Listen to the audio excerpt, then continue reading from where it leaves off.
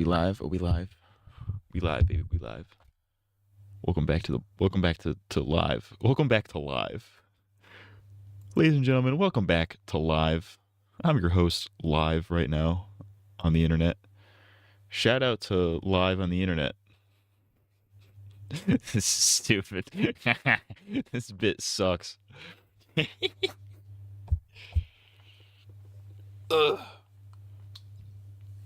It's your boy, Mike Pence, Vice President. Shout out Mike Pence. Mike Pence isn't even he's not even the guy anymore. What is it now? JD Vance? Which stands for Just Killed the Pope Vance.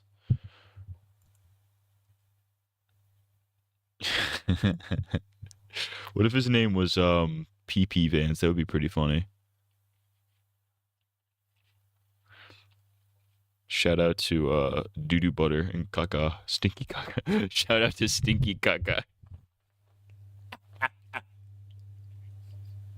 We're Stinky Caca maxing. Shout out Stinky Caca. Need JD Pence. That's their fusion name. If they do the Dragon Ball fusion, they hit the fusion. How the fuck do they do it? I don't remember how they do it. They hit that. The JD Vance and Mike Pence hit that, and they become the ultimate vice president. They're super vice president maxing. Ultimate vice pres. The ultimate vice pres, dude. He's gonna be standing around at an unprecedented rate. I feel like this camera's way too high up. And now it's too low. Now it's fine. Now it's actually perfect. Okay. Goated. I have none of the lights in this room work anymore. The ceiling light up here doesn't work. It only like occasionally turns on. That light doesn't turn on in the summer for some reason. So I'm using a ring light and a regular studio light right now. This is probably a fire hazard. Actually, what happens if I turn this off? We're dark maxing? Oh, we might be dark maxing. It's still kind of light out, so it's like kind of chill. Let's start dark. We're gonna dark max. We're dark maxing right now. Ugh. Oh no, I'm balding. Oh no, my balding is visible to the public. Ah. Me every single day. I'm black. Welcome back to black. I feel like I haven't streamed in a while. I know it's only been a week, but it feels like it's been longer than a week. You know, I don't know what it is. I don't know what it is. I don't understand it. This is getting horrendous. I can't believe this. I can't believe it. I don't know what's going on here. I can't believe this. I'm black also, by the way. I've been watching a lot of Fishtank. Been watching tons and tons of Fishtank. It's getting a little wild. It's a little wild this season. They're back in the season 1 house. It's pretty sick. It's kind of fire, kind of bars, kind of heat, low key.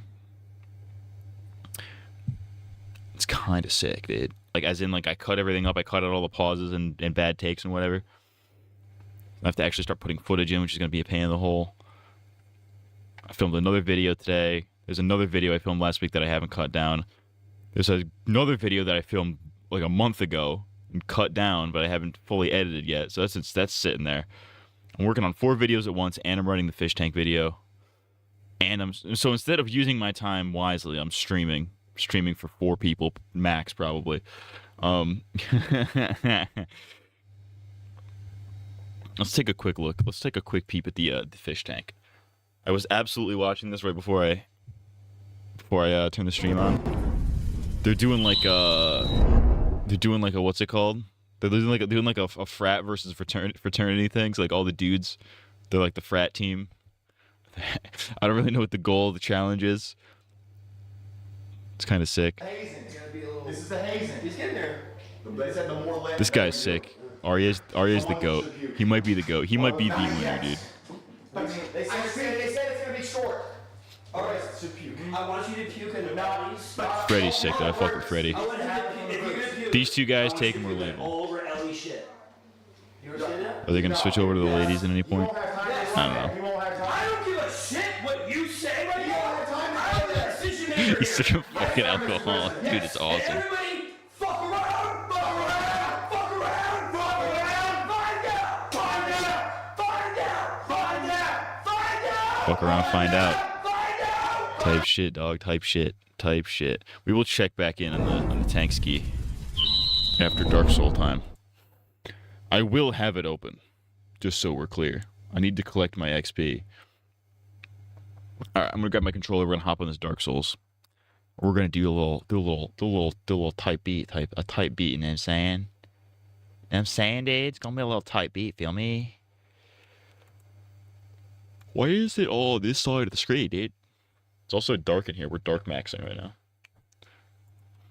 I'm dark maxing hardcore style, dude. BRB, dabbing, Reddit.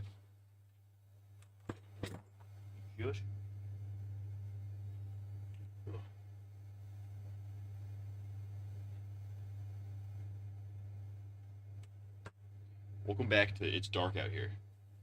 It's dark in here.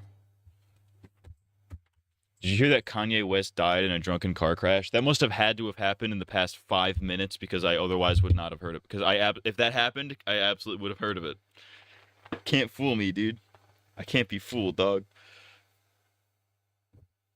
I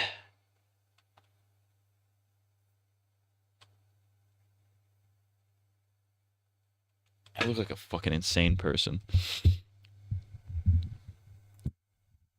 Oh shit, let me plug this in first. Whoops. Whoopsie-doo.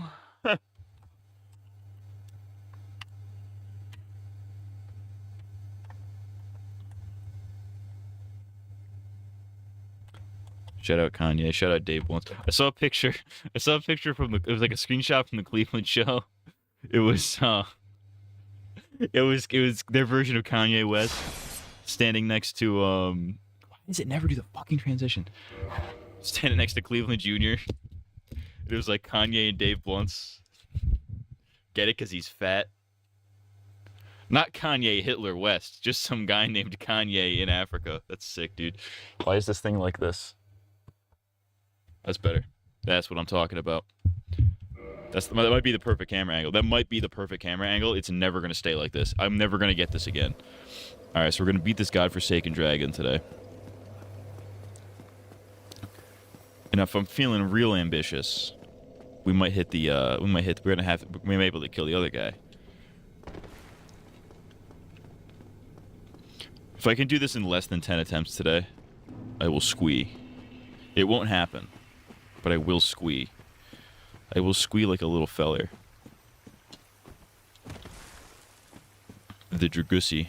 I'm hitting the Dragony hardcore right now, dude. That Dragony be smelling like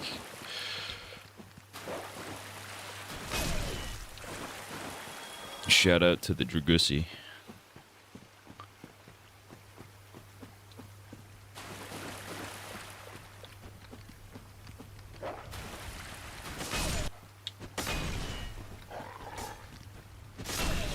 Oh, I'm Adolf. Shout out to Adolf. Not Adolf Hitler, just like that black guy. You know?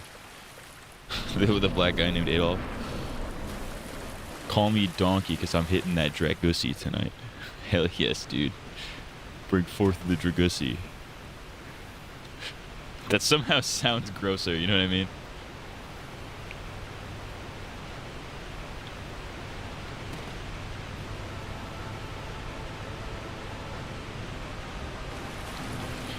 Bring forth the Dragony. Calamite, more like Kalashmeat, because he's fucking gay. Can I talk about how Calamite sounds extremely Indian? Not that there's anything wrong with that. I'm just saying, it's a very Indian name. Alright, dude.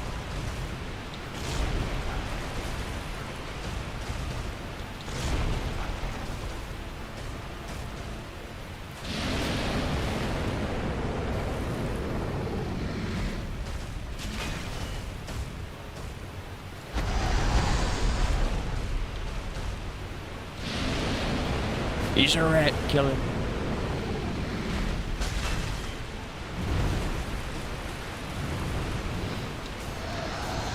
Oh no.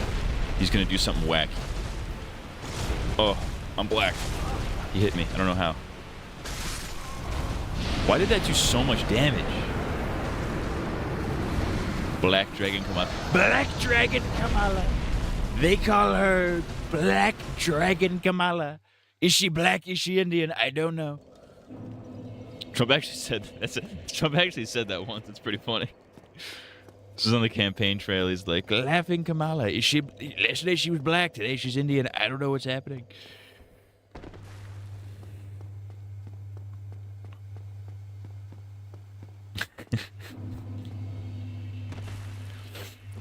That hurt my throat. I can't be doing that.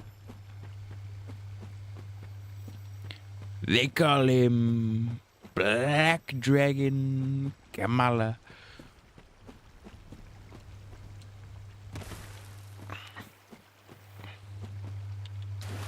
My problem, I think the problem with my Trump impression is I strain my voice a little too much. He doesn't really strain his voice. I don't know why they call her that. They call her Laughing Kamala. I don't understand. I saw that clip of Trump saying Kamala was born retarded. I'm sure he said that, yeah. I believe it. Laughing Kamala, she was extremely retarded. She was born that way. She was born as a retard.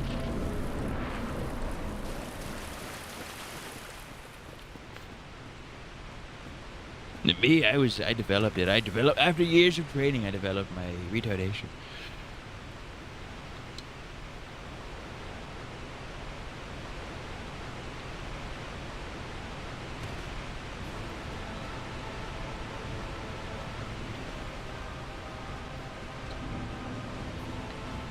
Come here, Black.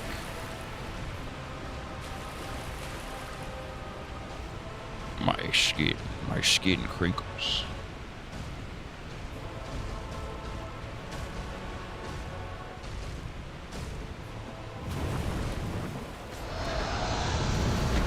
Missed.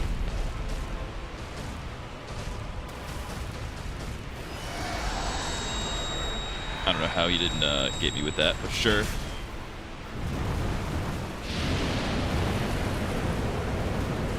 Woo! Now, if only I could do that under pressure. Bastard. I have mastered retardation. No one's better at being retarded than me. I'm the most. They might even say I'm the most retarded.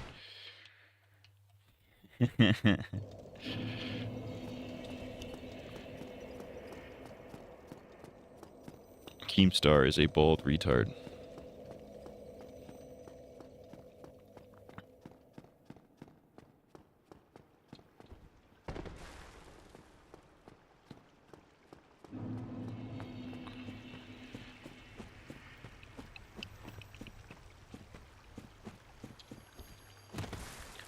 Can I get a, you know what I'm saying? Let me get a little bit of a, you know what I'm saying?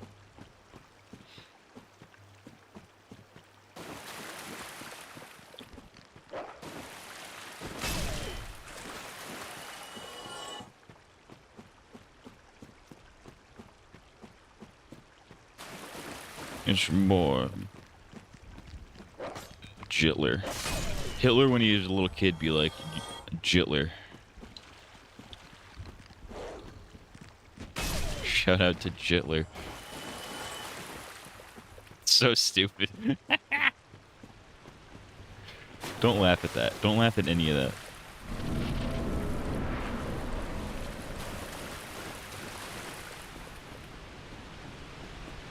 Alright, I kinda gotta get used to the dragon again, but I'm saucing him. If I don't get him in the next 2 hours, 45 minutes, I will kill myself with a gun. Live on camera.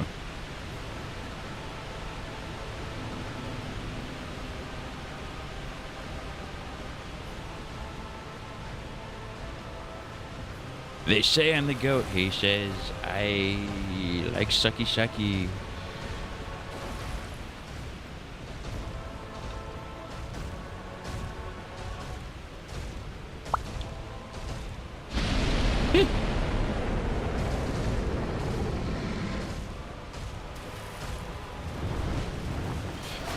People keep telling me about Iran, but I'm ready. I don't know what they're saying. I have never run from anything in my life. You suck, dude. And I missed. Dude, that sucks so hard. It's insane.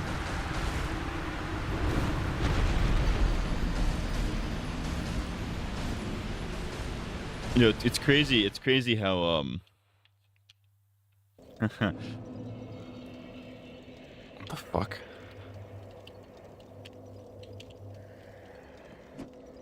That's weird. My controller just stopped working. It's crazy how World War III almost popped off like 5 times the past week.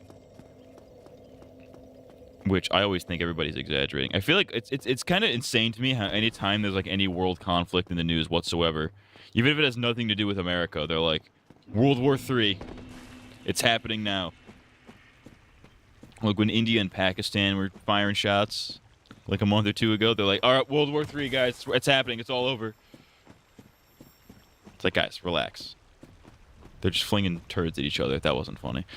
That was actually pretty funny. All right. They blame the Jays. He blames the Jays. Is it the Jays? Well, in this case, it actually is the Jays because Netanyahu's off his rocker right now. Netanyahu's making some demands, dude.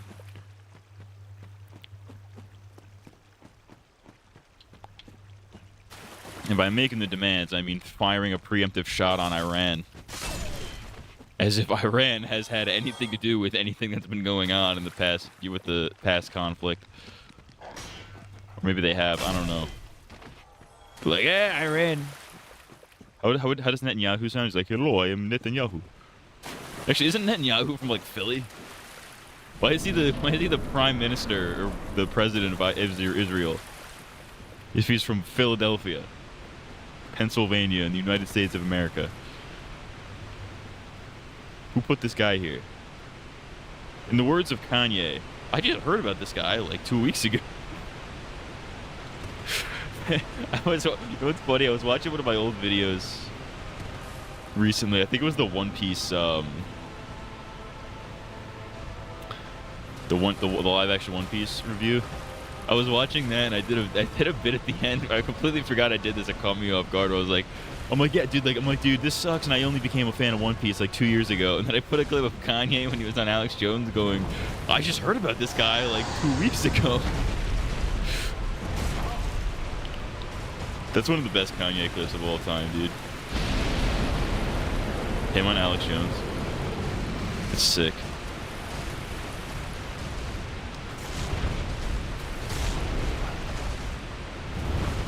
Pulls out a net into Yoo-hoo.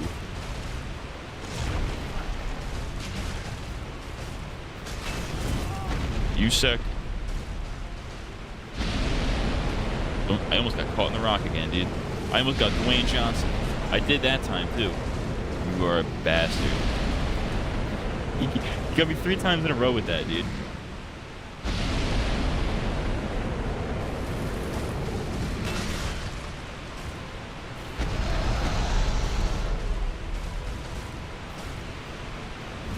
Uh-oh, the dragon make you stinky.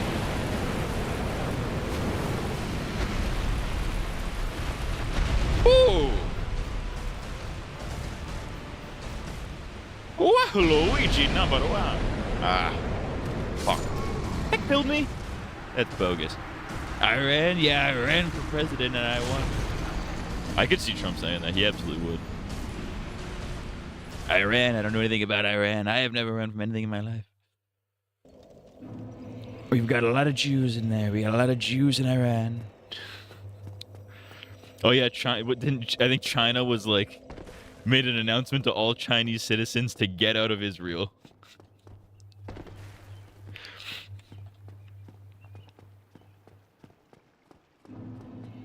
Israel's attacking Iran. China's attacking Israel. We're gonna somehow be involved in this somehow.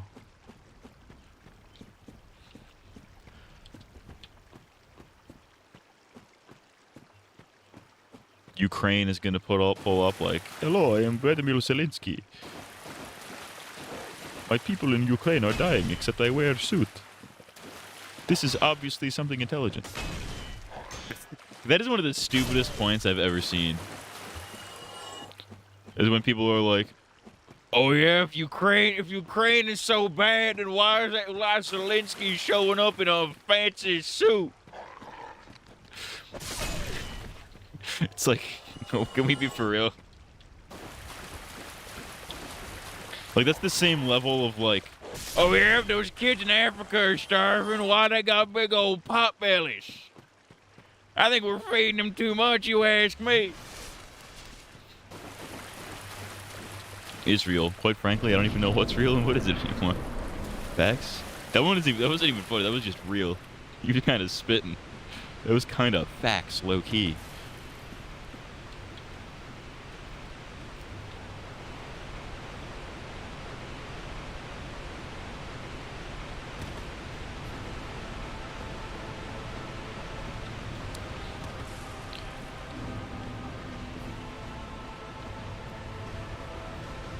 Alright, square up. Squabble up, cracker.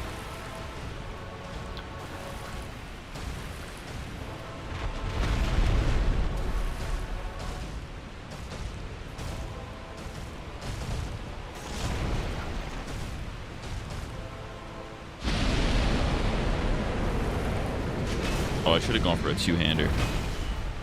That's what they call my wiener. They call it the two-hander.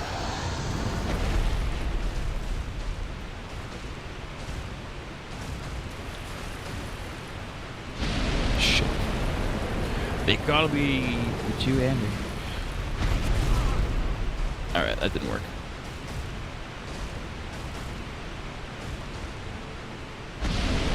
Oh, it's a two-hander. Look at that, 500. Bars. Alright, I'm gonna heel ski.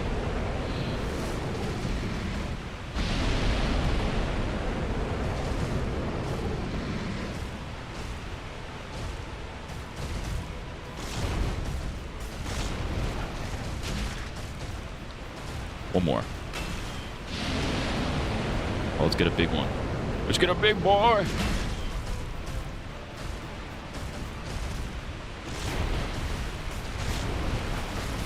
I missed. Oh, you suck wiener, dude.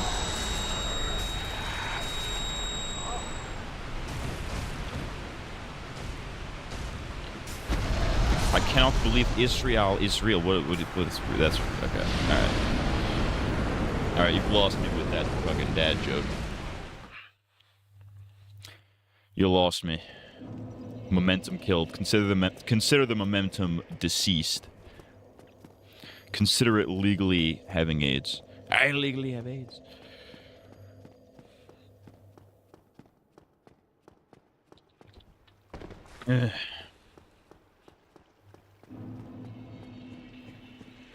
Dude, I recorded a video today. It took me like 2 fucking hours.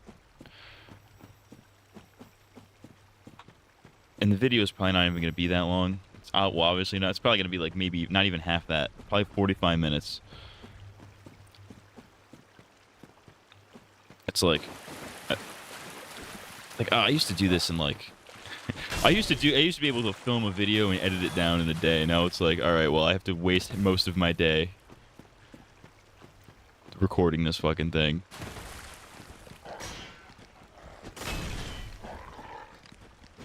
That's what happens when my projects be getting ambitious. I'm an ambitious fella.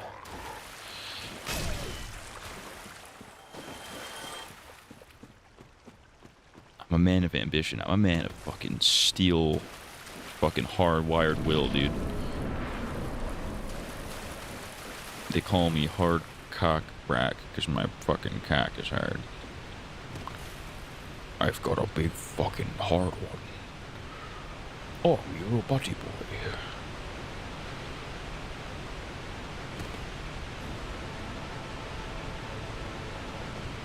Shout out Snark Tank Podcast. What are we doing?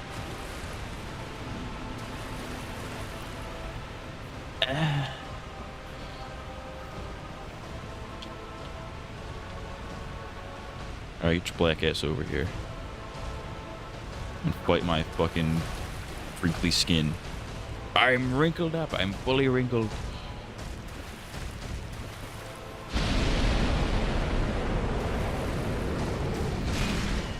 In the neck. Get away. Goated.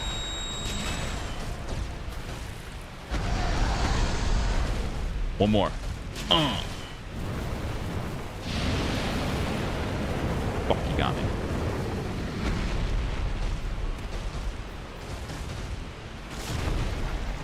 Heal now. Ooh, we had me on the ropes there for a second, not gonna lie. Good.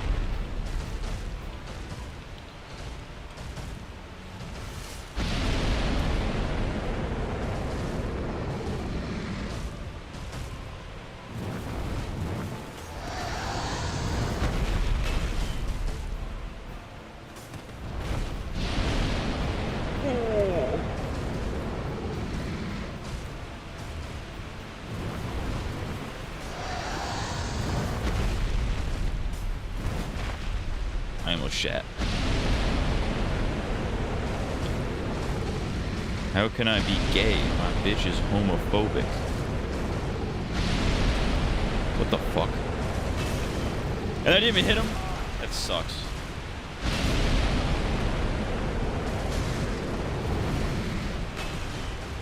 Alright, back up, back up, back up, back up. Back up and heal. Heal now. Alright, dude. Let's relax. Let's chill. Let's just chill for like 2 seconds. I dodged that, dude. Come on. Ah, shit. Fuck, I'm dead. I lose, I'm dead. You. They call me Nazi because I'm anti-Semitic. They call you not a Nazi because you're blind. We're not this. Alright, you're losing me. You're losing me. What was that? There's a Dracula flow bar where he's like, how can I be gay? My bitch is homophobic or something like that. I forget what it was. I don't know why that's been popping into my mind. It's so stupid. It's not even funny, really. I don't wipe because I'm the shit. It's fucked up. It's fucked up, dog.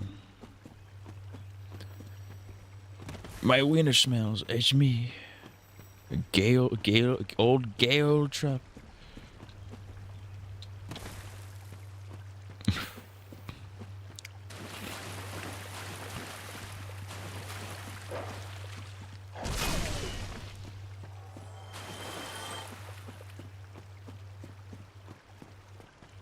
My big pee-pee smell. Pee-pee smelly stinky. This is stupid.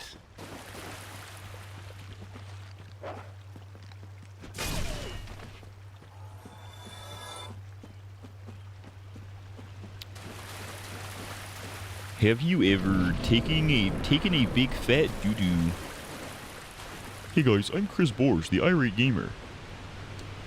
I have taken a big fat dookie into this bag here. That's a good premise. The irate gamer takes a dump in a bag. Where do we go from there? That's the premise. So he takes a dump in a bag.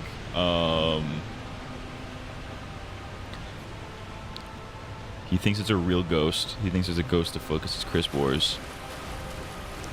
Today I believe this dookie in a bag will summon a ghost.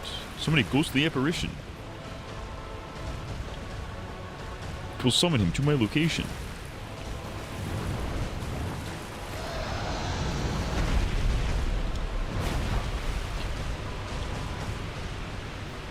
It appears as though I have been summoned by a ghostly apparition.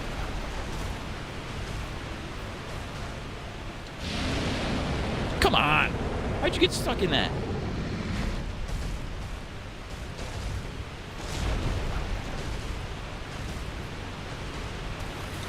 I'm dead. I should have done the other way. Fuck. Alright, come on, we're gonna sauce this. We can sauce this fucking four-legged... I was gonna say something else. Can't say that. You can't say that. He's not allowed to say that.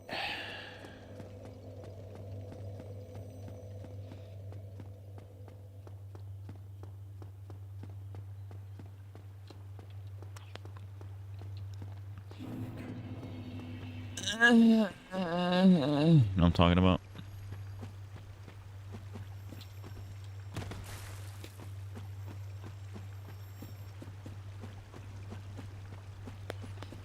I take big poopy on my ass. There's a poop in my butt.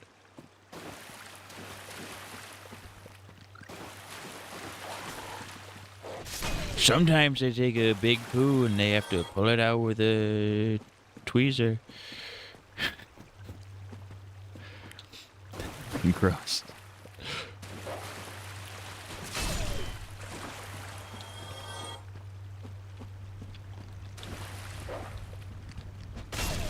Hello, I'm the Nostalgia Critic, and welcome back to, what was this game show? What was this? I was just reminded of Nostalgia Critic's game show. What was it called? It was Pop Quiz something. Pop Quiz Hot Shot. That's what it is.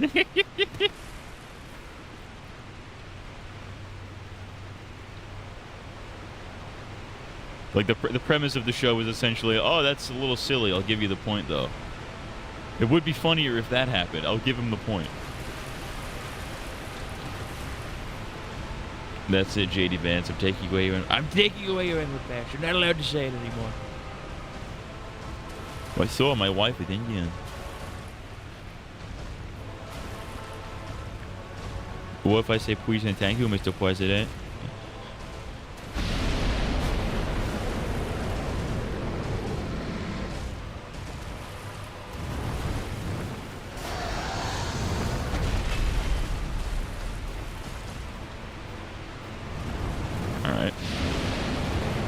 I was far enough away. I lucked out on that one. Alright, dude. Alright, can you stop doing that? I'm tired of you. Ooh! Fucking tard. That was fucking gay. I thought he was going for a completely different move there. I misread that entirely. Drinky drinky.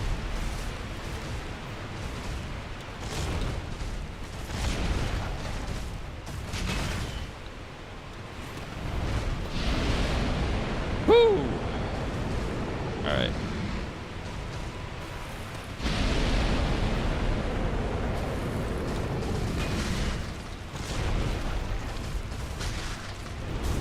Oh, bastard.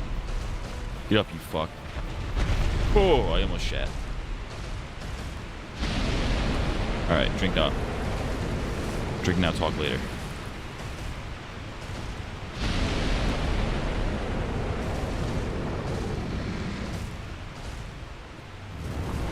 Alright, dude. Oh, come on. I thought he was going for the fire move. Can we be for real? Dog.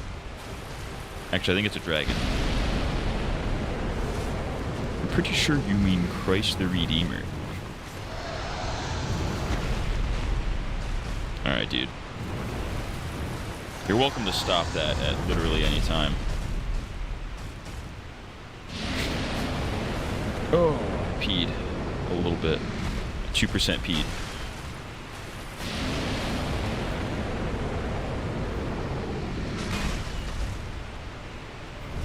Alright, that's the fire move. I'm dead. Alright, I'm not dead, but I'm very, very badly burned. As you can tell from my character, look at him. Looks like he's a burn victim. My character is an absolute burn victim, dude.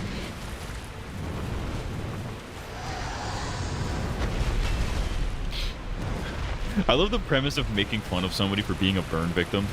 You know what I mean? Like, look at this burn victim. What are you, dumb, you idiot? You got burned, moron. Stupid idiot, burn victim. I just love the premise of using burn victim as an insult. Sorry, burn victim. I'm a burn victim. And Bernie Sanders didn't win the election. Primary.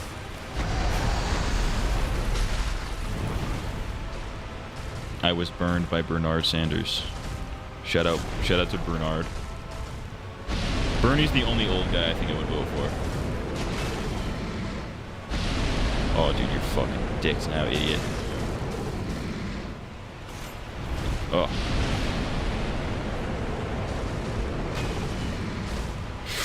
Oh!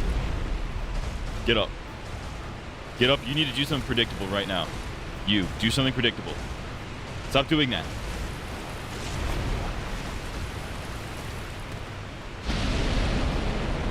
Alright. Heal. Oh! He almost got me in the corner, dude. I almost screamed at the top of my lungs. You have no idea.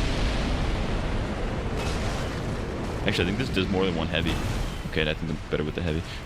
Negan clowning on Dwight. Ah, fucking bitch. Heal, now. I'm not risking this. Oh, dude, you're fucked. You're so fucked, it's insane. You have no idea how fucked you really are. No, he's gonna do it again! Oh, where is he? Don't die to this. Oh my god, he did it again! He did it again! Come on, dude. Oh. Can we be for good? You see this?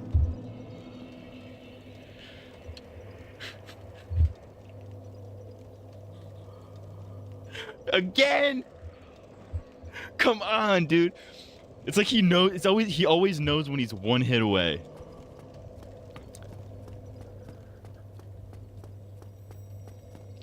There was a comedy of errors in that entire like that. After that last hit that I did, I'm like, all right, 500, one more and he's down. The second it was at that, it was just a comedy of errors. Nice job getting burned, stupid idiot. I'm burn victim maxing right now. That was a comedy of errors. I couldn't see. I hit him. He jumped and did something. I think I misread what move he was doing. And he fucking hit me with that. Was such horse shit. I see Matt still sucks to this guy. That wasn't even a lack of skill, literally. That was literally the game fucking with me. I know I'm not good. I've never claimed to be, nor do I care. However, that was not a skill issue. That was absolutely not a skill issue. Your soy dosage. You ain't gonna get that here because we're goated over here. We're goated and gay.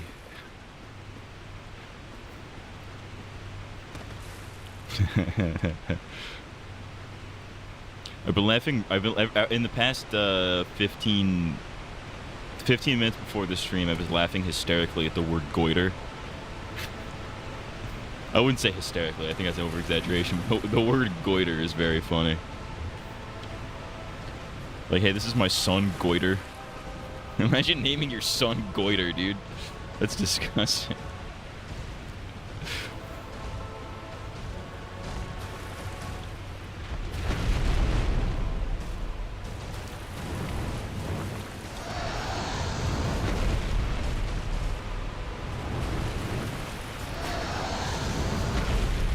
He's got a goiter on his neck. They call him Big Goiter.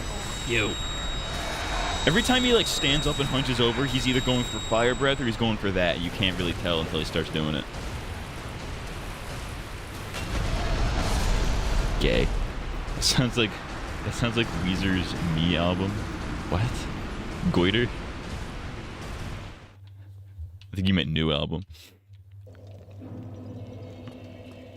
I wish I was into more. I wish I was more into Weezer than I am.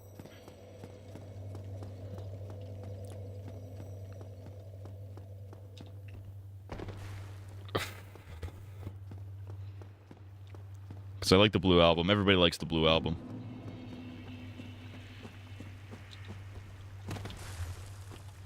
Some of their later singles are pretty good. Beverly Hills, I like that one.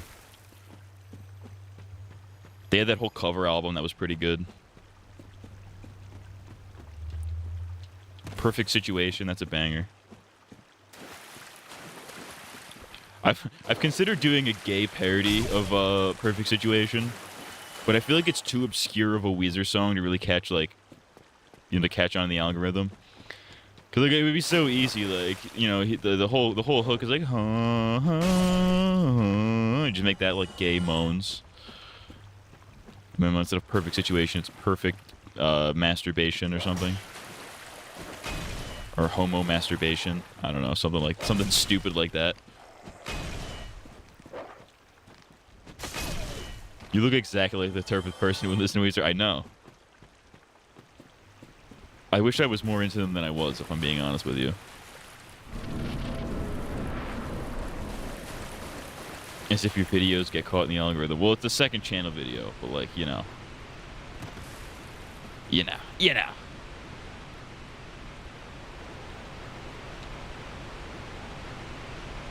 Listen, I do not control the speed at which lobsters die, alright? If I controlled the algorithm, I would win every single day. But unfortunately, this is real life. The path to a W is littered with L's. Although the video I filmed today, I think has potential to go somewhere. I'm being honest with, like, if I'm being 100 with you, like I know, like the World Beyond video, that's not gonna do well. I know that's not gonna do well. I know it.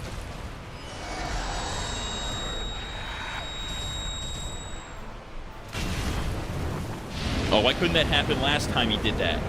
Bastard. Get up and heal.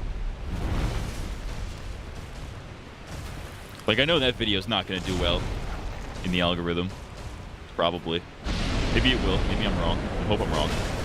The video I filmed today might go kind of crazy. Algorithm might like that one.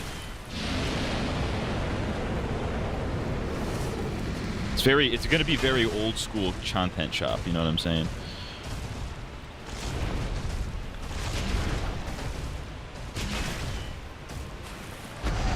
What is happening? What's happening?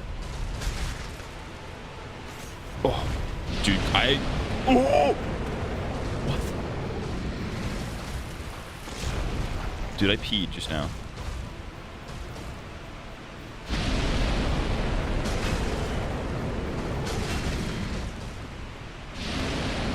Alright, heal.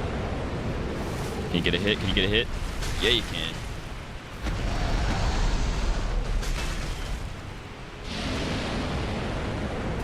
Oh, this guy is semen maxing right now. Ah, fuck. Dude, I'm lucking out so hard right now. It's insane.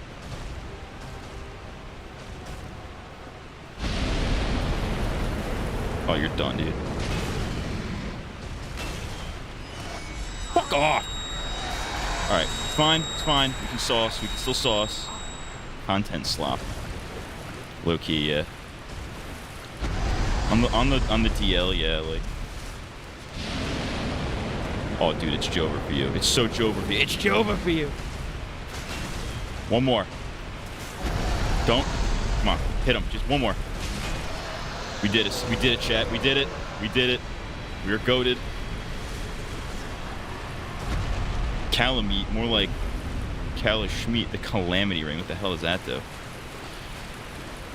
How many attempts was that today? How many attempts was that? Wait, did he drop no souls for killing him? There's no fucking way. Oh, yes, he did. 60,000. I have 151,000 souls on me.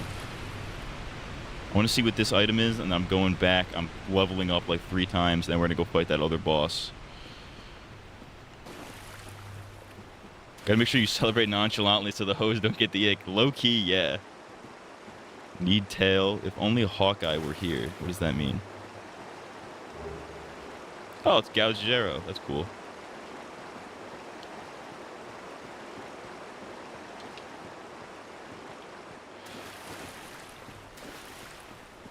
I'm gonna put my faith in Unami again, only to be disappointed, but rare Unami W incoming. Why? What did he put something in Discord? I like how you didn't get one shot and then you managed to get the hit the same time he went up. That's what I'm saying. Why couldn't that have happened when it was actually necessary? All right, we did it. How many times was that? How many attempts was that today? That had to have been like less than 10. Because didn't I say like the second I started this game up, I'm like, all right, if I could do this in less than 10 attempts today, I'll be a happy boy. And I think we did that. I think that was less than 10. Might have been exactly 10. I don't know. I wasn't really paying attention. Alright, so let's go fucking level up.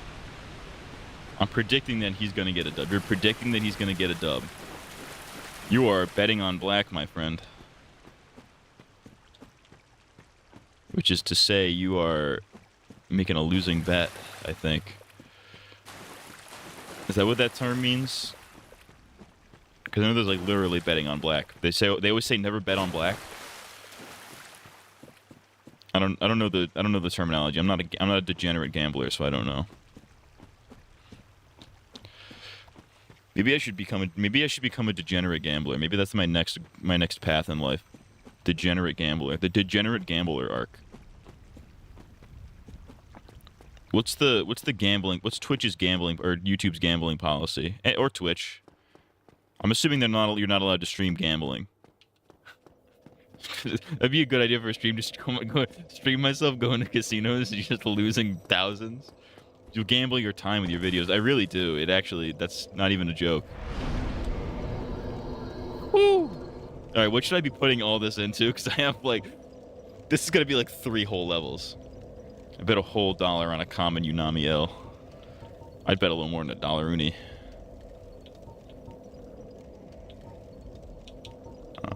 What about dexterity? What does that do? Oh, that doesn't do anything. That does like nothing. Gonna end up like Boss Man Jack. I don't know what that means or who that is. Resistance. I guess let's do resistance. That upped everything by like 1. And I have poison resist. All in vitality.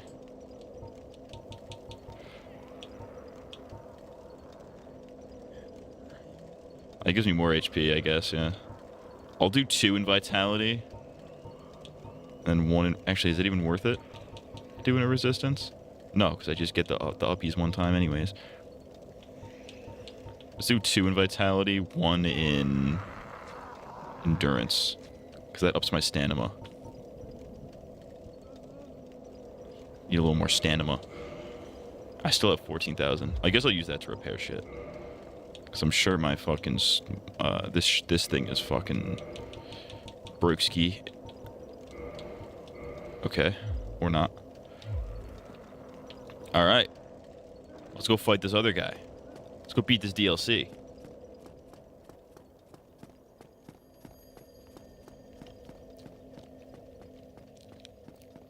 $13,000's kind of... I guess it's not.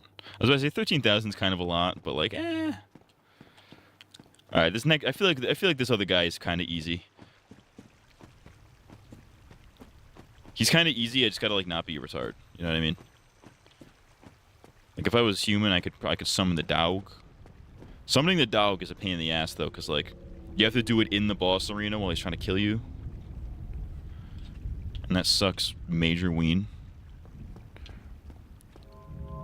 This is Major Ween. He's a degenerate gambler who streams his online gambling. You can see him win big and lose like 10k in less than 2 minutes. That's fucking awesome. I'm not gonna lie, that guy sounds kind of like a legend.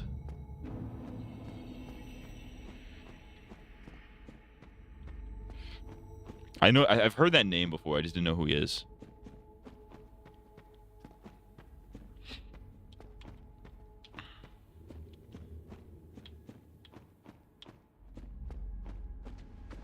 What's up, bitch?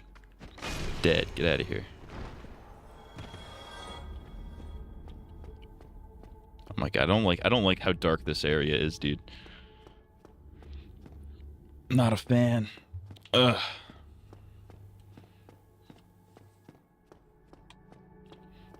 I feel like if I really trained myself to, I could probably count cards pretty well. Obviously, counting cards, it's not illegal, but it is frowned upon. That was... Oh, I almost just straight up did that.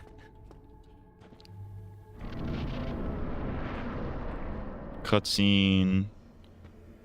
He lives with his parents. There's some times where he wins and goes to tell his mom how he's gonna cash it and pay off his debt, and then a few minutes later, all that money is gone. I really can't imagine being that kind of guy, you know? Just a degenerate piece of shit. Oh, thanks, dude. Okay, he just went sicko mode on me for no reason. Thanks, Manus. More like anus. It worked out well for Walter White. He got so good at gambling, he was able to buy a car wash. The Walter White story.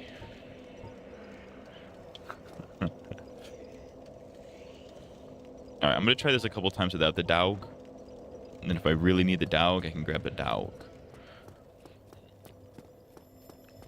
Because I tried fighting him with the dog once, and the dog was, like, not very helpful.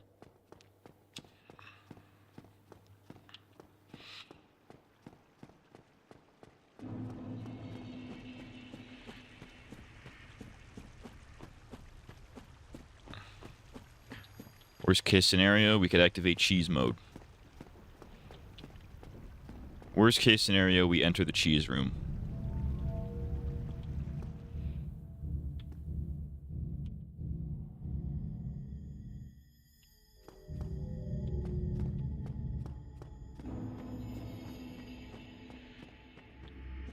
I can't see. It's too dark.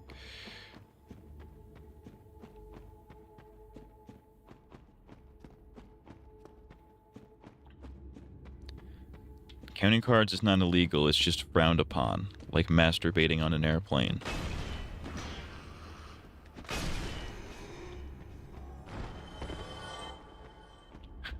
Pretty sure that's illegal too. There's a little Hangover reference for you. Shout out to The Hangover. I quote that movie so much it's crazy. I know so many. There's so many stupid lines in that movie that nobody probably even thinks about, and I'm just like, that's the funniest thing I've ever seen.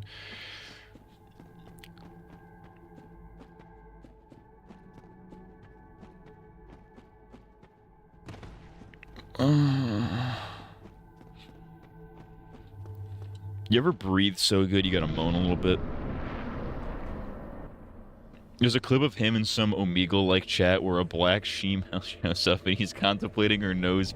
He's complimenting her nose piercing, and she pans the camera down to show her penis. Pretty sick. Hashtag trans rights. Word.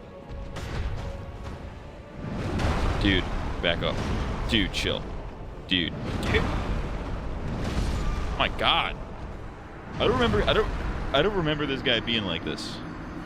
Jesus Lord Almighty. I do not remember him being this much of a piece of shit.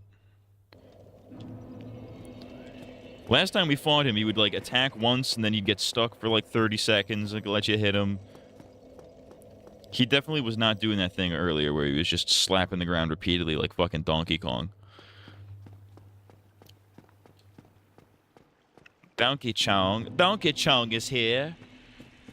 Well, if it isn't Donkey Chong. Shout out to Donkey Kong. Donkey Kong's my hero, I think. Bosses scale to your level. No, they don't. Maybe they do. I don't know. Here's the thing. I would believe that, but I don't believe that makes the AI any harder. He's enraged that you killed his gay lover, Calamite. Oh, my gay lover, Calamite, is dead. They kill him. They killed Calamite. Why'd they kill him?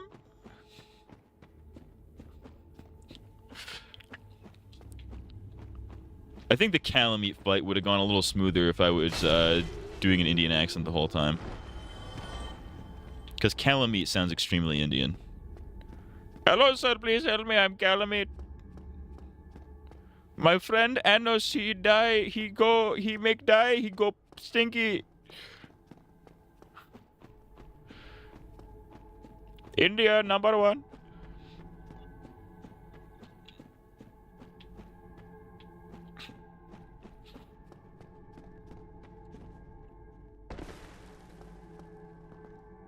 Bring 50 Indians to your basement while you fight.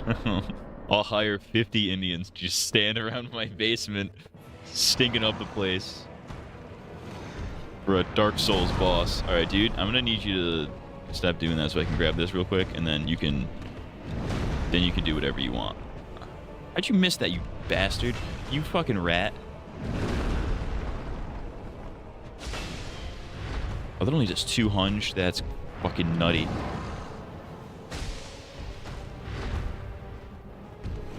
Welcome back to gaming. I'm white. Can you chill, dude? That's a crazy ass move. He was definitely not using that specific move before. I've never seen that. Alright, here's the next week of the stream, by the way. Every Indian smells like bow and turmeric. I don't know what bow is.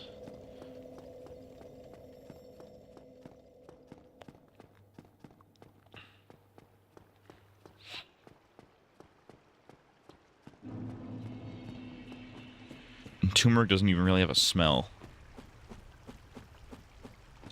Maybe it does. I've never actually smelled straight up turmeric. Oh, BO. I'm retarded. They do be smelling like BO for sure.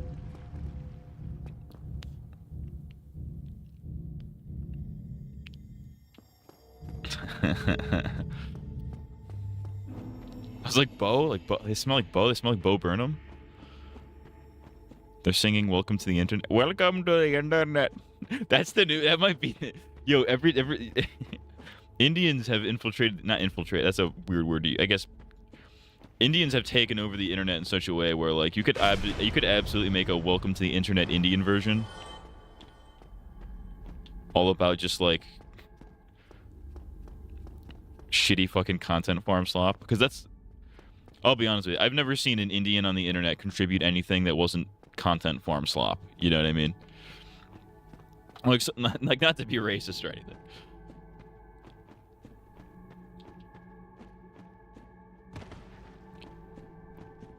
I will say those videos of the Indian guys building the pools. That's where it kind of started, I think. But like that is kind of goated a little bit. I do like watching the Indian guys build the pools. There is something kind of sick about that. Like, all right, that was a pretty well telegraphed attack. I'm kind of stupid for getting hit by that.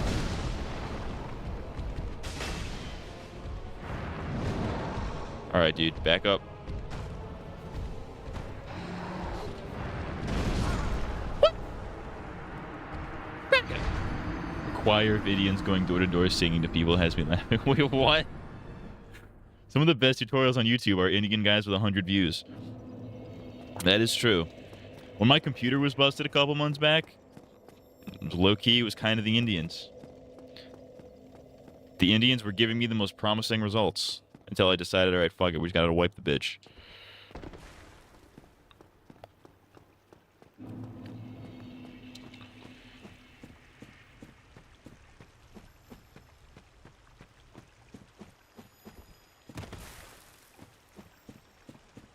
Hello, welcome to India. Hello, sir, welcome to India.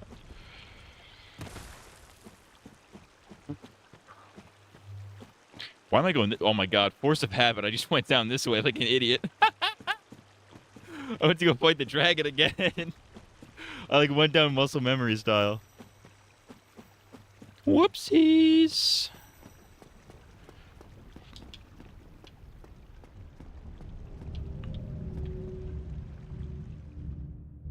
Please fucking help me, sir. I'm fucking Indian, please.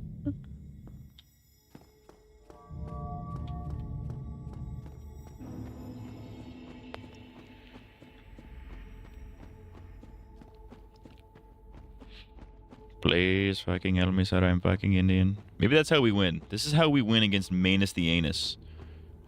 We go, please fucking help me, sir. I'm fucking Indian. Please fucking help me. I'm fucking... Please fucking... Please, I'm fucking Indian. Fuck you.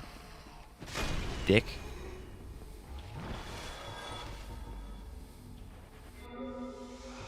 Rat bastard.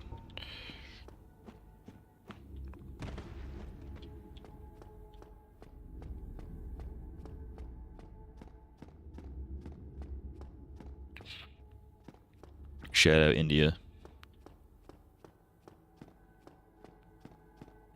Not really though. I think Hinduism as a religion is actually kind of cool. I would never fucking go to India, but I think Hinduism is cool. Like they got the elephant god with the 8 arms. I don't know why they all got 8 arms. That's kind of sick though.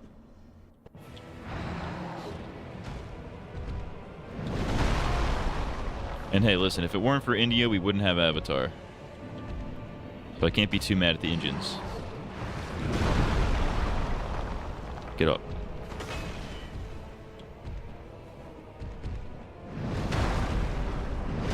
Dude, oh my lord.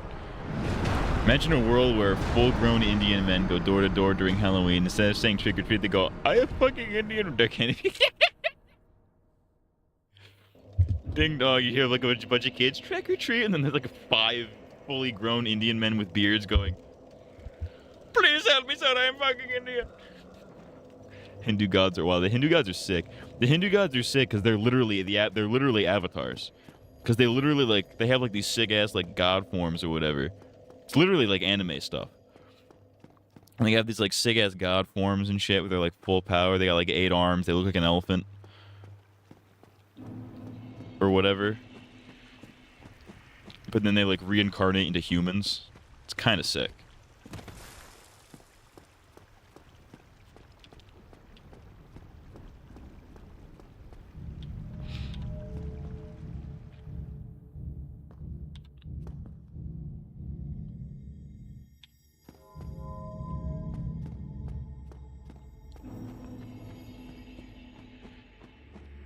I would absolutely never go to India, though.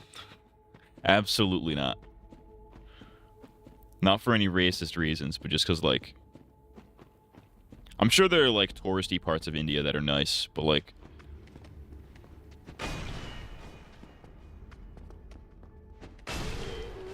That place just seems like it's so overpopulated that you're just, like...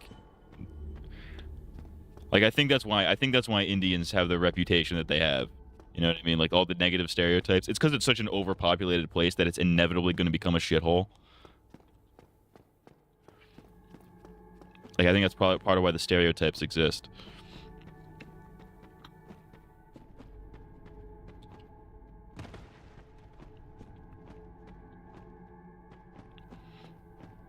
But then again, what the fuck do I know? I don't know. Humans can become deities, and after living for an absurd amount of time, they have to level up to the next phase until eventually they're like super gods. They have like fucking... They got like Alien X and shit.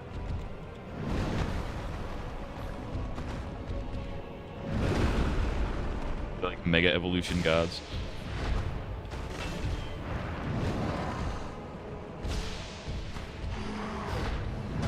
Dude, I'm literally... Dude, why... Oh.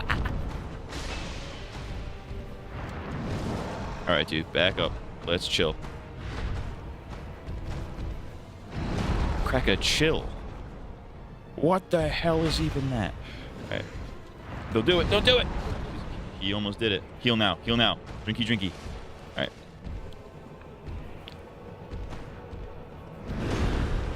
I blocked that somehow. Alright. Word. I just wasted all my stamina. Fucking asshole. Why did that do so much and why did that stretch so far? What the fuck? Why is that part so inconsistent? Alright. I have a humanity actually on my corpse, so if I go I could probably waste one. Alright, let's try for the dog. Let's get the dog.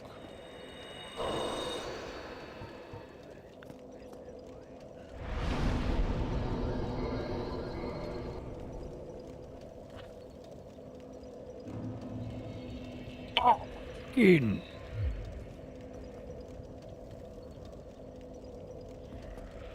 I love that my character has Down syndrome. It's fucking awesome. Yo, I've never seen an Indian guy with Down syndrome. I bet that looks crazy.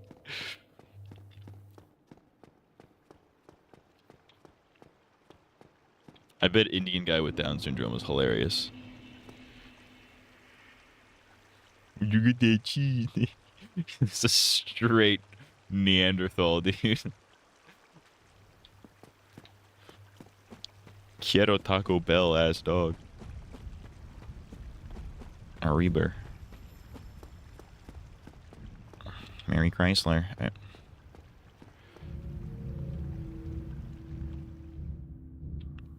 Can I see his penis? No.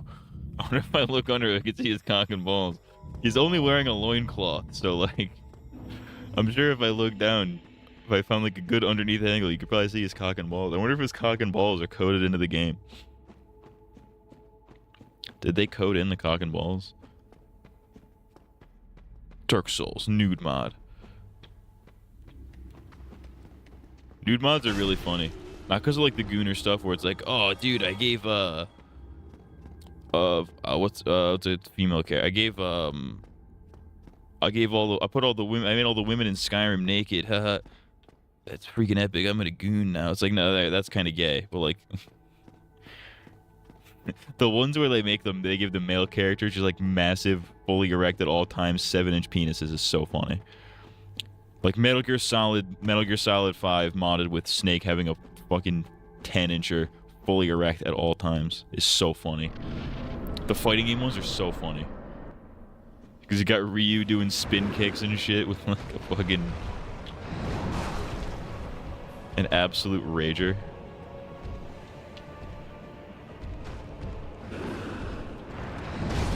And I wasted that. Why did the wolf take 20 minutes to summon, dude? And I lost the other...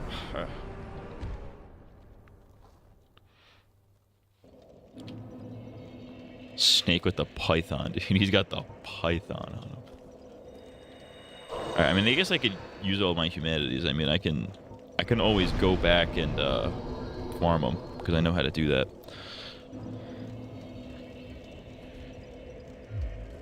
I wish I didn't have to. What the hell is this? Rubbish. The fuck?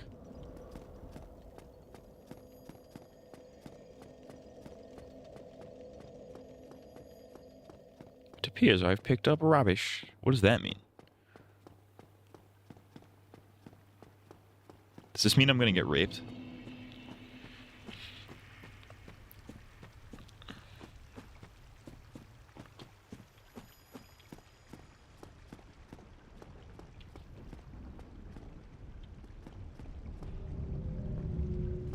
Would you get that cheese, Danny?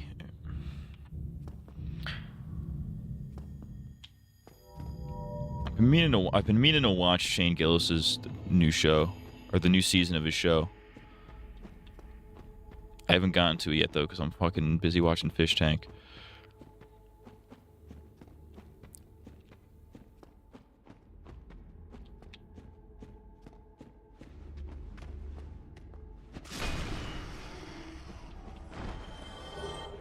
Give me that shit.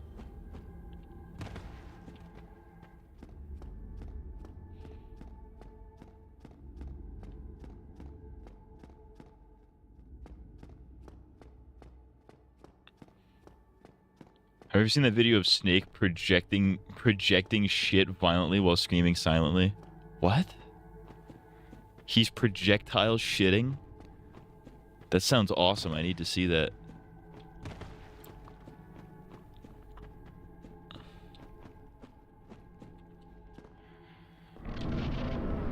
I took a... Dude, fuck you.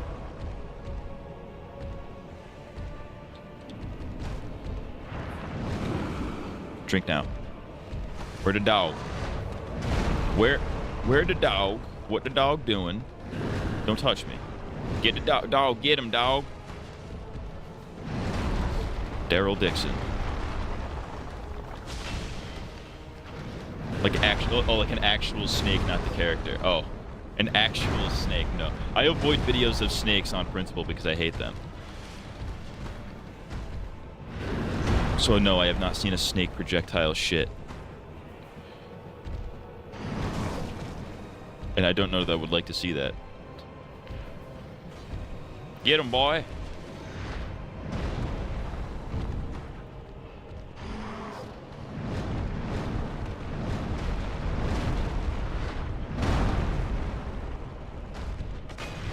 Fuck off. What the? Dog, get him, dog.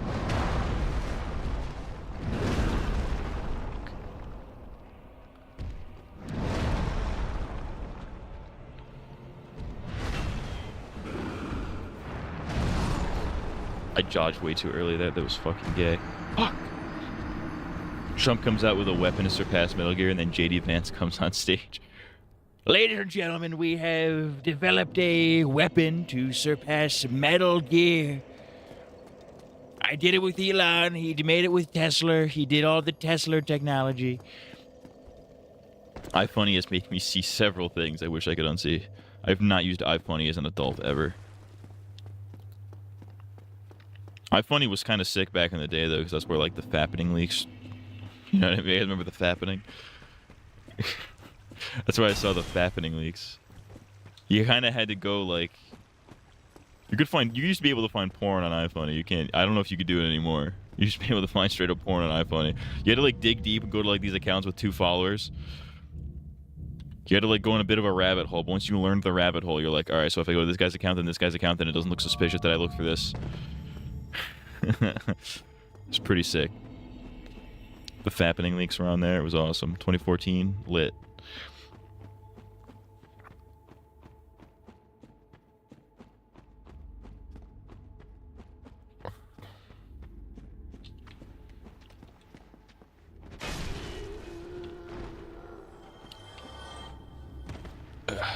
It's me, Donald Trump.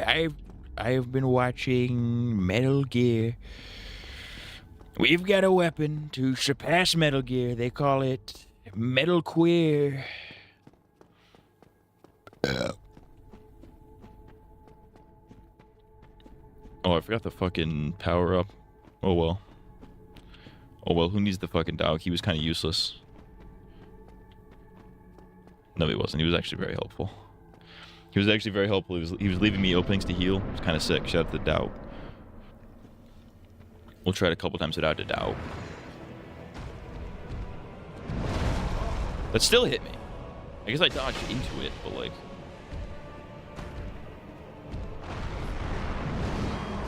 Alright, dude.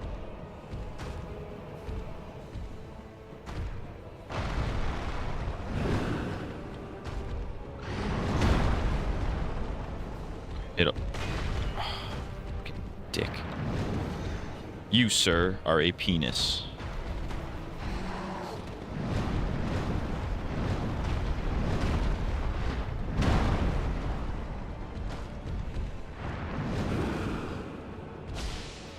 Get his tail. Get his tail off.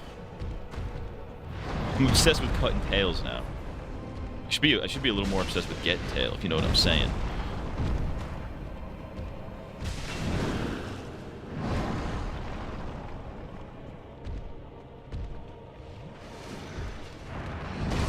Dodged that I saw him doing that. I dodged way too early.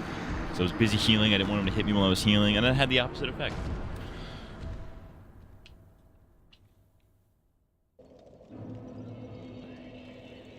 All right, you know what I need to do? I need to do this without the dog. I need to get good enough at fighting him without the dog, so that I could summon the dog, get in there, and sauce him. Because I don't think the dog really does damage. I think he just kind of distracts him.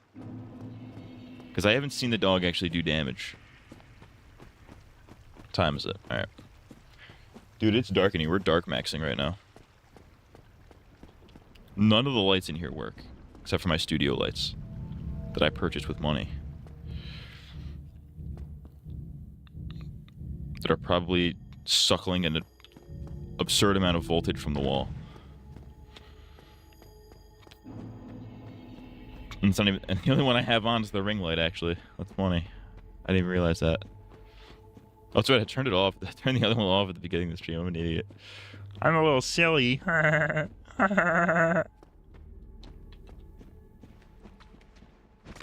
fucking dumbass. Pussy. Just fucking shit on, idiot. Hey guys, Moist Critical here. I'm fucking gay.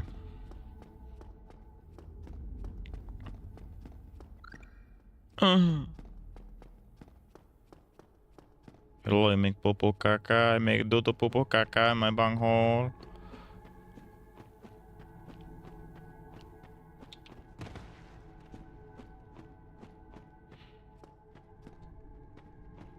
A stinky doo-doo in my butt. I didn't even realize I was doing the Indian meme. Straight up. Alright. Alright, note to self, he has a very long charge up for that move. And I caught it that early and it still wasn't fucking enough.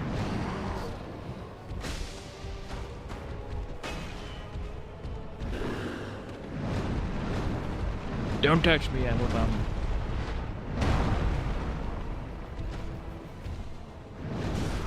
Alright, dude. Why did that have such crazy range?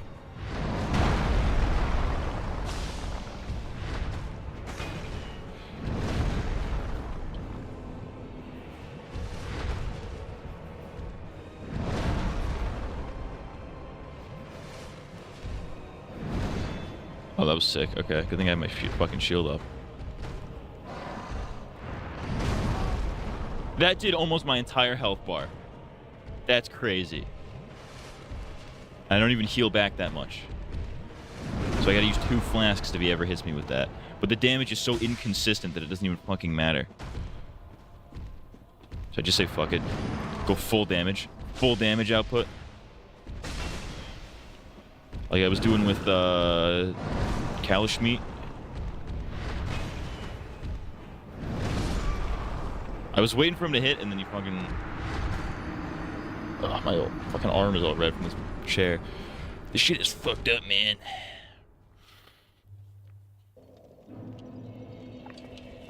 Alright, sauce. Sauced up. Pull out the sauce. Who got the sauce? Actually, what does that ring do that, Fucko gave me?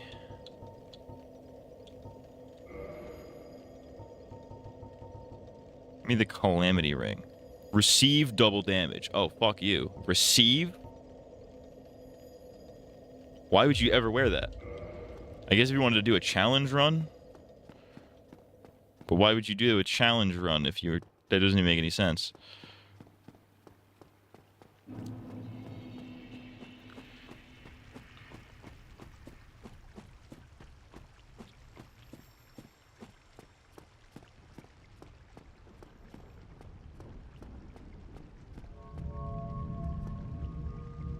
What is the point of that ring?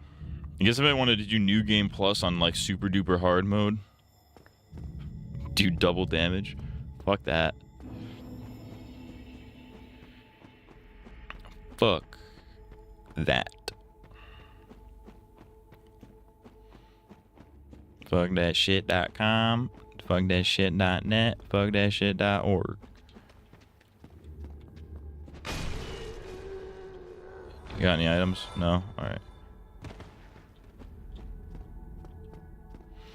Have you any items, sir? That sounded like Daniel Larson.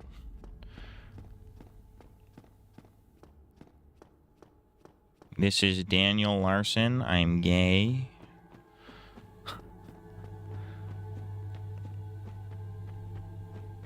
That guy's the same age as me. That's crazy. It's crazy how there's like, it's like, all right, people the same age as me are either like, it's crazy seeing people the same age as me doing either really good in life or really bad in life. You know what I mean? Like I see somebody like Daniel Larson, I'm like, oh my god, we're young enough. We could have been sitting in the in a hospital bed next to each other, in the fucking the baby wing. What do they call it? The baby part of the hospital. Hypothetically.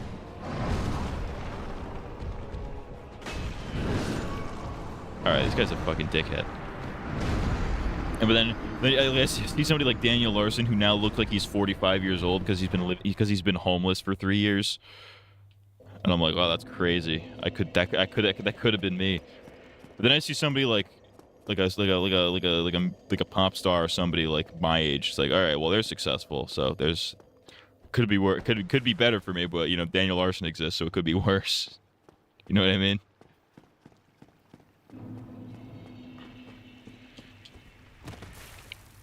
I scratched my ear go.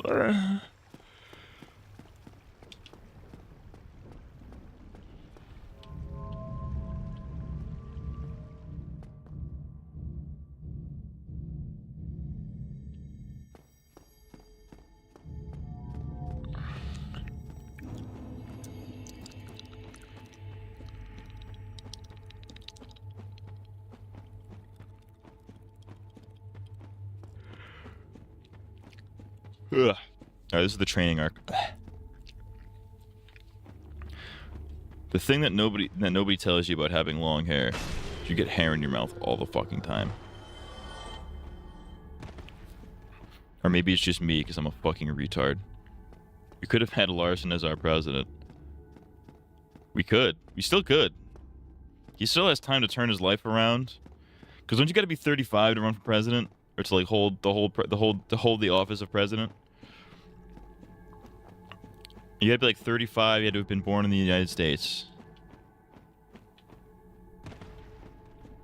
In 10 years, dude, Daniel Larson, I'd vote for him.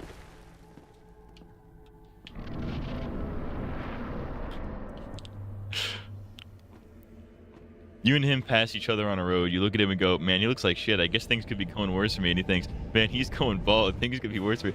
It's funny because Daniel Larson is straight up balding. He's also baldish. He's a fellow bald feller. That guy was bald. He was balding before me. He was balding at like 16. He's crazy. I don't think he's actually been on the internet since he was 16. I'm a liar. I made that up. But Daniel Larson's life sucks. That's the point. I don't like this fucking boss, dude. He sucks. His hits are so inconsistent. He hits you once with that ghost paw of his. It'll do like, all right, a little bit of damage. Then he hits you another time and does your entire health bar. It's like, what is happening? There's gonna be a gimmick to him.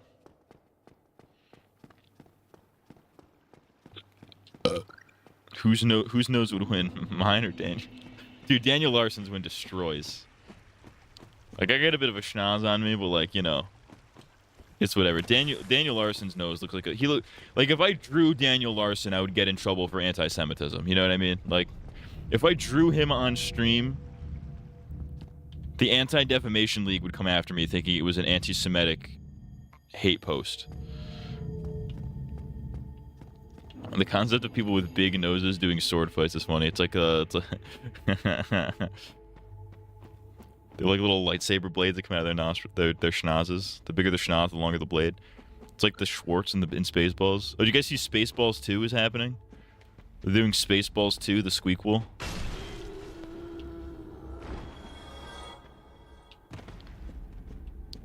I don't know if I'm okay with that. I don't know if I'm cool with that. We need to stop doing sequels to things that came out 40 years ago. We need to stop that. But on the other hand, it's Spaceballs, so you know it's just gonna make fun of shit. We as a culture have not had a properly good spoof movie in quite a long time. I can't think of the last one. Like, I guess the Scary Movie movies are like maybe the last bastion of that. But we haven't really had a good spoof movie in quite a while. It's a dying genre, and well, and the ones that do exist are often like just like really shitty Netflix slop. Like there's a Walking Dead parody out there. I forget what it's called. It's like the Walking Deceased or something. It's like a really dumb parody of The Walking Dead, and like it's like a parody of just zombie stuff in general. But there's one called like Hungry Games that's like a parody of the Hunger Games. But those are all like bad. They're like bad and they kind of know that they're bad, but like not in a charming way, you know? This guy fucking sucks.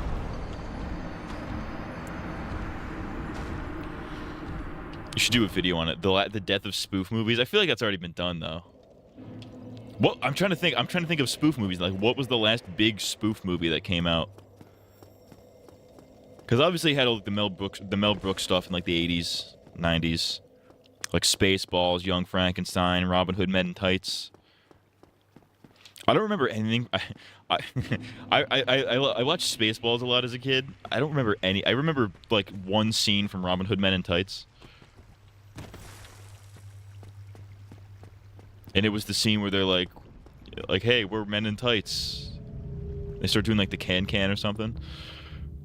And then the only thing I remember from Young Frankenstein, because I was terrified of Frankenstein when I was a kid. That shit scared the fuck out of me. So I refused to watch Young Frankenstein. But the only thing I remember, I think my parents had it on or something when I was a kid. And I remember there being a joke where he's like, actually, it's Frankenstein. Because it's like, that's what Jews be like.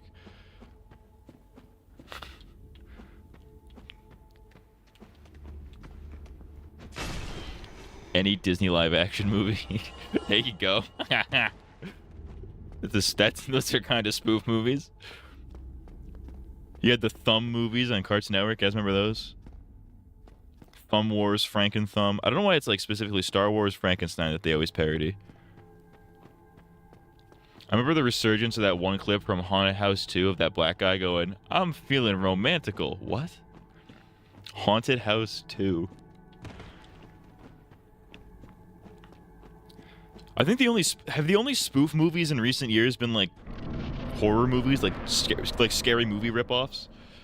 Like they really want to be scary movie, but they can't be, cause like you know who's it? The Wayans brothers. They be doing spooky movie and shit like that.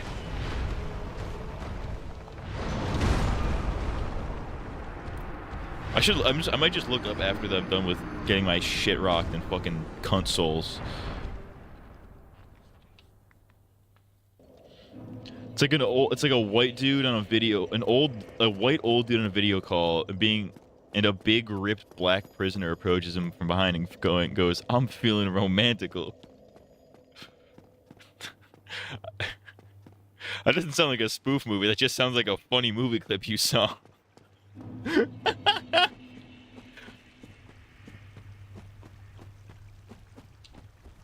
That sounds pretty funny though. It's a prison rape joke. Shout out to prison rape.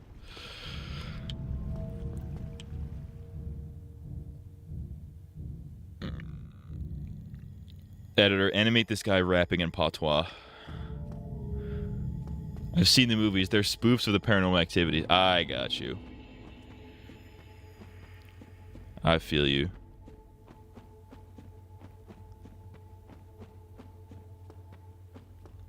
Black people horror movie would be chickens going extinct. That's crazy. That's crazy how it's crazy how that post is low key like indistinguishable from something you'd see on Stormfront. That's kind of awesome.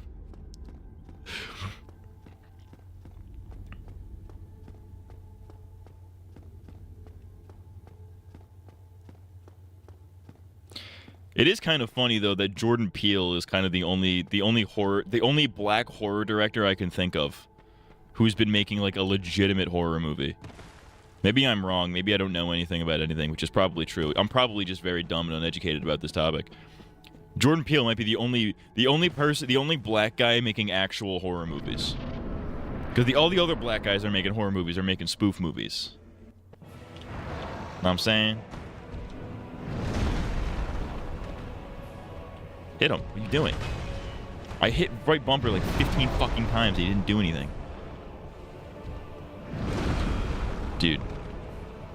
I'm spamming right bumper. He is not moving.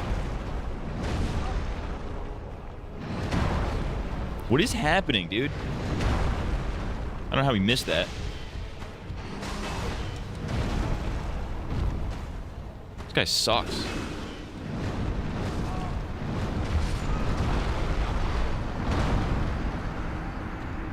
Black people be like. White people be like.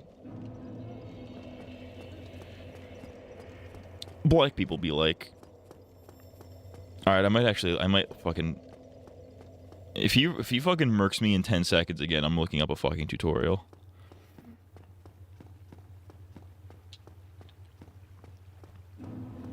Jordan Peele when I peel his skin off.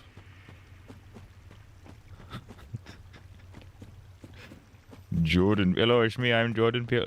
Hello, I'm Jordan Peele. They have peeled my skin off. My skin go no, and my skin go away. I know I have no skin. Please help me, I'm Indian. I'm Indian Jordan Peele. They call me Jordan Patel. I am Indian. That's fucked up.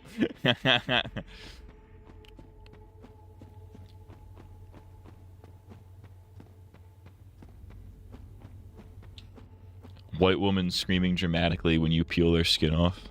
Sam Raimi would love that. Shout out to Sam Raimi.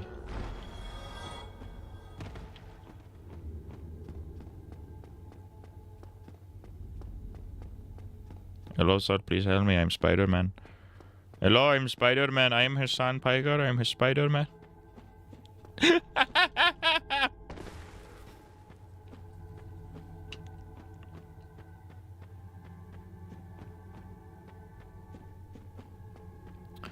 I think somebody should pee on Hassan in public.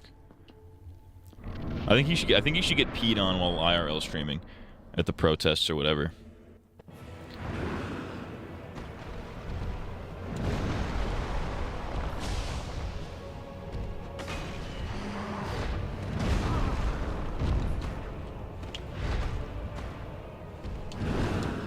Because your spawn point changes, doesn't it? Or am I just retarded? I think I'm just retarded.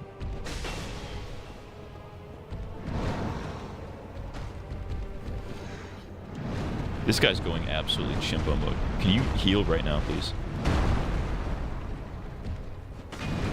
Oh, so much for that, dick. This is the most inconsistent guy I've ever fought in my life.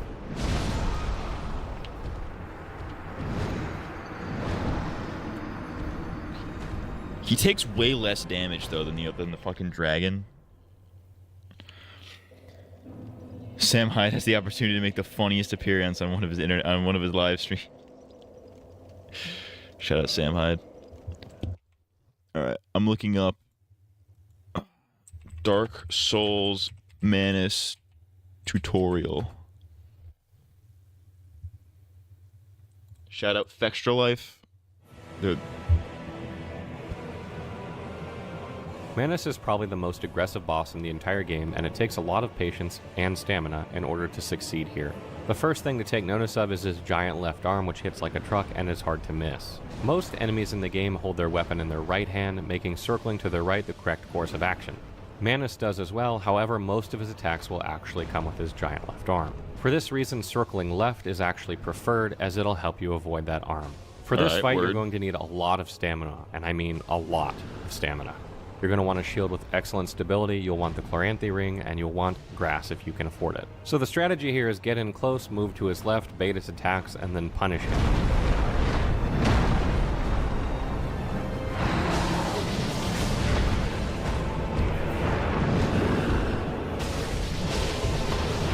Dude, the build this guy is using, by the way, in this video is insane, because he's doing like...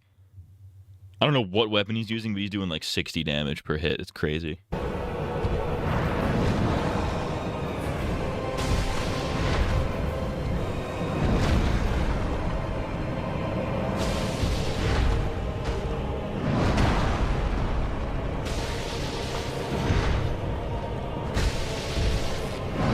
Periodically, he'll puff up his chest and yell upward, giving you an indication that he's about to do a 5-hit combo, so what you want to do is hold up your shield and back away as quickly as you can.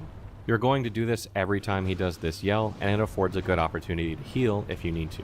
Sometimes when you're behind him, you'll start to see this light blue mist form on the left side. This means he's about to spin around and attack you, so put your shield up.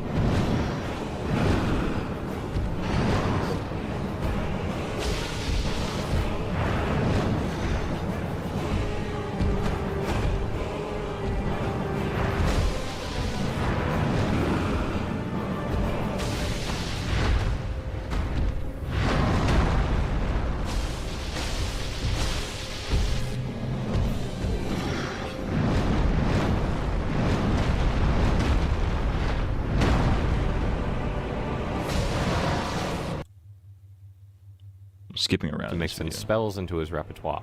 The easiest way to deal with these is to use the silver pendant that you can find in Ulasil Township behind a hidden wall and keep it on your hotbar. As soon as you see his hands glow like that, use the silver pendant as quickly as you can in order to protect yourself. I like to mash it twice just to be safe, but you can use it once if you'd like. Do I have that item? I guess we'll find out. Silver pendant.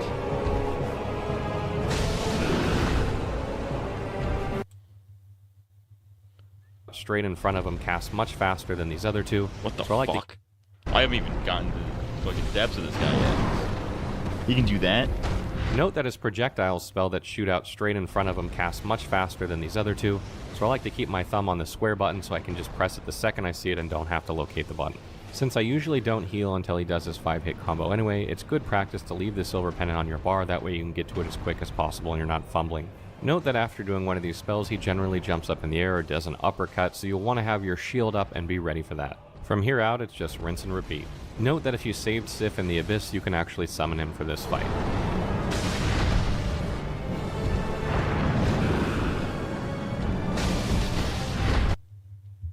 I like how he waits halfway through the video to be like, oh, by the way, you can summon this guy to help you.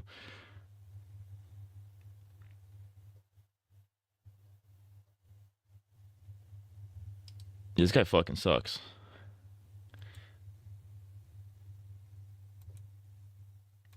Yeah, fuck this guy. All right. Sauce. Let's sauce this. Ladies and gentlemen, welcome to Sauce. Alright, what do I not need? I don't need the monkey paw. Do I have the silver pendant?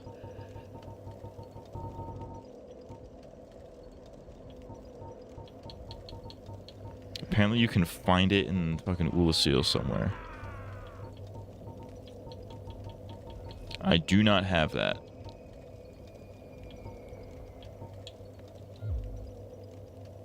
Alright, let me see if I can find where I can find that. He says it's in Ulasil somewhere. Dark Souls silver pendant. Deflects dark magic for a short duration. This item is reusable. Times periodic is very small. Found inside a chest inside a hidden room in Ulasil Township. Use a light source. Cast spell, Skull Lantern, and Sunlight Maggot confirmed.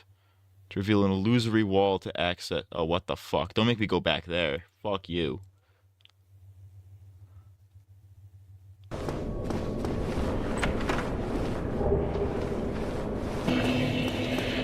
Where is it?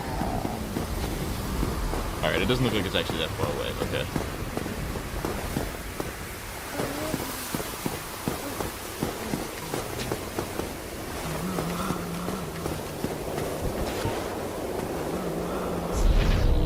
Oh, that looks pretty sick.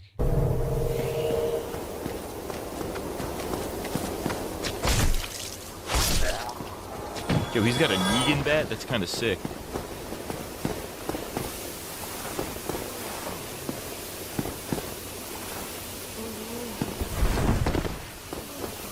What the fuck?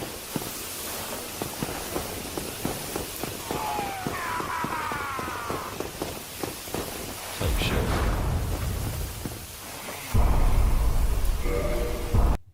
Ah, I see. Okay. Easy clap. All right, let's sauce this. I hope the San Andreas fault slips. Yo, that's kind of crazy.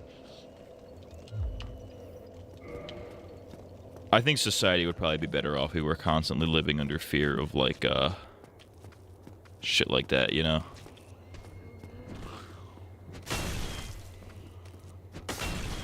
Alright, dude. You wanna fucking relax? I think if we lived in constant fear of the fact that natural disasters are obviously coming for us at all times, I think we'd be a little bit better. We'd be a little less gay as a society, you know?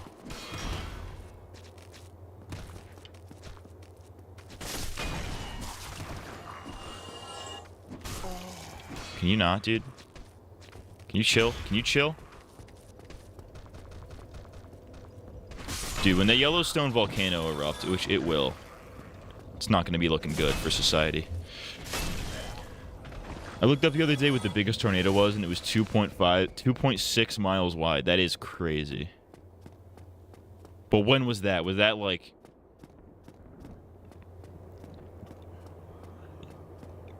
Like, when in human history was that? Because how would we know that? Had to have been recent, no? Not recent as in, like, yesterday, but recent as in, like... Natural disasters are always around the corner. They really are. It do be like that. Everybody is afraid of, like, nuclear war and shit like that. Nobody really considers natural disasters.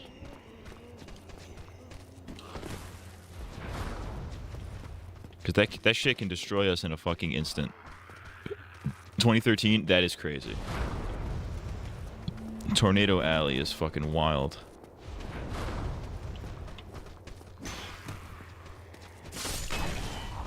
Oh, hello there, Buster.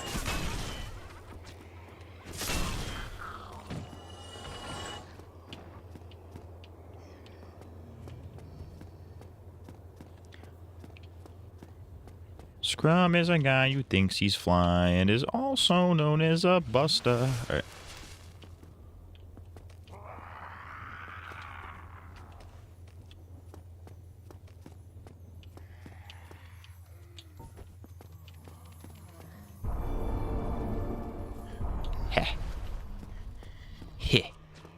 Alright. I got what I came for. Bars.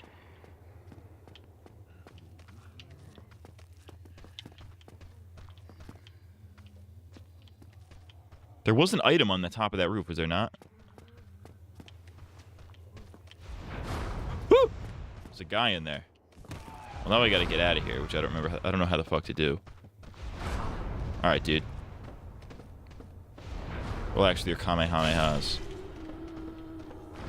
Actually, that's more of a it's more of a Rasengan.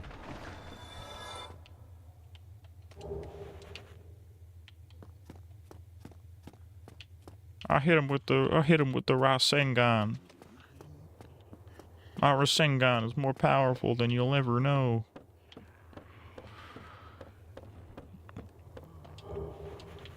Yeah, natural disasters scare me, dude. Like, that's part of why that's low-key part of why I'm a prepper, you know what I mean? I'm not really a prepper, I'm like low-key a prepper. Not really, though. I'm not like a prepper, but like...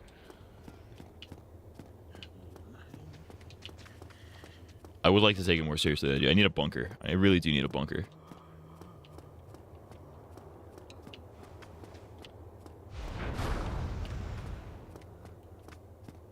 If I had money, my first thing I would do is I would absolutely build an apocalypse bunker. Completely underground. Alright, dude, you're being a massive cunt right now. You're still being a massive cunt.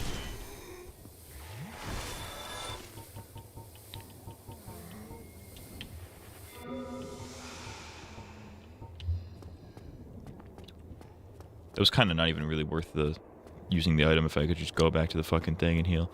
Whatever. Fuck it. Got what I came for.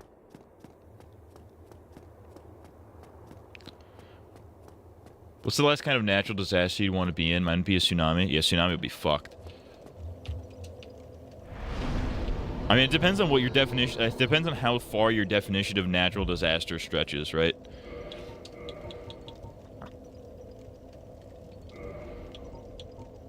Because, like, a gamma ray burst from space, that's technically a natural disaster if it hits us. You know what I mean? That shit would fuck us up. Am I retarded? Yes, okay.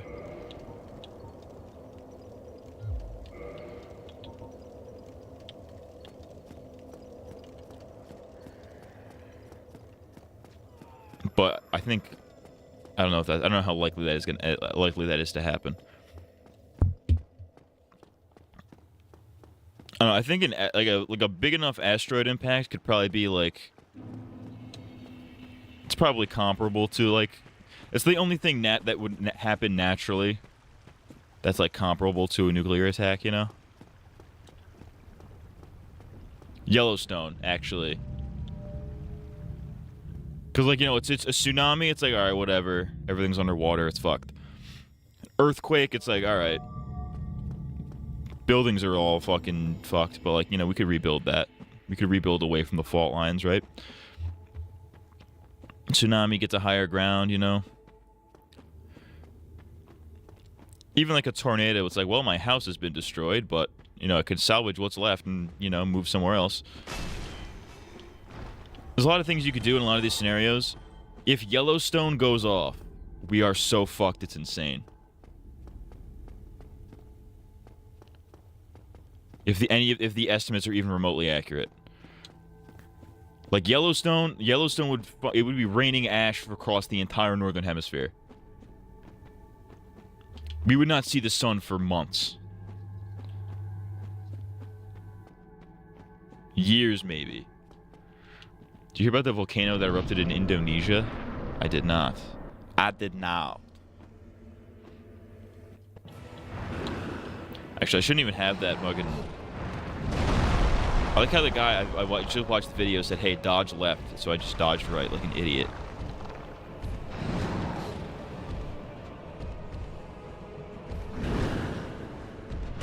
You suck, dude.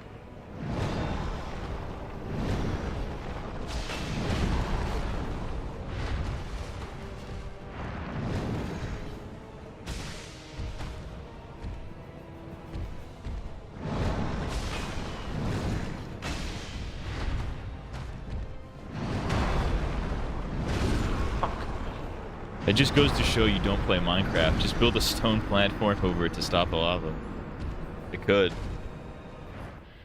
Could work like that. We need to do something about Yellowstone. I don't know what we can do. Maybe build a massive dome on top. Maybe we need to build a gigantic dome.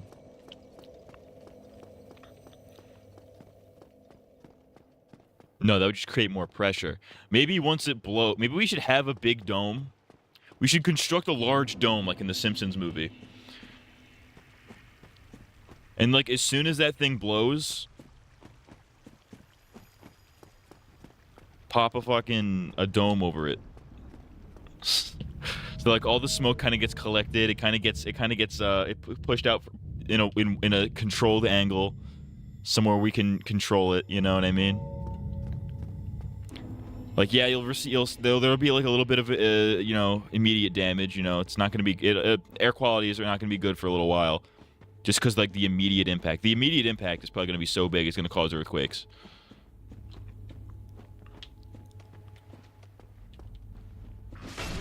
Do it the old-fashioned way. Throw a virgin into it. You can be the first sacrifice. Fuck you. It was just mostly ash, but it looks pretty cool for being an erupting volcano. Erupting volcanoes look sick. The thing about Yellowstone is that it's so fucking big that like the estimates are like if that thing blows, it's gonna be big enough to fuck up the Earth's rotation for a little bit. Because like when we dropped the atomic bomb, the impact, or one of the atomic bombs, I think, like the impact was so crazy that like it legitimately like, was it the atomic bomb or was it something else? It was something. It might have been something nuclear. I don't remember. But like the damage was so like it was so powerful that it like knocked the Earth off its axis for like by like 0.01%.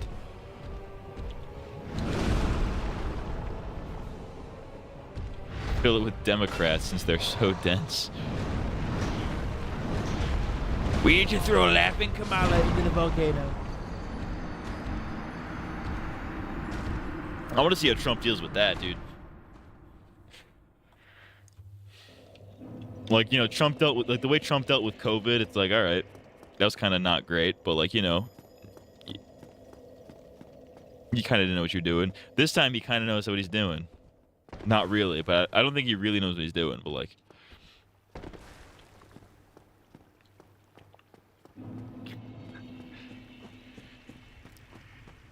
I want to see what he would do about Yellowstone. You know what I mean? I want to see how he would respond. He'd blast a nuke into it.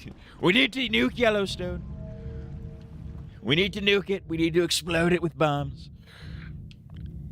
We need to hit it with the N-word. Nuclear.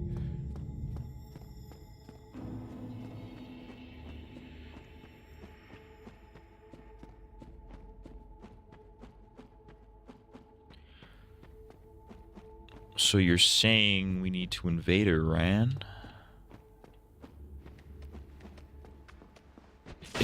Israel, Netanyahu right now. So you're saying we need to invade Iran?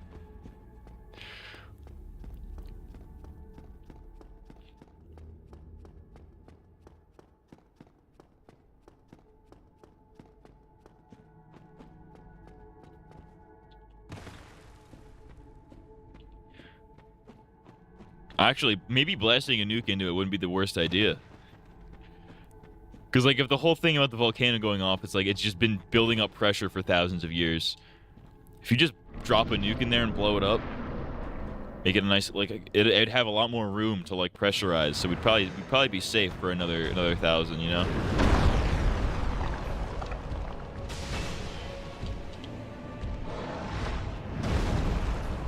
How do you avoid the jump? Dude, you suck wiener.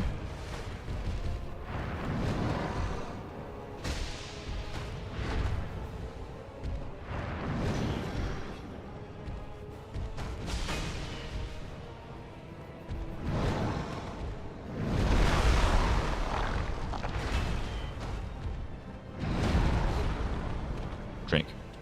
You shouldn't have drank. Why did you do that? I told him to do like 3 things and it did none of them. I told him to drink, I told him to attack, he didn't do either.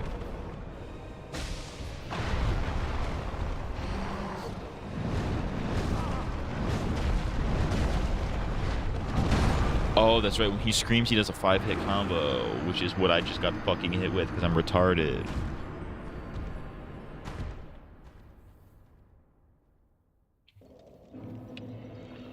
I drop bombs like Hiroshima. Shout out to Hiroshima.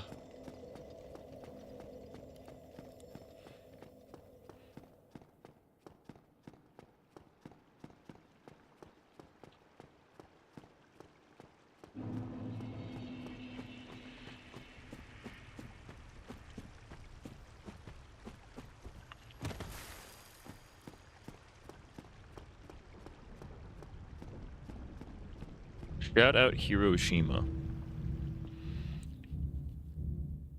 Oh, by the way, stream this weekend will probably be Sunday instead of Saturday. Maybe it will, maybe it won't.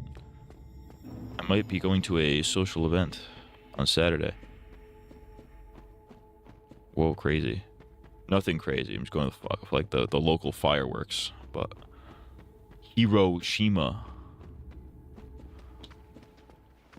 Hiroshima. They call it Hiroshima.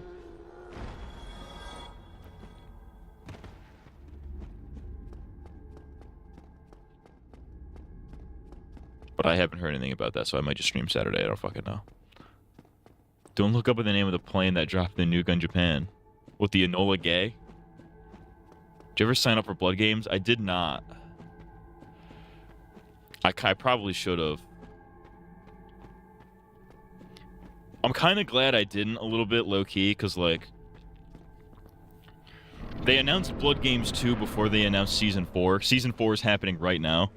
They kind of, like, stealth dropped Season 4. They're like, oh, yeah, by the way, Season 4 is coming. It'll be here in 2 weeks. We're like, what the fuck? I'm like, what the fuck? So, like, if I'm gonna review a whole season of Fishtank, I need to be there, you know what I mean? So, like, I took the last week of Season 4 plus the week after off from work specifically so I could do this video in a timely manner and then be able to do the Blood Games video. And, you know work on other shit, too. Like the World Beyond video that I need to start editing. I need to start properly editing. I just cut up all the audio and shit. That video is longer than I thought it was going to be. It looks like it's going to be like 3 hours. I was expecting like 2.5, but it ended up being 3. I'm retarded.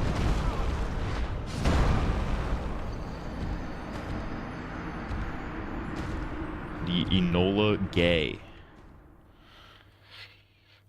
Dropping Fat Man and Little Boy.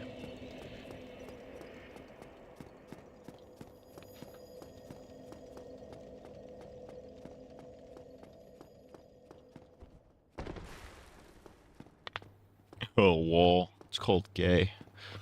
Shout out Pride Month. It was the gays that dropped the nuke on Japan. The nukes plural on Japan. It's crazy that we nuked them once and we're like, that's not enough. We need to hit them with another one.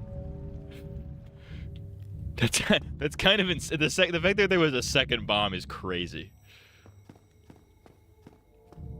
Like, it's bad enough we just killed millions of people in an instant with this fucking weapon of mass destruction. I don't think they got the message. Let's do it again. 2 wasn't enough. That's crazy. Not that I haven't heard that terminology before, but, you know.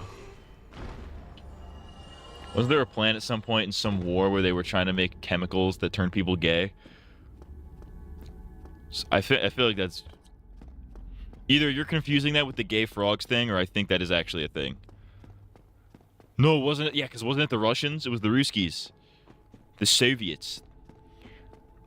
They're like, let's try to make these guys... Let's make the gay serum and try to make these guys gay. So that instead of killing each other, they'll start kissing each other gay style.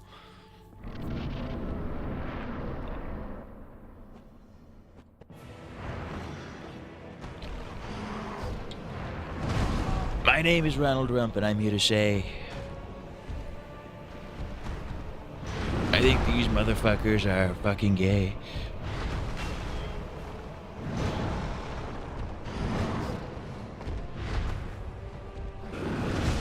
That was fucking retarded. My God.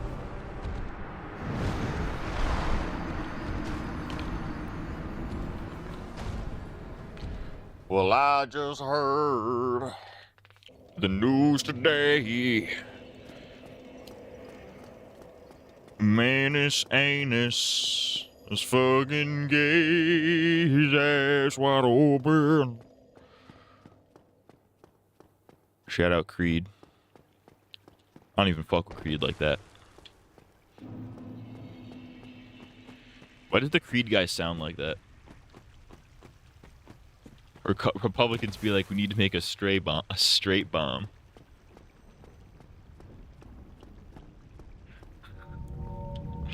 Shout out to the gays. Shout out to the straights. Ooh! What the fuck?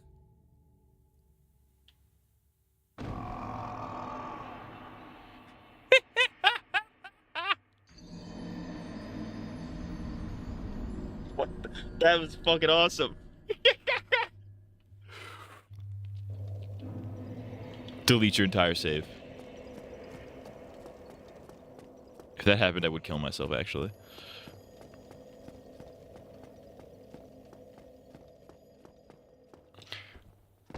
You guys remember that? Do you guys remember that fuck? I don't know if this was a meme or if was this an actual. I don't know if this actually aired on television or if this was like an early YouTube like edit or something.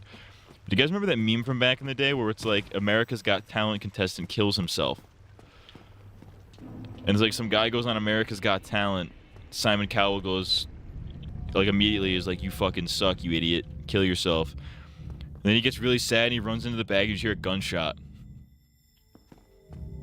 I feel like that there's no way that's real. Because I feel like if that was real, it would be on the news, you know? You've somehow made glitches I've never seen. That one with the lava boss where he randomly jumped away and you were stuck in the boss area. That one, yeah, that one was crazy. That was sick.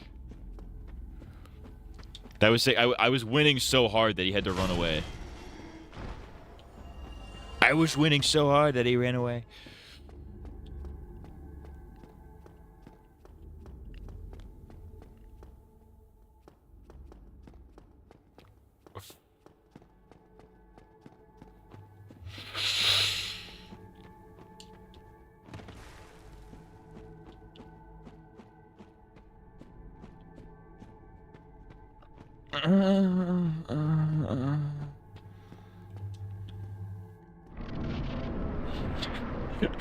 I've been doing these like moan breathes for some reason where I'm just moaning and breathing. It's pretty fucking epic.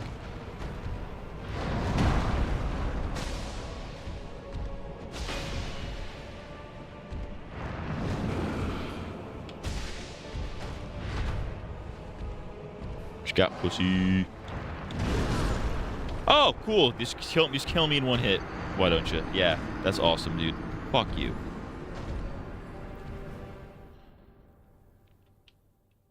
Rapist. This guy's a rapist.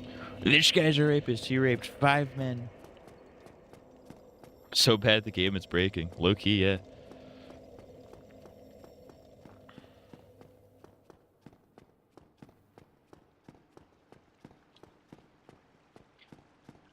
Low key. Low key, dude. Oh, dude, my back. Ah! Type shit. Word.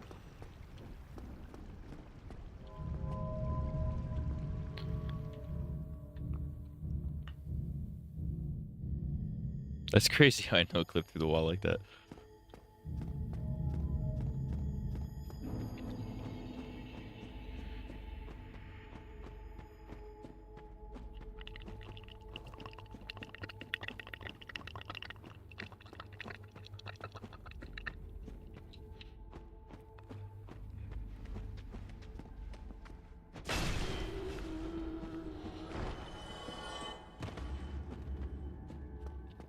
My pussy smells like fucking Oreos. Yo, Oreo butthole is a crazy. That's Oreo butthole is a crazy fucking screen name. Oreo butthole. My butthole it smells like Oreos.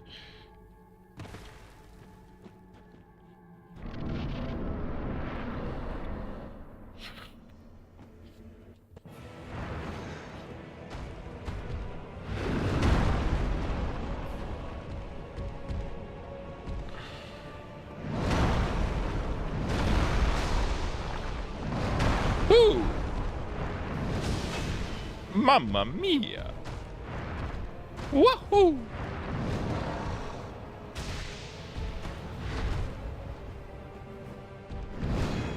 Alright.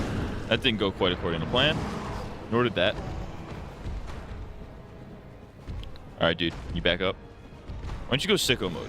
Yeah, like that. Alright, maybe not like that. You should have given me like 10 extra seconds to run away there.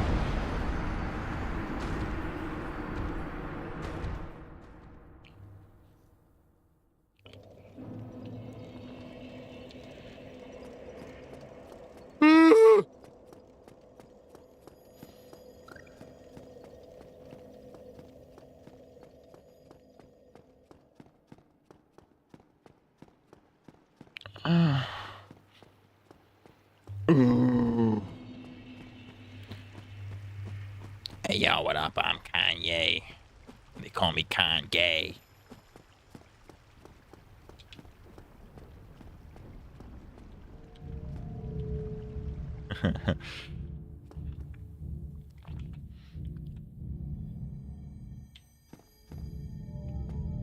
Thought it was gay.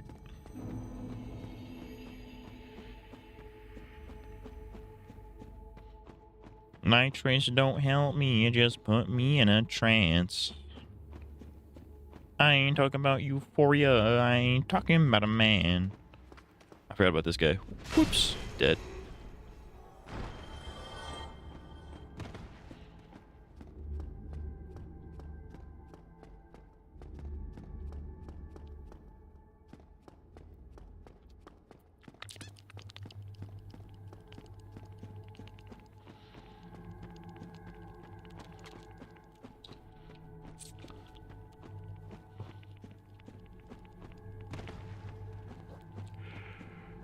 Alright, what do we think? I kind of sauce this guy in less than an hour.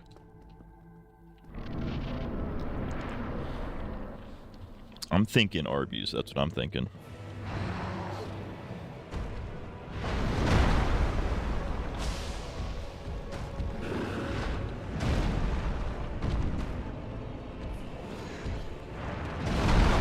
Bastard.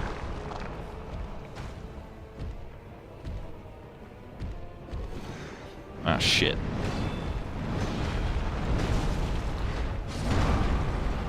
Fucking asshole. I saw him charging it up. I backed away. I guess I didn't back away fast enough because he still fucking got me.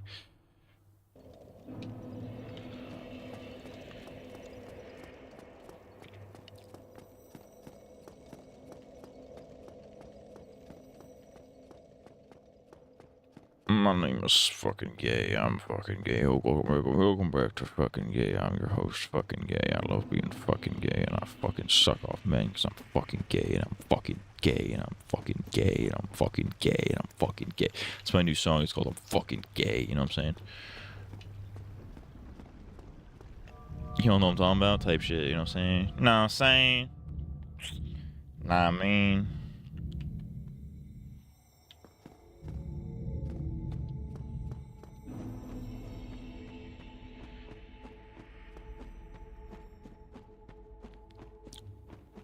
What the fuck? What a fucking jagoff. I'm sure there's a straighter path to this guy. Is this probably the most effective path? It's probably not, actually. If I discovered it, it's probably not the most effective path.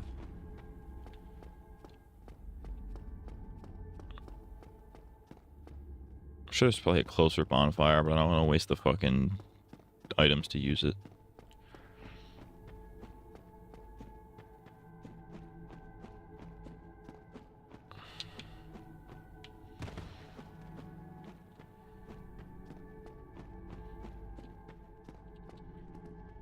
Alright, let's get Reddit. Welcome back to Reddit.com.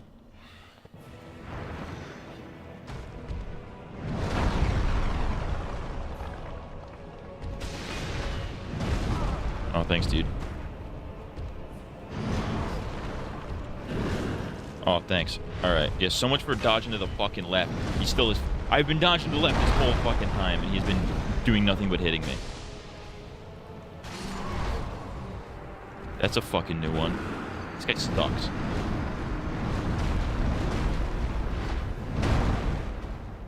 This guy fucking stinks. Hey goes stinky doo-doo mode. Up my bum. That's what he says.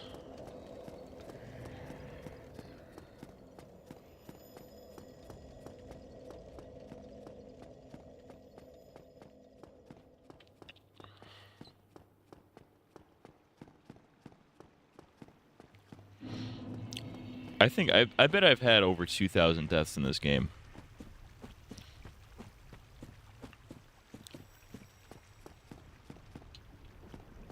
I bet it's been above 2,000.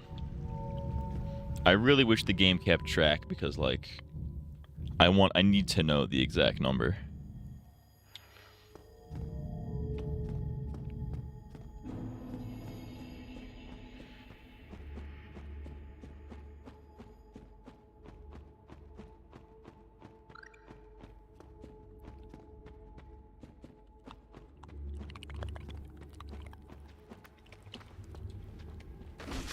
Dickhead.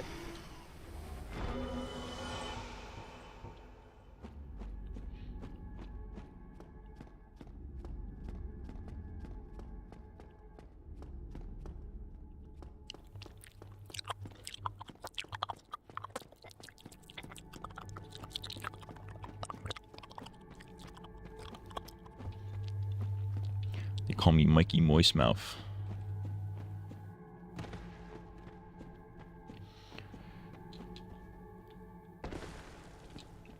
You know, that reminded me. You guys remember Smart Schoolboy 9? He's that fat. He's like that black pedophile. He would just post those videos of him sucking his teeth. It's disgusting. Thanks, cunt.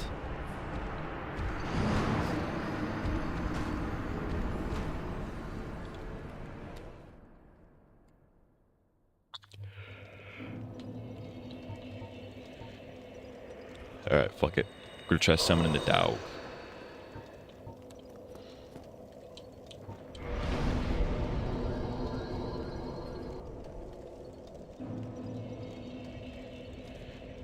We're gonna summon the dog.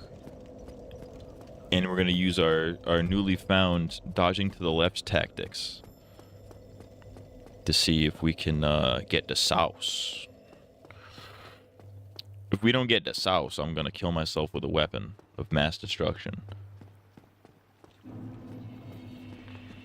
Dude, my hair looks like shit.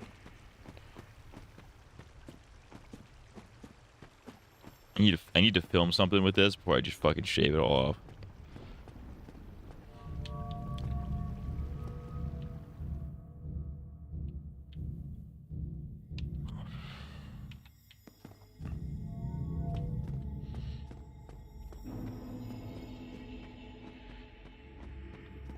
Which I do not want to do, but I must. Where's my fucking Rogaine? My Rogaine has not arrived yet. I was told like weeks ago that I would be receiving Rogaine, and I have not yet received it. Joe Rogaine. The Joe Rogan podcast. Shout out to Protect Our Parks. Joe Rogan.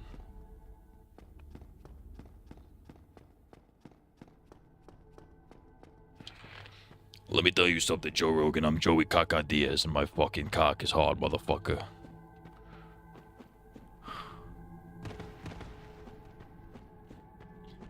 I like the premise of Joey Diaz being really gay for Joe Rogan. Let me tell you something, Joe Rogan. Let me suck that cock. You absolute bastard. Dude, I almost shat.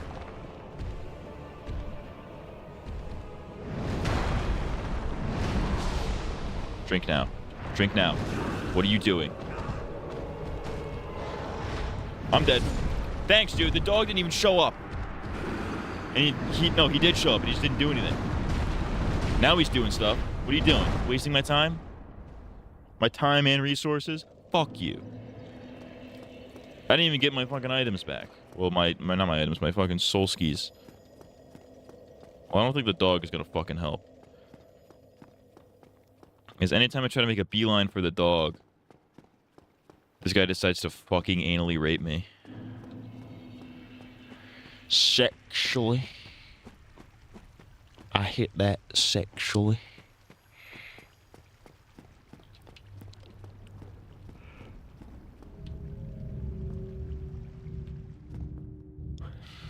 Ugh. Who's got a topic? Maybe if I rant my way through this, we can make some progress.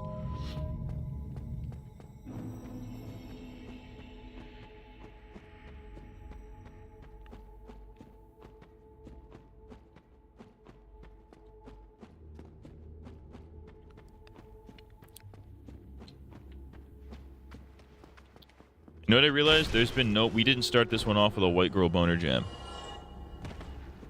A white girl boner jam for the boys.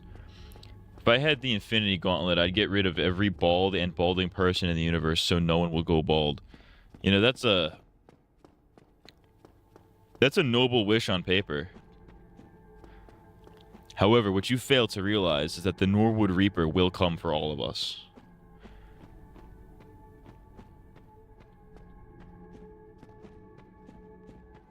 I'm not gonna lie, with the Fear short you put out the other day, you were rocking that hat, the CMG hat. The CMG hat goes raw. That was an old merch thing I used to do. I used to have merch back. I think the store is still up. I don't think anybody buys anything from it, which makes complete sense. And I'm dead. I've been raped.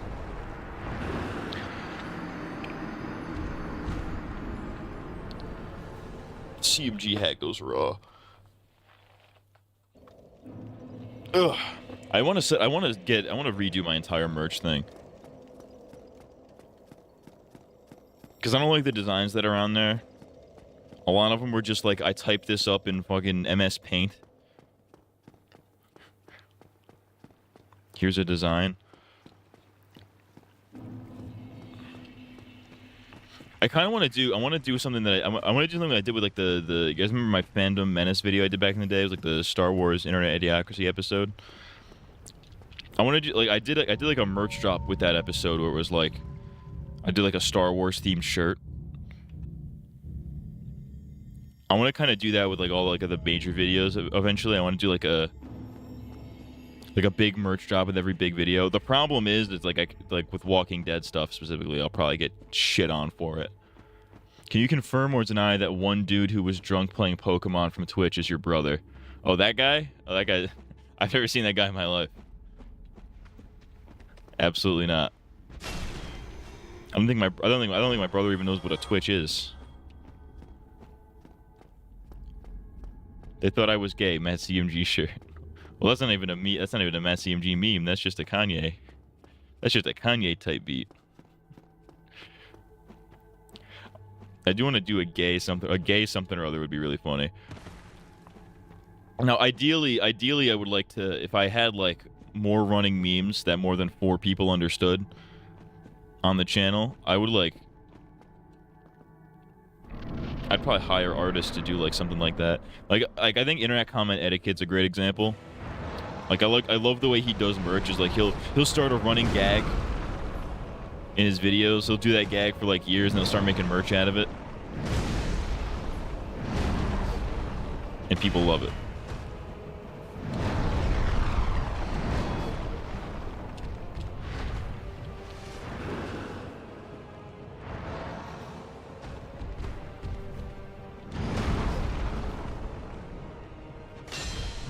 Oh, I hit him in his sword and it still did damage to him. That's interesting.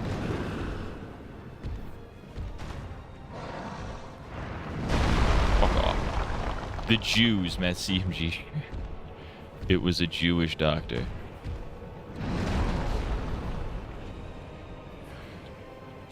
Heal. What are you doing? Oh my god. This was the worst time for my controller to stop working. I'm sitting here spamming heal and not a single thing was happening. I was moving, I was hitting every button, didn't move.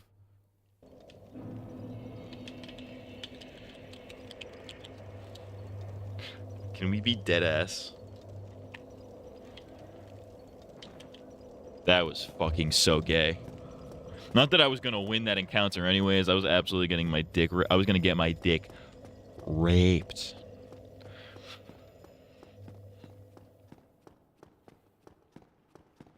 I was about to be violently raped in prison.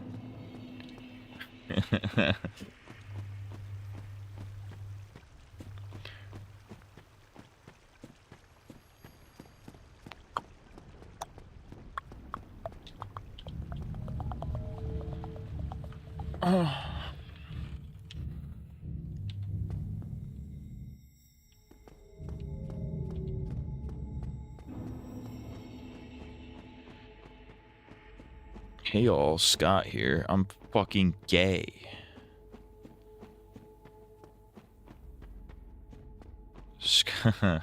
Gay Scott the Waz be like, hey balls, cock here. That was so dumb. Don't laugh at that. If you laughed at that, you should be peed on. That was so stupid. I was about to get raped and I said, no thank you. He politely declined a rape. I love the premise of politely declining a rape. Like, this is the most, like, obvious of a rape you can get. Like, this is a back alley, you know. Guy grabs a woman off the street. Like, I'm gonna rape you, bitch. At knife point. She was like, no thanks. What? Nonchalantly. What? Nah, no thanks. I don't feel like getting raped today. Bitch, I'm gonna rape you. Nah, I don't feel like it. The premise of a consensual rapist. That's pretty funny. The idea. He can only rape if he has consent to rape. Which at that point, it's not even rape. But it's a very, that's such a stupid joke. That's very dumb. Can you not?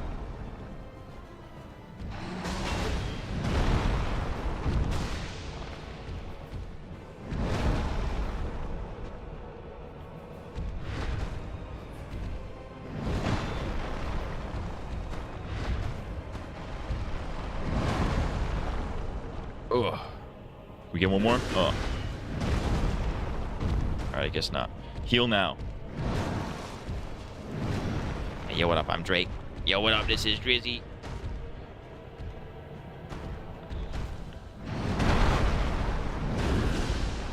You heal now. I guess not. Hey vagina, penis here. That doesn't even make any sense. Hey bald cock here makes perfect sense because it rhymes, it's in character. Oh, I finally got him to halfway to where he started doing that move. Or the other way around, if you like, if you ask for it.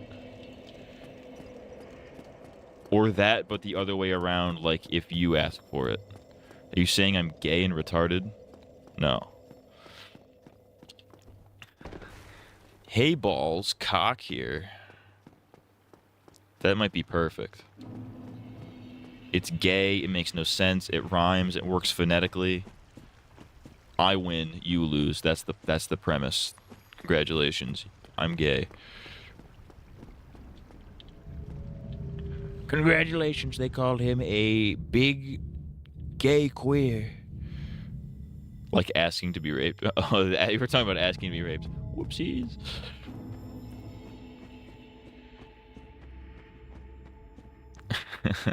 I always find it really weird when people have, like, specifically women, when they have like a rape fetish. Because it's like, all right, they'll tell somebody like, oh yeah, I want you to come into my house and rape me. Gets me going. Or like, I want you to come inside and fake rape me. It's like, well, I'm just not comfortable. I'm just not comfortable with that. I'm sorry to say, I'm simply not comfortable with that.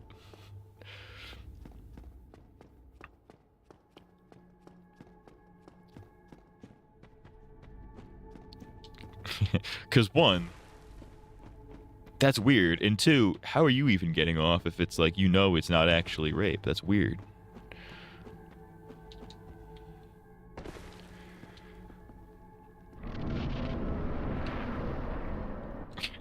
Guy who only watches porn of married couples.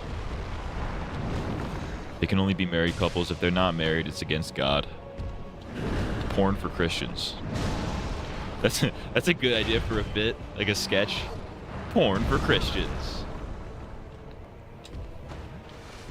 It's like when Shane Gillis did that SNL bit about a couple of beers. It's like a medication ad, but it's about getting wasted to deal with your problems in life. Alright, I got caught in his 5-hit combo. He didn't do the 5-hit combo at all last time. I think that's why I got as far as I did. He is raped. The raped. You are the raped.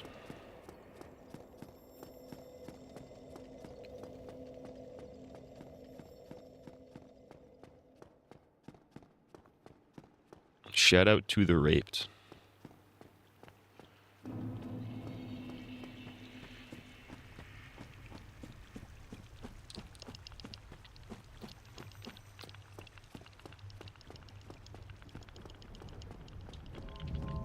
Ah, shit. Can I make it come back? With this, I know I can make it come back with this button, but do I have to wait for it to go all the way down? That's really gay. That reminds me, I just heard about a show from Spike TV called PG Porn by James Gunn. What the fuck? PG Porn?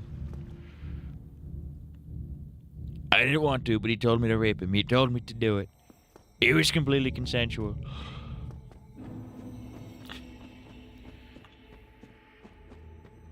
How about guy who has a rape fetish? Guy who's really into getting raped by women.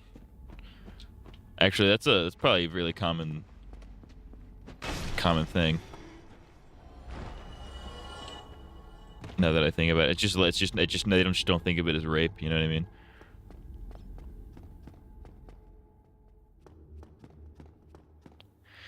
Reminds me when Papa John said the N-word in a call, and his excuse was they pressured him into saying it.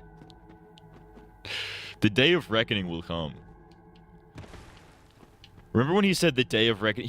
Remember that video where he's defending himself from saying the N-word, and he goes, he's like sweating really hard. He's like really profusely sweating. It's like a comedic degree. And he's like, the day of reckoning will come. And I think like a week later, the pandemic started.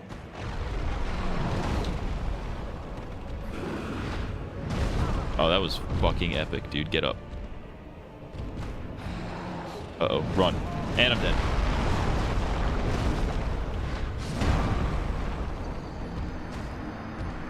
I saw him charging up for the combo. I didn't back up fast enough. I got greedy with the green. I got greedy with the green ski, you know what I'm saying? Nah, I'm saying, Holmes. You know what I'm saying, man? You feel me, dog? You feel me, man? You know what I'm saying, man? You know what I'm talking about, Holmes? You know what I'm saying, man? You know what I'm talking about? Papa John said the N-word.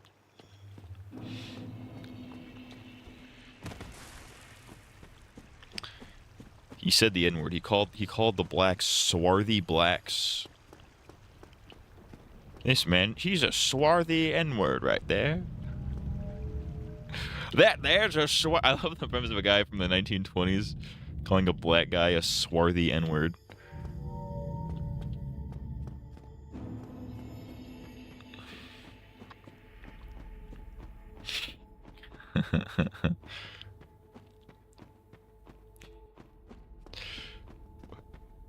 That's fun. Slurs are so funny. Why are slurs so funny?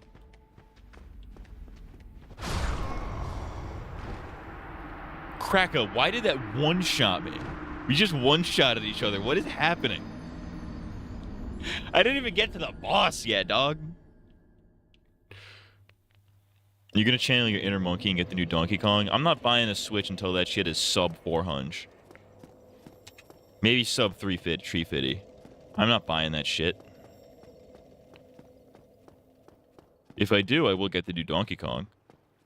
Certainly not getting it at launch. Fuck that.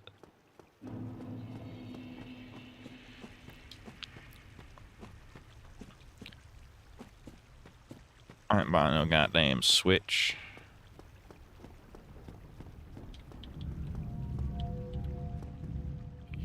They're Nintendos. They have given me the Nintendo Switch. My Trump impression is not good. I'm not feeling good about my Trump impressions today. My Trump impressions are not my best. It's because I fucked my throat up filming videos all day.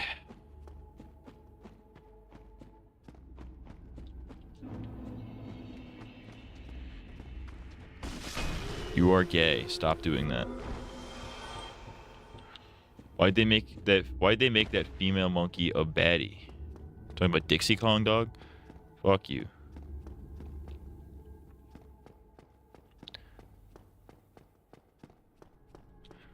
So he's finally here. Sucking off dudes. It's the first member of the gay Kong crew. Huh. DK. No, PK. Penis Kong. PK. Penis Kong is queer. Well, that was fucking gay. In the new Kong game. Are you talking about fucking Pauline, the child, you fucking freak? Is this guy a pedophile? Is this guy trying to fuck kids, dude? Is he Fogelmaxing right now? I barely used my Switch I had and ended up giving it to my sister. Steam Deck Supremacy. DK Donkey Dong. No, D gay. Donkey, no, yeah, Donkey Dong, that works. Donkey Dong works. D gay. I still have my Switch 1. I got it as a gift. I didn't buy it because I'm not fucking buying that. I don't really use it. Last thing I played on it was Pokemon Legends Arceus. And I was gonna get Scarlet and Violet, but then I saw how it ran in the Switch 2, and I'm like, you know, if I'm gonna play Scarlet and Violet, I gotta play it on the Switch too. It runs at a smooth 60 on that bitch. But then I remembered, oh, I don't want to buy a Switch 2 because it's way too expensive. And I'm sure there's probably going to be a Pro model in a couple years anyways. That'll probably be better.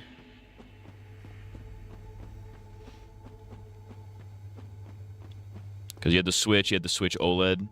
I'm sure there's going to be a Switch 2 OLED. Or something like that.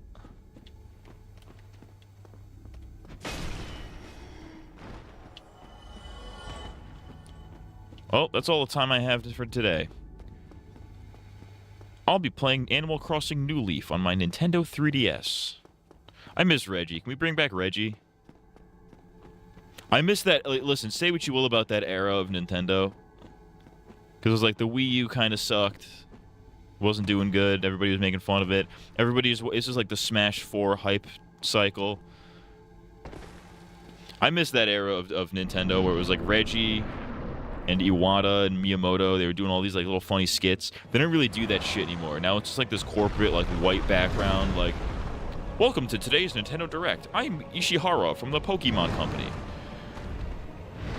It's like boring now. Nintendo Directs used to be fun, dude. They did like the Robot Chicken sketch at E3 that one year. I miss E3. I know we still technically have E3 in the form of like every company doing a fucking showcase or whatever around June anyways, just because they're like, it's gaming season, why not? But it's not as fun. It ain't fun no more.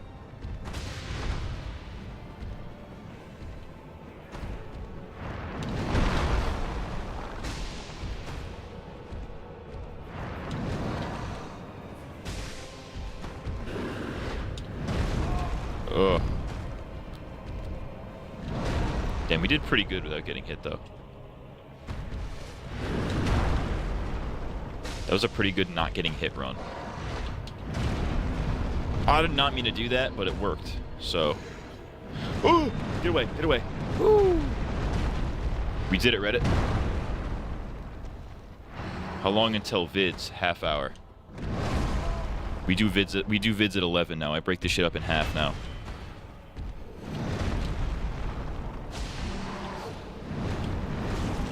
I am fucking retarded. What the fuck?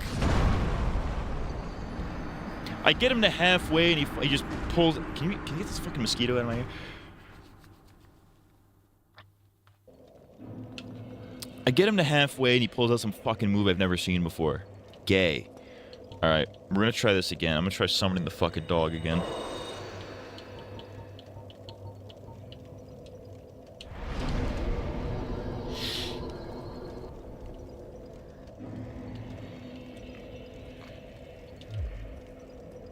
Jesus Christ, he's naked.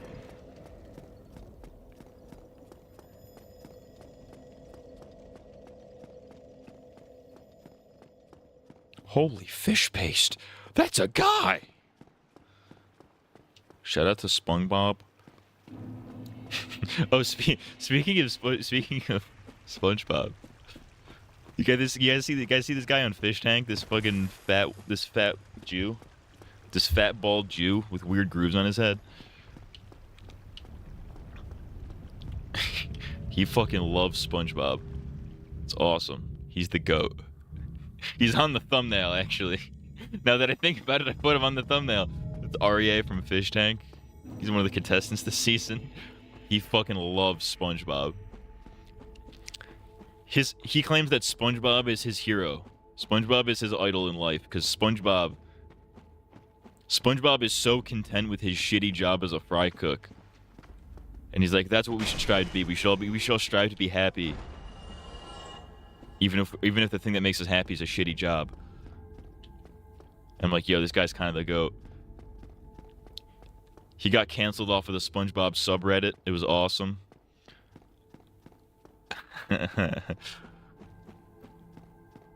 He's a lib. He might be the GOAT. He's my contender for the dub. He's not my favorite fish right now, but he's definitely going to be the one who wins. I can guarantee you that. Shout out to Arye. He got the grooves on his head.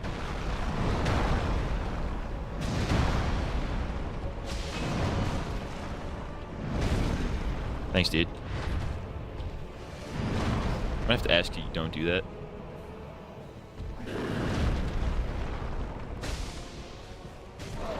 Oh, thanks, dude. I saw that coming and dodged it, and then you fucking still hit me.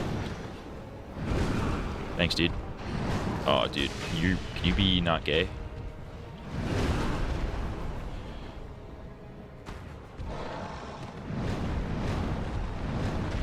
Ugh.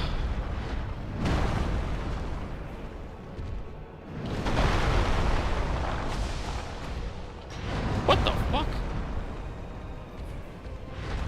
Krakow, what the fuck? Is that Spider-Man? Oh, that's cool. Good thing I had my shield out. That would have fucking raped me.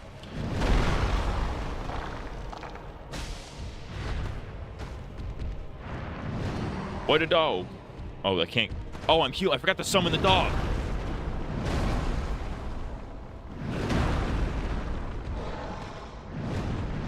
I went this whole way. Fuck! I forgot to summon the dog.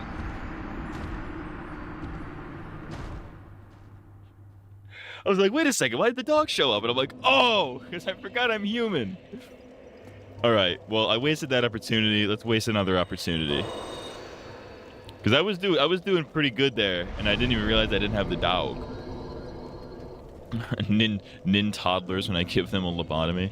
Shouts out to the nin toddlers, dude. What the fuck? Why is this white? What?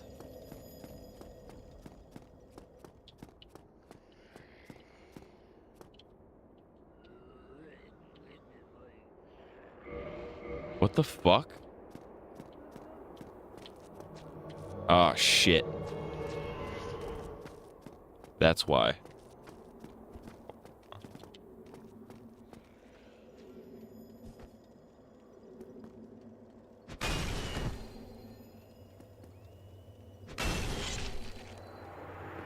Oh, we did it, Reddit. We won. We won, chat.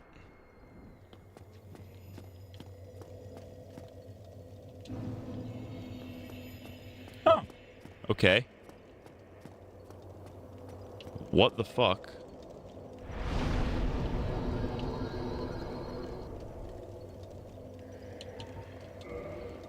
Well, since I have this humanity, I'm gonna lose it anyways. Let's just kindle this thing and get 15,000 fucking... Get 15. Because I'm probably gonna fucking need them.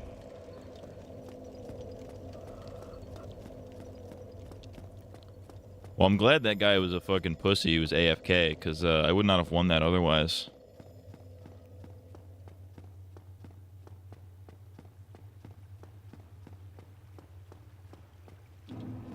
How's it going, Matt GPT? Fuck you. Fucking Chat GPT. Chat GPT makes me fucking angry.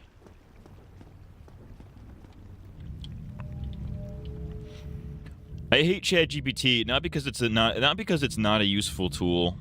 Like, I'm sure it's very useful for, you know, people who actually use it. I hate Chat GPT because people treat it like it's fucking God. It's so weird. Like, anytime I'm listening to any podcast whatsoever, and the words, "Oh, hey, let's ask Chat GPT," come up, I immediately am like, all right, I want to fucking violently assault you.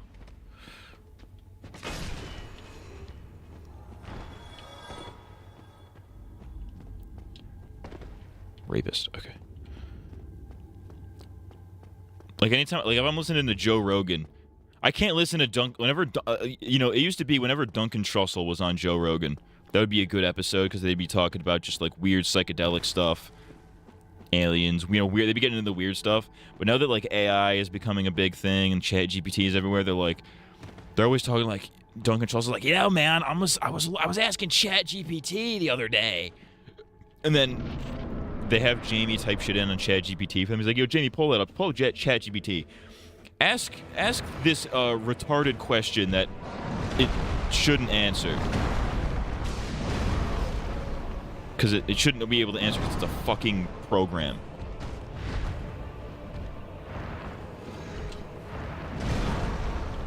Alright, let's... Bring me the dog.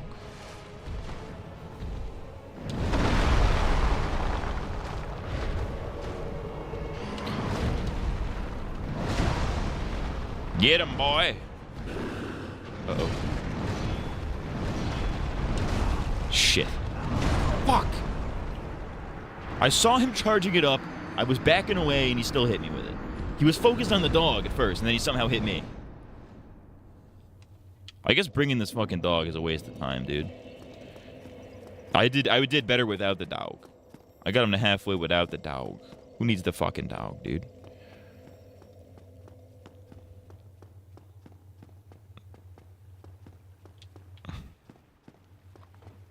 Well, let's look at it this way. At least I summoned the dog that time.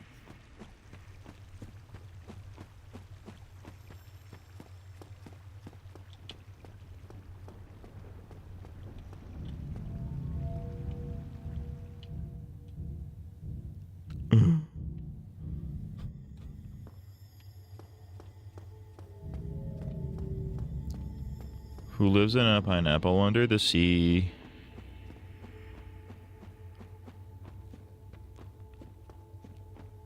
SpongeBob, cum dick.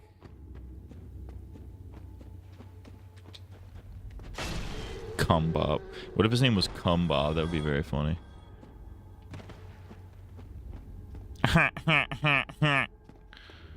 Listen here, Cum Bob.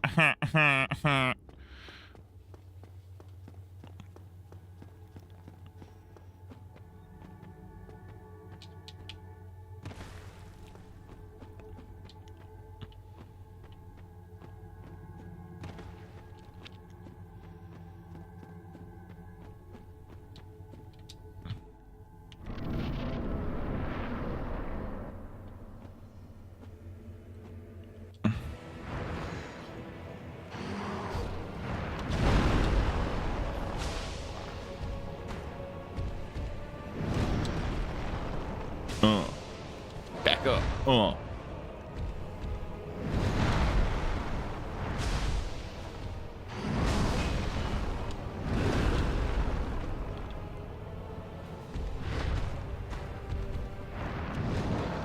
Oh, I should have gone to the left there. That would have been smarter.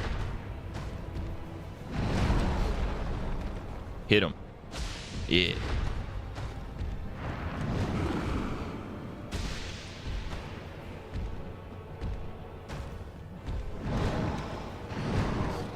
Hit him. Oh, that's nice. Okay, good thing I had a shield out. What the fuck? Heal now.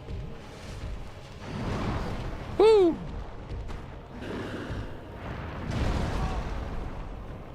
Get up. Tried to dodge that. Didn't work. Good thing I had my shield out again. Alright, buddy. Oh, come on. I saw that coming and tried to dodge it. Didn't work. Oh, come on. He was spamming that move, dog. That's cracking crazy. That's cracking crazy? What? Alright, well, I know I can sauce him if I keep doing that. Alright, you know what? Fuck it. Let's go doggo mode one more time.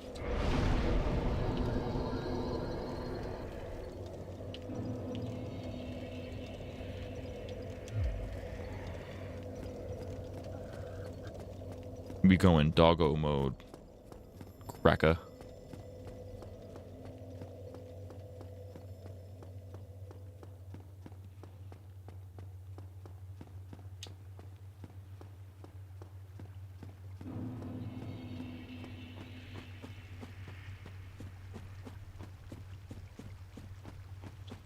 You know what I might do too?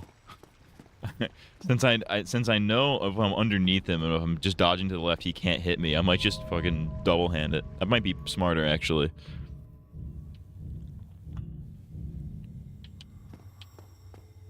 Like, don't bother to use the shield unless you know you're gonna need it.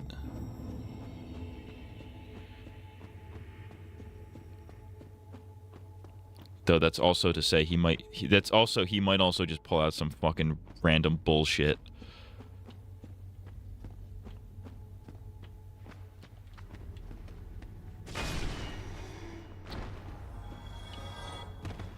Alright, let's get soused. Let's get motherfucking soused.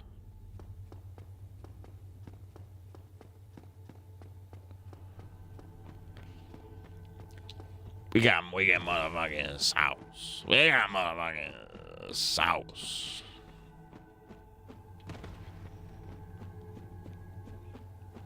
Alright.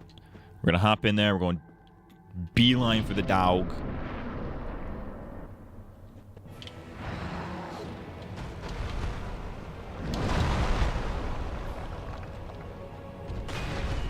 I even hit him.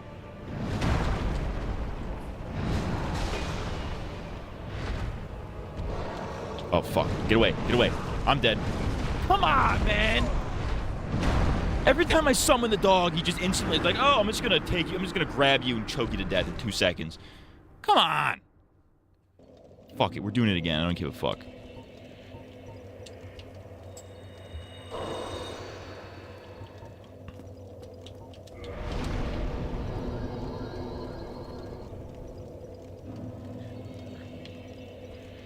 Burger King was based for saying women belong in the kitchen.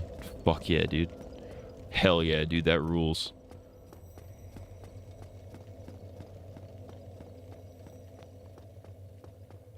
That was a great. That might be a top 15 day on Twitter for sure. Probably not top 10, but that's got to be top 15.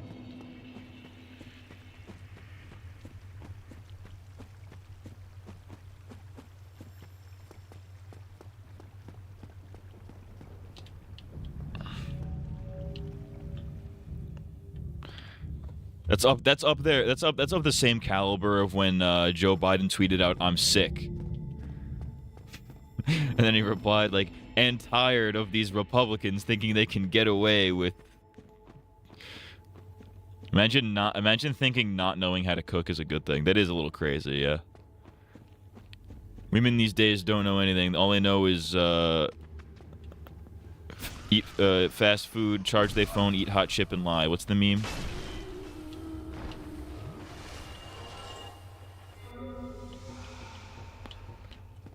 All right, well, we're going into that at a slight disadvantage, but it's like a 2% disadvantage, so I really don't care. All right, going in, summoning the dog. And we getting soused.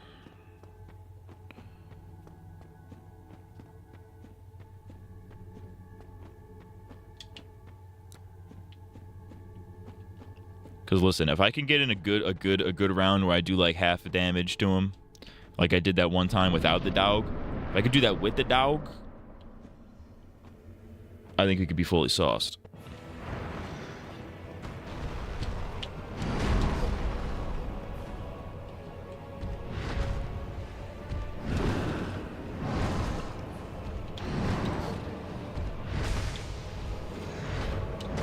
Shit.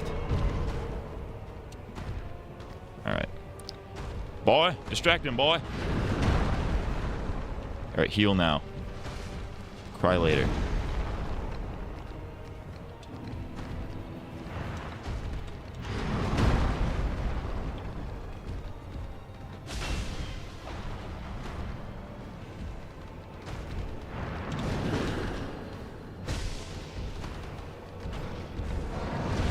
I don't think the dog is doing damage to him. The dog's just standing around. Ah, fuck. Alright, we need to back away. Dog, get him. Get him, boy. Sick him, boy. Actually, is Sif a boy or a girl? I don't know.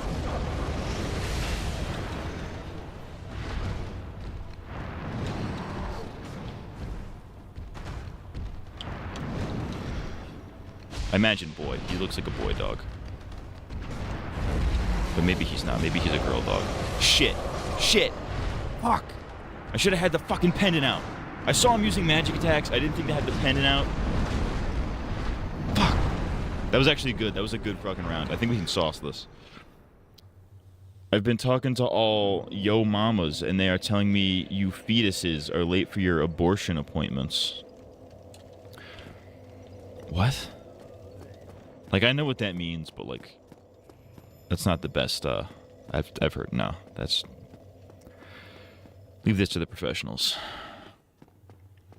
Not me. I'm not one of the professionals, but leave this to the professionals. Not knowing how to cook for yourself is beta male activity. It kind of is, yeah.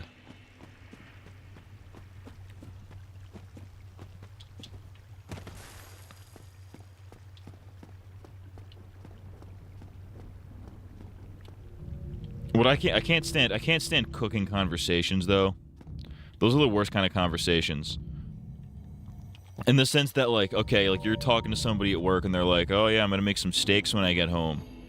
They're like, "Oh, that's cool," and they just start describing what they do. They're like, "Oh yeah, put a little bit of adobo on that, a little bit of butter." They're like, "Oh, it's perfect." It's like, all right, can you shut up, please? I don't care.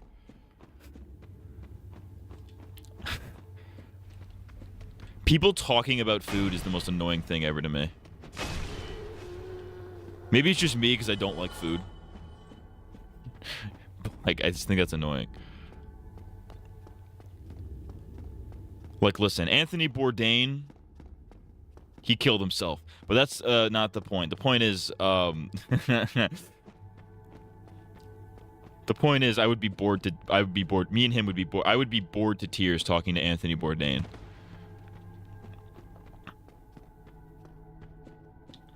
I made him some spaghetti. Not knowing how to stroke yourself is soy. What? That's the opposite of soy, because that means you don't beat off. Bitch. That means you're an alpha male who doesn't fucking whack off. I like how I had such a good... It's always you have the greatest, the best run you've had so far, and then the next one is like 2 hits, you die. What time is it? Alright, we'll do a couple more attempts. I'm not even going to bother with the dog this time.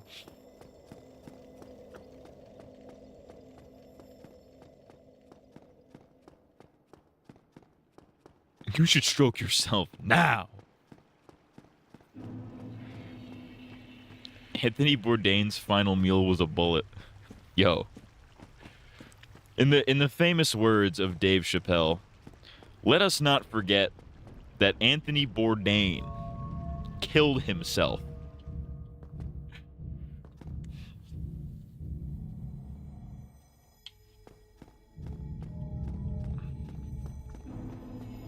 I like Dave Chappelle. I even like some of his newer specials, but like, he's one of those comedians who's like way too full of himself.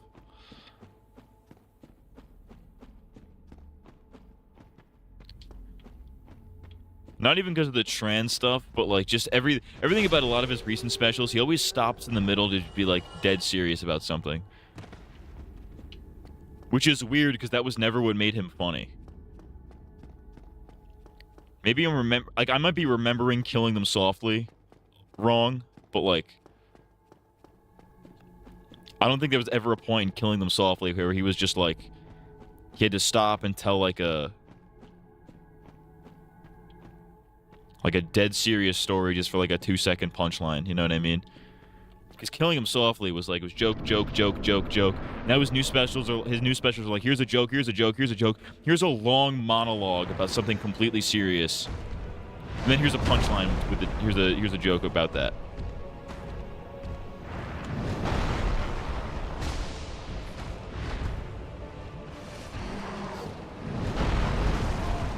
And I'm dead. That's such bullshit. You get hit with even one of those, you're fucked.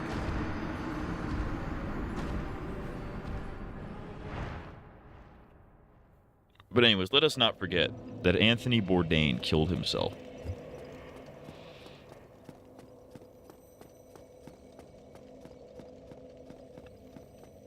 His newer specials bore me, and the monologues are a big reason why. Yeah, not a fan of that. I think there's some good jokes in him. He definitely, like, when he's actually doing jokes, they're funny.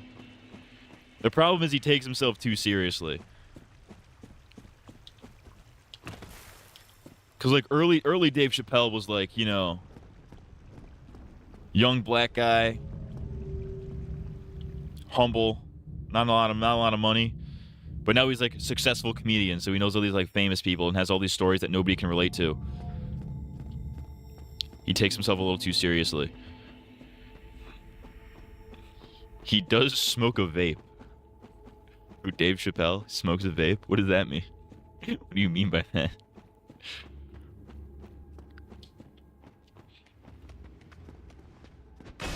I gotta get into Chappelle's show. I know I would love Chappelle's show. Bloated Sorcerer. I think I have that. I think I had one of those already.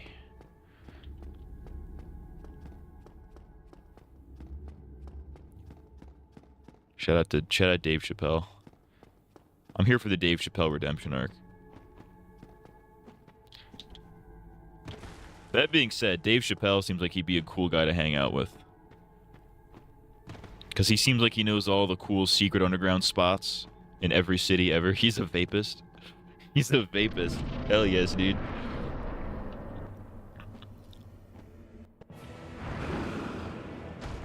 Next time I meet somebody who vapes, I'm gonna be like, yo, you're a vapist?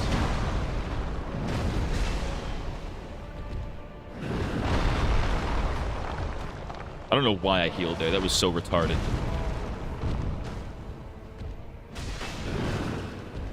I am blowing this. I'm blowing this. Neiman, I see a penis. I just finished watching 90s X-Men and Spider-Man, and they're pretty good, and X-Men 97 goes hard. I've heard they're good. I've never seen them, so I have nothing to add to that. But yeah, I hear that shit fucking slaps. That's all I know. That's the X-Men theme, right?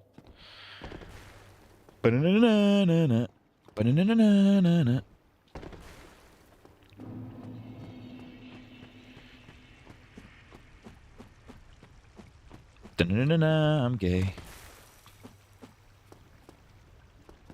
Fuck my ass. Fuck my ass. Hey yo, I'm Spider-Man. Both of those shows have a lot of great moments out of context, like the one time Jameson told Spider-Man he will finger him. That's pretty funny, I guess.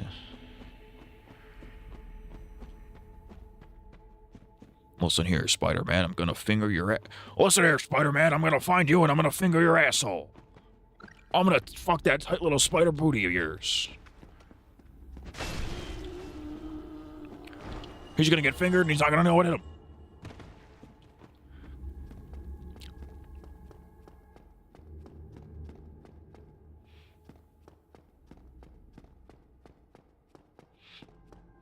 Say what you will about J. Jonah Jameson. He was there. He was there for Peter Porker, dude. Why did a bird just chirp in your room? Oh, it's because I have Fishtank open. And that's like their little notification sound on the when they have like a little message on for the viewers. I think that's what that was. I'm not religious, but God should rape you. Yo. There's that scene in I think it's Spider-Man 3 where they're like Venom's like he grabs J. Jonah Jameson by the neck and he's like, "Who takes pictures of Spider-Man?" He's like, "I don't know, his stuff comes in the mail," which is a complete lie. J. Jonah Jameson might low-key be the GOAT. Gay Gona Gameson.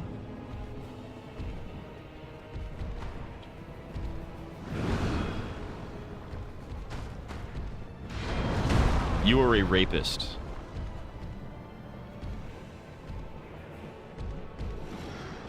Fuck, I'm dead. I lose. That was Green Goblin. Oh, that was the first one. Okay, that was the first one. You're right, it was Green Goblin. The gay goblin. Alright, we're gonna do this. We're gonna do one more, then we're gonna switch. It's the time. That's. That was a good. That was a good stretch, dude. He was one key away from his name starting with a K.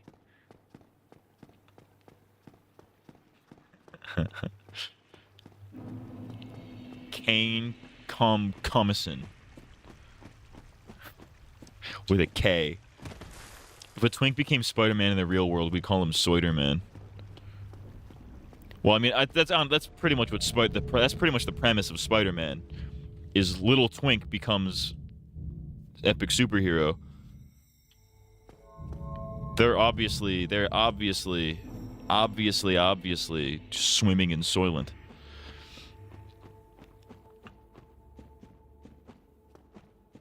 It's crazy how they just it's really weird how the real world is like, oh, let's name things after villains. Cause like you have like, you know, Skynet, like the evil AI, right, from whatever movie that's from. I think it's Terminator. And they decided, like, in real life, oh, let's make an AI. Let's call it Skynet. It's like, yeah, that's gonna go well. Or the thing that prompted this thought, Soylent. Soylent Green was like a thing in some dystopian book that was like a replacement for all your meals or whatever. It was supposed to be a bad thing. But then these guys decided, oh, let's make Soylent real and call it Soylent.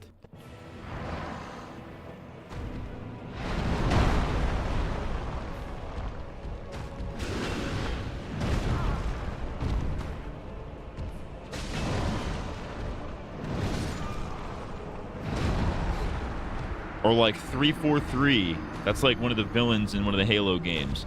And then they decided, oh, let's name our company 343 and then ruin Halo. Alright. I told myself that was the last one. I have to keep myself to that. Fuck.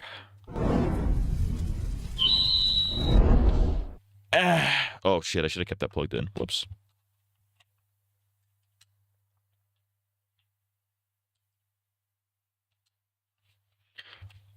Alright, whatever. I'll have to use the fucking mouse.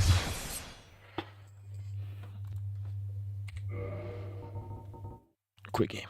Alright. Trump shows up tomorrow and reveals that they made a new AI with Musk called Rocco's Basilisk.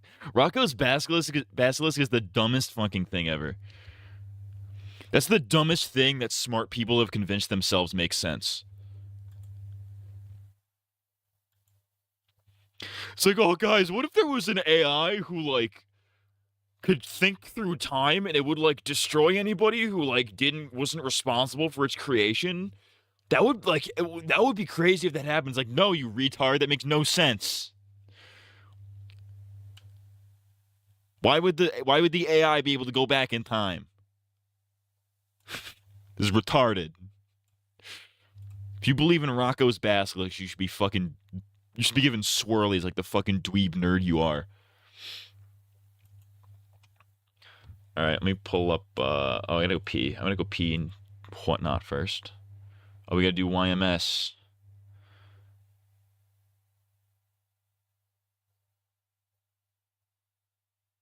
billions must cry. Computer scientist motherfuckers coming out with an AI called AM.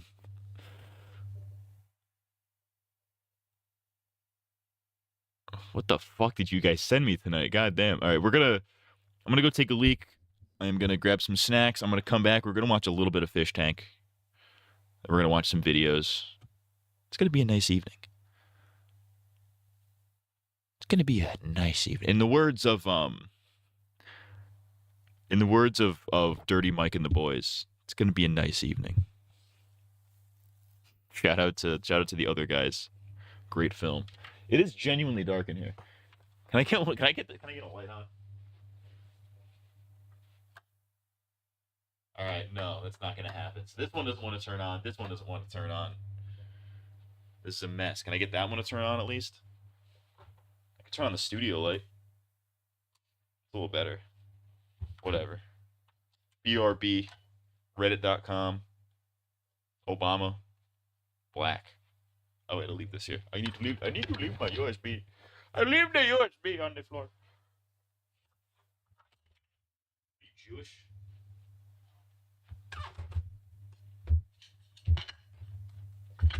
Stay where you belong.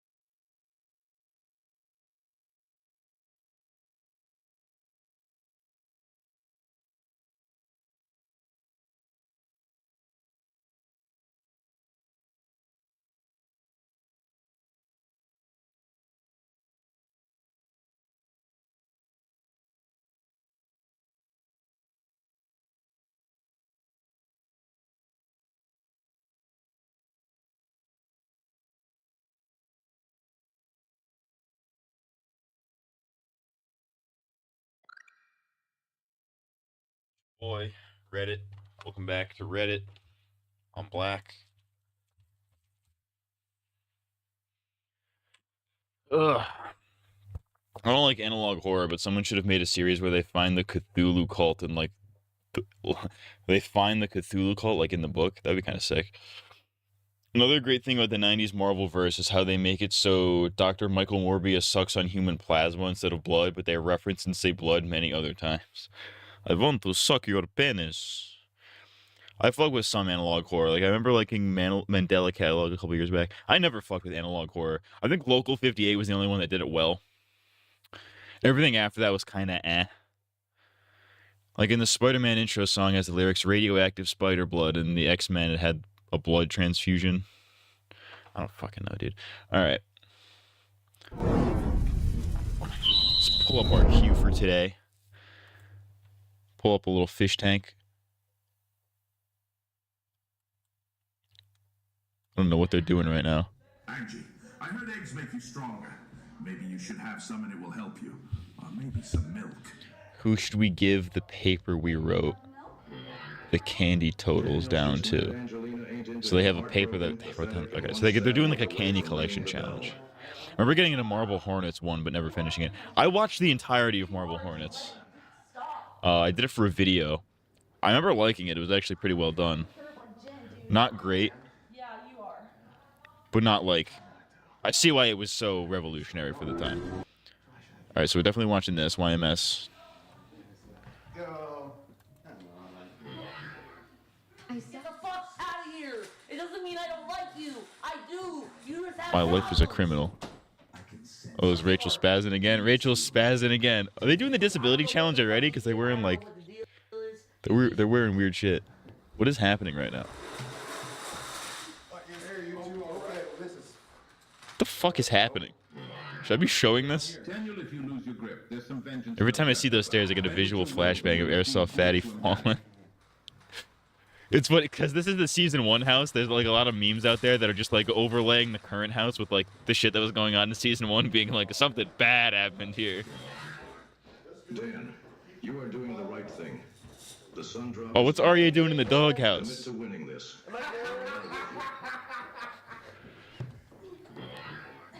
Too hot for TV. I don't know what the fuck is going on down here. I believe in my friends, my loved ones, more than you. So yeah, this is Daniel down here. That's Angelina. He's been simping for her. This is Seth. He's the replacement for this Asian guy that they kicked off. A lot like season 1 now that I think about it. Angel, think about your mom. She wants you to come home. How can he wape? Wouldn't that be cool if you went home? I don't know what the fuck is happening right now. Hey, go home. Musicians who change genres for better or worse. Oh, hell yes. She's a female dog. She's very bitch-coded. Less is more, pilot. Is this actually going to be fire? Tiny Filipino hands do it. And hold up. And this is the last thing. We might not do these in this order, but... Seth, take the notes and read them, please. Is the nostalgia critic overhated? I think I saw this pop up on Twitter. We're gonna watch this for a little bit. Alright, so I guess he was trying to steal her candy. Would you join in a cuddle pile with these people? You know what's funny? They did a cuddle pile last night. They did a... It wasn't really a challenge, but they did like a sleepover thing. I think the cameras were fucked. I think only bedroom 4 of this one was working. So they're like, alright, we're gonna do a shared bed.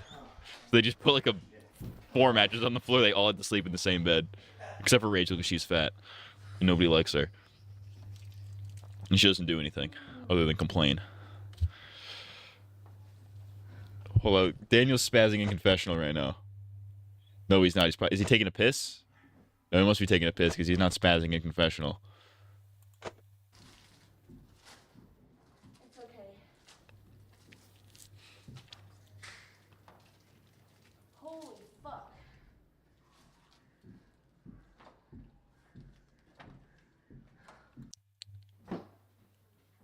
Let's do a sweep ski. Shout out Durench. I feel like Durench might be final too. She might be final too. She's like an Australian stripper who did crack. She might be final too. She might be final too. This is Rachel. She hasn't done shit. She was really bubbly and happy on the first day, but then she realized what the show was. And has been just like bitching and moaning and doing nothing but sitting in B3 for the past almost week.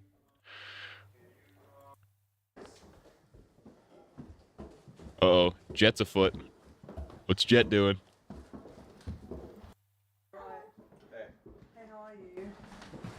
Oh, sorry. Relax. I don't know what that was. Audience, this is the note I'm about to give Daniel. You guys voted that one person gets this information. The number on this side, I wrote this. Okay, I'm kind of retarded. The number that's closer to this side is the number. I wrote this. I'm kind of We don't know retarded. what count it is. This is your information. Do what you will with it. You can share it with people you like. You can keep it to yourself. The wrench is already going for a peek. Up to you. Can I see it, please, Daniel? No. I mean, you're in our room. Why? You want to What do you mean, why? You walked in here. Because Jet told me to. This is Daniel. He's mega autistic.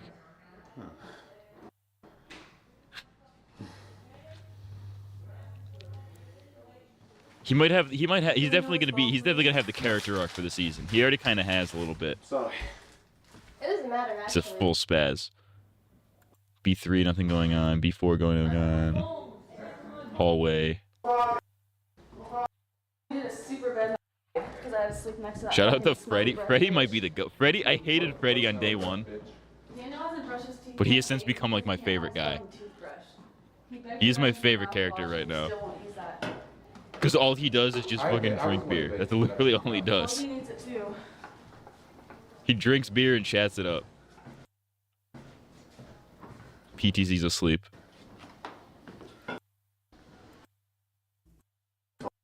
Oh, who's in confessional? Who's in confessional? Seth. Fucking Seth. Alright, that's enough fish tank. That's enough fish tank for now. Nothing going on. Alright. I'm gonna change the order of these just a little bit. So we'll start with YMS for sure. We'll move this a little bit later. Because this is half hour. It's like 8 minutes, half hour. Shorter. Actually, I might end in this music one. Musicians who change their genre. Because we always end up going down the music rabbit holes. So this will probably lead us into a rabbit hole. Goon Squad TV, I love that. All right. So YMS. All right, we have to finish the quadrilogy, the saga, the YMS saga. YMS Walking Dead seasons 1 and 2, part 4. This is the final one. Finally, I don't have to listen to this asshole anymore after this.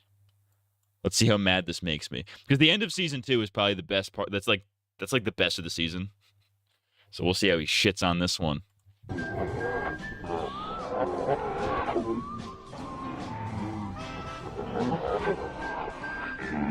So now we're at season 2, episode 11, titled Judge, Jury, Executioner, or as I like to call it, Carl is a little shit. So at this point, the sheer stupidity of Rick's Oh, please. Is this going to be like, oh, what is Carl doing dumb? Why is he doing the child not smart? Fuck you. I already know what this is going to be. decision to bring back Randy is really starting to show, because now he's just being tortured by Daryl anyway. He beats him into finally talking about his group, and he basically says that they're a bunch of violent rapists. Teenagers, you know? Real young, real cute. How you think that would help you in your situation? Why do I not remember him talking about raping teenagers? Why do I not remember this? I don't know. Now Daryl just tells the rest of the group that he's more dangerous than previously expected. Got heavy artillery and ain't looking to make friends. You know, as much as I'd love to be bashing this show for how stupid it is, and it is really stupid still, it is starting to get slightly better at this point, at least in a sense of pacing. I mean, the first half of season 2 was basically moving forward at a Dragon Ball Z pace, but now it's starting to make a bit more sense. That being said, pacing was only... Rick! They got the Dragon Balls, Rick! Darnell, I've gone Super Saiyan, Darnell.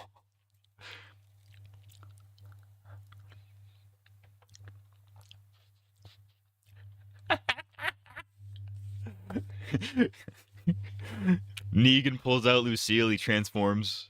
He turns into Golden Negan. You haven't even seen my final form, motherfucker. And he bashes Glenn's head in.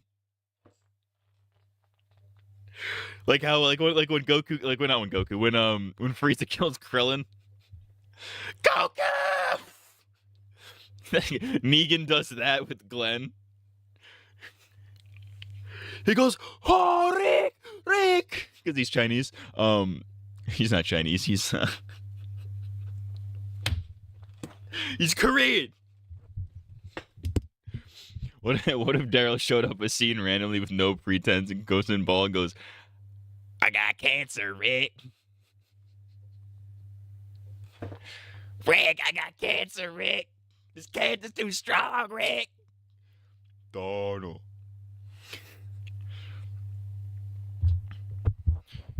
You got Morgan's in the background fucking around with Captain Ginyu. One of many problems with the writing. So this is basically the episode where everyone decides whether or not they should kill Randy, but this is also the episode where Carl suddenly gets an abnormally huge amount of screen time out of nowhere. And since I still didn't expect this to be a well-written Editor, keep in that racism. Keep it in.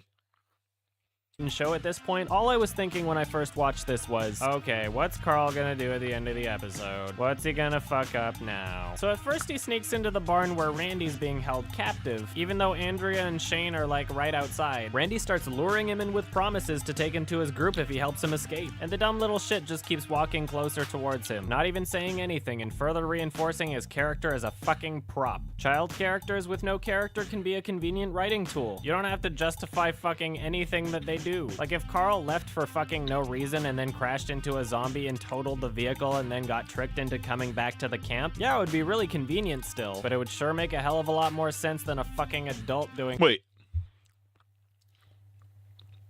When does Rick give Carl the hat? No, that's after he gets shot. That's right. Okay. Because I was going to say, I'm like, did he skip over the scene where Rick is like, Carl, people gonna die, Carl. We all gonna die one day, Carl, but we gotta be powerful. You gotta be strong, Carl.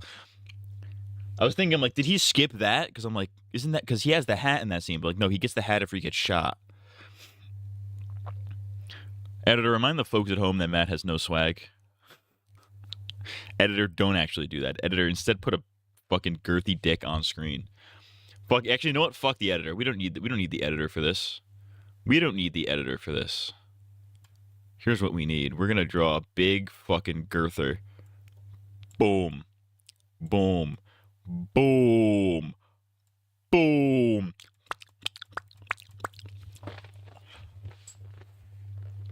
I can't, I don't know which direction to face. I'm retarded. Shout out to Cock.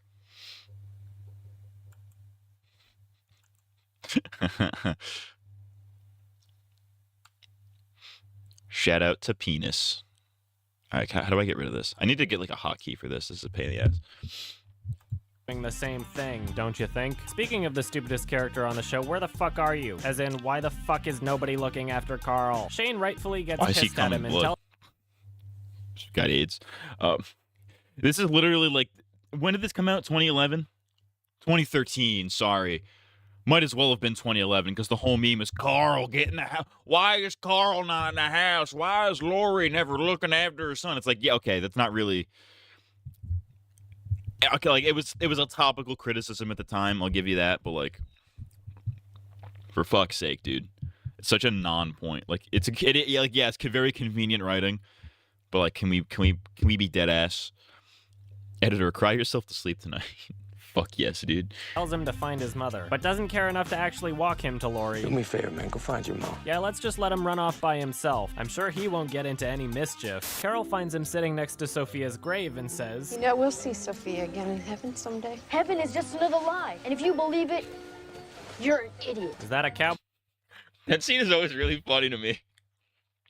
boy hat or I a don't know fedora. why. I mean, it's obvious that they're trying to beat you over the head with the whole, oh no, Carl's growing up without moral guidelines. His parents are setting a bad example for him, and now he's an atheist. And he's acting more and more like a little shit every second. Like, Jesus Christ, why did you have to cram this into one episode? Not allowing your character to change gradually makes them all the more unbelievable. Sure, a That's fair. That's actually a fair point. traumatizing event like That's a big problem that World Beyond has that you might see from the video is like, they will set up a character arc in episode 1, not touch it at all for like 10 episodes. And then suddenly they have like a big change of heart as if that was like a gradual thing that's been happening the whole time. It's like, what are you fucking doing? the barn incident could snap characters into a different way of thinking, but if that was the case for Carl, he wasn't showing any of it until this very episode. If you want me to believe that he's a real character, you should stop treating him like a prop whose only purpose is to further the episode's agenda. I mean, no matter what he's doing, it's never about him anyway. The fact that he's changed into the fedored Avenger doesn't mean anything to his character at all. The only reason he does anything on the show is to have an implication of what it means to Rick as a parent. He has solo scenes, but they're never about him. Look at me, I'm a little shit and no one's looking after me. The fact that I don't have any positive role models is reflecting poorly on Rick's character, and especially if there's implied danger. Carl goes wandering out into the middle of the fucking swamp and uses this as an opportunity to prove to himself that he can take out a walker. And once again, no one's seriously thinking, oh no, Carl's gonna die. Like, come on, you seriously think they're gonna do that on The Walking Dead? Everyone who's died so far has had expendable written all over them. So especially considering that we know that there's no real danger, he's now more of a prop than ever. Seriously, all I could think of when I was watching this for the first time was, who the fuck is he gonna get killed trying to save him? I like how this is like complete opposites of the Walking Dead spectrum, because you'll have YMS who's criticizing it for like, yeah, he's obviously not gonna die. There's no sense of danger in this scene. And then you see like that did not age well. That did not age well. That line did not age well. But then you'll see like people nowadays being like, man, something about the early seasons of The Walking Dead were great because there was always a sense of danger and urgency. It's a complete opposites. I actually have a short that's coming out about that, where it's like The Walking Dead used to have a sense of urgency. It felt like anybody could die at any moment. It's like, no, you're insane. They're obviously safe characters.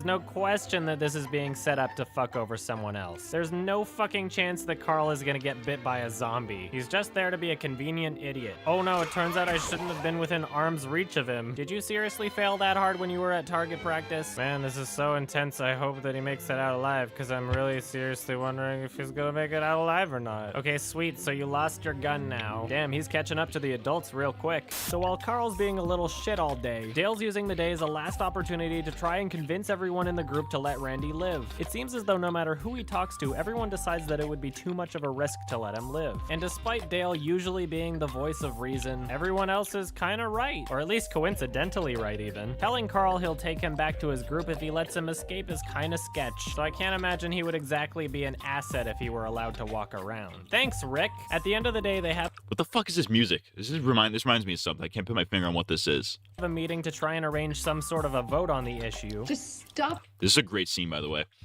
can't wait to see how he fucking misunderstands all of it. it. I'm sick of everybody arguing and fighting. Carol, Shout it's out, like Carol. you can read my mind. I will Shout say out to that the I goat. enjoyed this Not scene really. for what it was. Like, holy crap, they're actually having a group discussion on something. They didn't just break off into groups of 2 to provide biased opinions behind each other's backs. Sweet. Dale eventually walks away frustrated, unable to change anybody's opinion. And at the end of the day, they get ready for Randy's execution. Do it, Dad. Do it. Okay, to be Do it. fair, I'm not sure if there was a proper way to deliver that line. Okay, I get it. So your character's an atheist and now wants to watch people getting murdered, but is he seriously that conveniently stupid that he doesn't know that he's not supposed to be there? Like, you just told him that the conversation of whether or not he should be killed is too inappropriate for him. Of course he's gonna want to watch it anyway. He's a kid. That's not my point. My point is that even a kid would understand to keep their fucking mouth shut. Do it. Yeah. Such a fucking such a dumb point. Why did he say words in this scene? Listen, this isn't about the fucking logic of it. We already know this. It's not about the fucking logic of it. So what it means thematically. This is a very thematically heavy episode. Like the whole point he was making earlier about Dale being wrong when he's usually the guy who's like correct all the time. it's like, yeah, he's probably wrong for thinking they shouldn't kill Randall, because Randall is clearly a liability. He's a piece of shit. Fuck him. But at the same time, the fact that he's advocating for, like, sparing his life is like, okay, this world's fucked up. Do we really want to cross that line? Do we really want to cross the line where we kill somebody like this, where we just execute somebody like this? Because once we cross that line, there's no going back. That's his whole point. YMS seems to have completely missed that point. But, you know, I'm gay and retarded. Anyways, the Carl thing, complaining about Carl saying things is stupid. It's like, what did you want him to do? Just stand there? He had front row seats and he wasn't even looking at you. I remember back when society collectively decided that The Simpsons was too inappropriate for children. So when my parents were watching it and thought I was sleeping, I'd be peeking through the crack in the door just to watch it. And despite being 7 years old, not once did it cross my mind that it would be a good idea to stand in their doorway and say, "Turn up the volume, Dad." Do it. Is Carl's mental disability just a part of his character that goes unmentioned? Or is he just— I don't know if that's an actual point that he's making or if that's a joke. I can't tell because he speaks in the same fucking monotone voice the entire time. I love the idea that he genuinely thinks Carl's retarded. YMS missing the point and the sky is blue. Deadass. just an excuse to have someone show up and do stupid shit for the sake of a plot device? And if anybody tries to question it, just say it's a kid. He's not old enough to act like a real person, God. So while the execution is supposed to be taking place, Dale walks through the open field because I guess he just doesn't want to be around anybody. He stops to notice a disemboweled cow when suddenly— oh my fucking God. It's a ninja zombie. Like, how the fuck do you sneak up on someone like that in the middle of an open field? Why can't it just be reasonable for once? The group hears his screaming and comes to his aid, but by this point the zombie has decided, well, I guess if I can't bite you, I'll just use my super fingers. Okay, I've talked a lot about how conveniently inconsistent the strengths and abilities of the zombies have been throughout the show, and if you really wanted to stretch it, you could probably say, well, some zombies are a bit stronger and smarter than other ones, but this is the same fucking zombie. Okay, so he's strong enough to fucking destroy a cow and then rip open Dale's rib cage like it was nothing. But he couldn't have used his super fingers to pierce through Carl's leg earlier, and he wasn't strong enough to not let him escape? Well, yeah, obviously, because in that scene, Carl's supposed to get away, and in this scene, Dale's supposed to die. Well, there goes the only partially relatable— okay, that is kind of fair. That is kind of stupid. That the super strength is a little selective. That's a fair point. That being said, I feel like a human could probably— I feel like if you really wanted to, you could probably, like, stick your fingers into, like, somebody's— maybe not their rib cage, maybe not split their rib cage open, but you could absolutely rip somebody's stomach open with your bare hands, I bet. I wouldn't attempt it, obviously, but, like, I bet you could do that. Yeah, they could have easily fixed the scene by having Dale wearing earbuds listening to HAR. You lost me at AJR. Character left. I'll give you one thing, I didn't really expect his character to be killed off in the show quite yet. Like, we all know that Shane's death is right around the corner. But I feel like there's still so much they could have done with Dale's character. And maybe that added to the fact that I didn't expect it, but get your tinfoil hats ready because I get the impression that there was a bit more going on. This is gonna be more Frank Darabont stuff, like, oh, Jeffrey DeMunn was friends with Frank Darabont and he was, like, not chill with the firing, so he quit the show. Which isn't even a conspiracy theory, like, he just straight up said that. At least I think he has. When you compare the death of the character on the television show to the death in the comic book, not only is the death on the show much more stupid, but it's also much earlier in the timeline. Now, I get that Shane's basically hit his expiry date at the beginning of the season, but this is a huge gap. Dale's character in the comic book doesn't die until issue 66, so the show should theoretically be in season 11 if they wanted to maintain consistency. One part of the Sam Witwer interview that really stuck out to me was this. Because there's a lot of good people who are now trapped, you know? And people also who, you know, in this job market, people don't have jobs, right? And people who have been threatened, hey, if you speak out, we can kill you, you're on a zombie ship. So this character just so happens to die an unreasonably early death in the most ridiculous way possible. And this character just so happens to be played by the only actor in the entire show that's been in 100% of Frank Darabont's films. Now remember, take this with a grain of salt because this is just my own unconfirmed speculation. But what it looks like to me is either they wanted him out or he wanted out. And look, he's already making an appearance on Frank's new show. Anyway, that's just my theory. So Dale slowly dies on the ground while they realize that there's no— Feels like there's a fucked up fingernail. whatever. Maybe their strength can activate like adrenaline, but that's just speculation. I don't know. I'm not literate enough for this fucking. Not literate. I'm not scientifically literate enough to have this fucking. To be like, oh, maybe the zombie only sometime do the thing. They fixed it with what they did with Herschel, though. What you mean, bro? Oh, like Herschel becomes the voice of reason instead of Dale. That's fair, I guess. No way that they can actually save him. They decide to end his suffering, and instead of saying something that he might appreciate, you know, like thanks for everything, we're sorry and we love you sort of thing, this is what he gets to hear before he dies. Sorry, brother. Way to withhold a parting respect to the person who would probably appreciate it most. Hey Carl, what's wrong? I thought you got off to this shit. Fucking pussy beta, what's wrong with you? Do you even lift? Season Yo, he hit him with the F slur. That's crazy. I mean, he's gay. He has the past, but like that's crazy. But no. It's actually very important that Carl is traumatized. Not traumatized. Well, I guess traumatized. Yeah, I guess that is the right word. It's very important that Carl is traumatized by that moment. Because one, he could have killed that walker and didn't, which plays into his arc that started in the previous episode of like, I want to prove myself. I want to be capable of being an adult, and he failed at that, which inadvertently led to Dale's death. So he blames himself for that. That's very important in that case. And secondly, he wanted to watch fucking, what's his name, Randall die, because he's like, yeah, he deserves it. He's going on his little sicko mode arc, his little psychopath arc, his little atheist fedora arc. But then he like actually sees somebody die, and he's like, oh shit, that's fucked. This has fucked my little 10-year-old brain up. Season 2, episode 12 starts, and we get a nice... That's why that's important. Little opening segment about Dale's death, but it's kind of an odd choice of footage to put with his speech. The best way to honor him is to unbreak it. Set aside our differences and pull together. Like your version of cooperating and banding together is just killing a bunch of zombies together? We are honoring Dale, and we are uniting as soldiers. It's ugly, but it's war. From now on, we're gonna do it his way.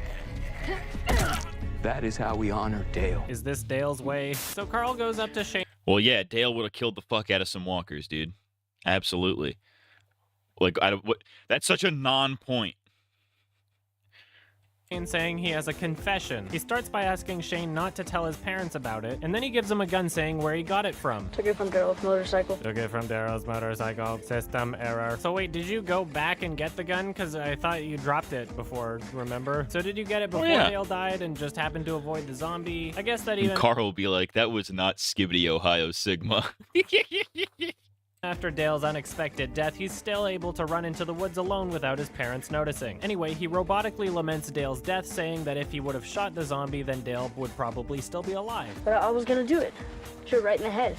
It got free, came after me, and I ran away.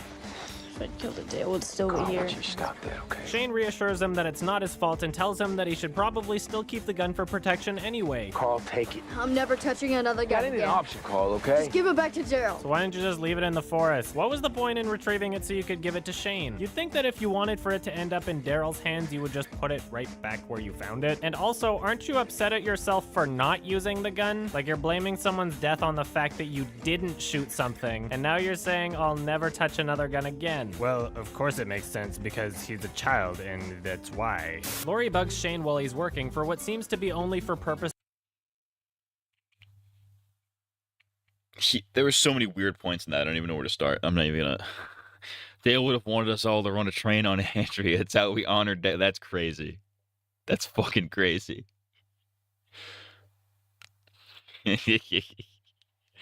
She's like, wait a second. I didn't agree to this. What is it you're talking about? He's like, listen, it's in his will, and it's like written in crayon. It's like, fuck Andrea. Signed Dale. Or it's like, when I die, fuck Andrea. Dale. It's like clearly Shane wrote it. Because Shane clearly has the penmanship of a 5-year-old for sure. Purposes of stirring shit up. I don't even know whose baby this is. Why the fuck would you say that? Remember when that Because she doesn't actually know whose baby it is. Thought allowed him to get obsessive of you and you had to extinguish it by saying, I'm sorry, but even if it's yours, it's not gonna be yours. It's never gonna be yours. And there's nothing you can do to change that. So seriously, what the fuck? She continued. She's saying two different fucking things in those scenes. The earlier scene where she's like, even if it is yours, it's not going to be yours. She's saying, hey, listen, I'm pregnant with this kid, but I'm with Rick. So regardless of if this is actually your kid, this is going to be Rick's kid. The other scene where she's like, I don't know whose kid this is. Completely different context. It's like showing how she's confused about everything that's going on right now with Randall, with Carl. Hell, you could even interpret that as having a double meaning, where she's not talking about the kid she's pregnant with, she's talking about Carl. It's like a metaphorical type beat. Especially considering how heavily this specific episode is with Carl looking to Shane as a father figure instead of Rick. Because okay, he goes to Shane to give the gun back instead of giving it back to Daryl. It's like, why did he do that? Because he trusts Shane. He trusts Shane more than his own father, in fact. I don't know. There's some shit going on here that we're skipping over. Continues by reminiscing about just how loving and caring Shane was when they thought Rick was dead. Even though things got confused between us, you were there for me. Yeah, that'll help. Did you not just have a talk with Rick about how dangerous he is, and how that danger is primarily fueled by his misconceptions of your feelings towards him? Shane thinks I'm his. Jesus Christ, Lori. What the fuck is your problem? For Lori, it's really about defining family. There are days when she thinks, we're gonna make it, and we're gonna be okay. And then there are days when she just goes, I wish we'd all gone in the first wave. Tensions rise between Rick and Shane because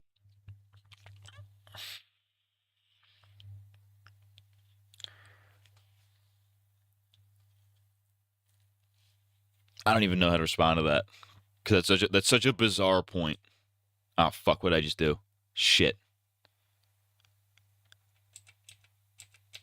I was like 10 minutes in? No, it was further.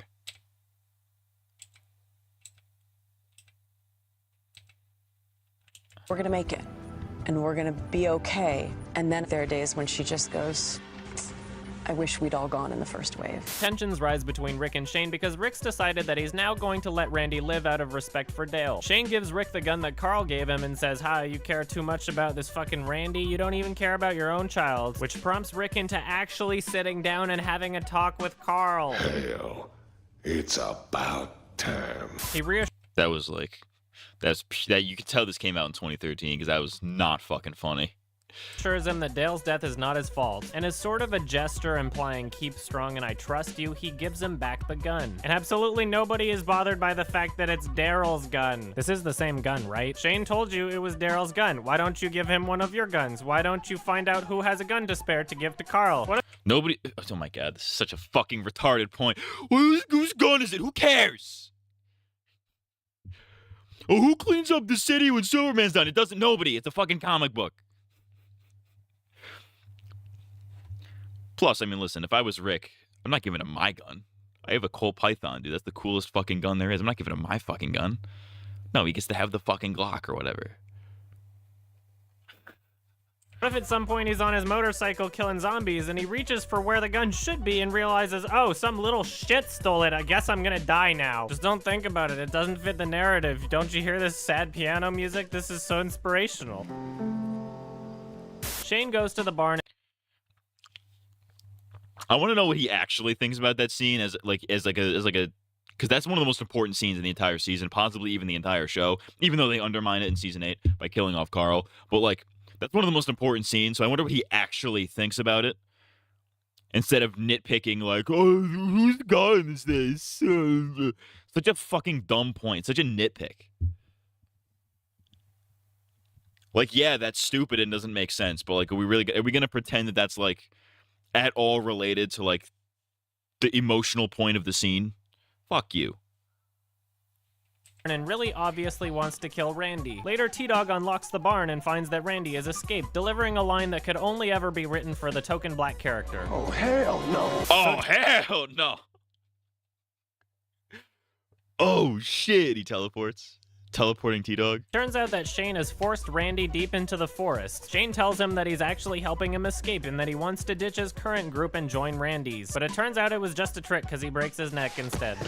So like, why didn't you just break his neck while he was still blindfolded? Like, if you were just gonna kill him 5 seconds later, what was the point in tricking him first? Was it just so he could get that vague idea of where the group was stationed? Because he got that information like right before he tricked him into thinking that he was gonna help him escape. I don't get it. He smashes his face on a tree to make it look as though there was a struggle and comes back just as the group is realizing that Randy is missing. Little bastard just snuck up on me, clocked me in the face. So 4 of them go to hunt Randy down, and despite how ridiculously suspicious Shane's story is, Rick decides that they should split into groups. You and Glenn start heading up the right flank. Me and Shane will take the left. Daryl finds some of their tracks on the ground and starts investigating with his flashlight. But oh no, there's a zombie. Okay, the one time you had ample opportunity to attack before it became a real threat and you fucking froze. Looks like he froze because he recognized it, you idiot. He froze because he realized it was Randall, you moron. Blacks be like N-word. When I was an idiot kid, I legit thought Shane was trying to escape with Randy, and Randy actually did just trip and break his neck. That's funny. Beth was right about you. So after they kill it, Daryl investigates the body and notices something peculiar. It's got no bites. Yeah, none you can see. No, I'm telling you, you die from this. So oh, that's also how you know this was 2013 with the fucking Gandhi say what meme. Which is, by the way, completely unfunny. I don't know why anybody ever thought that was funny. Eventually, Rick realizes that Shane was planning on killing him this whole time. Kind of a sloppy plan. I mean, what would he have done if you didn't suggest that you split up? So Shane finally draws his gun on Rick. Let's be real. He's Shane. He's Rick's homie. They're partners in crime. I guess partners in the opposite of crime because they were cops. But they're also cops, so, you know, fake have. But, like, they were obviously homies. He knew. He's like, all right, well, we gonna do this. And let's be, you know what I mean? You know what I'm saying? Like, he knew he would team up with him. You know what I mean? He knew he would choose him first. But even if he didn't, Shane would have made sure that happened, you know? Rick, and instead of taking his chance to shoot him, they're gonna do that cliche, oh, I'm just gonna talk about it for a while and explain why I did it, because I need that self-satisfaction, because I'm the villainous character, and I need to explain everything. We need to have this conversation. I'm gonna give you as much of an They were partners. They were partners in many ways.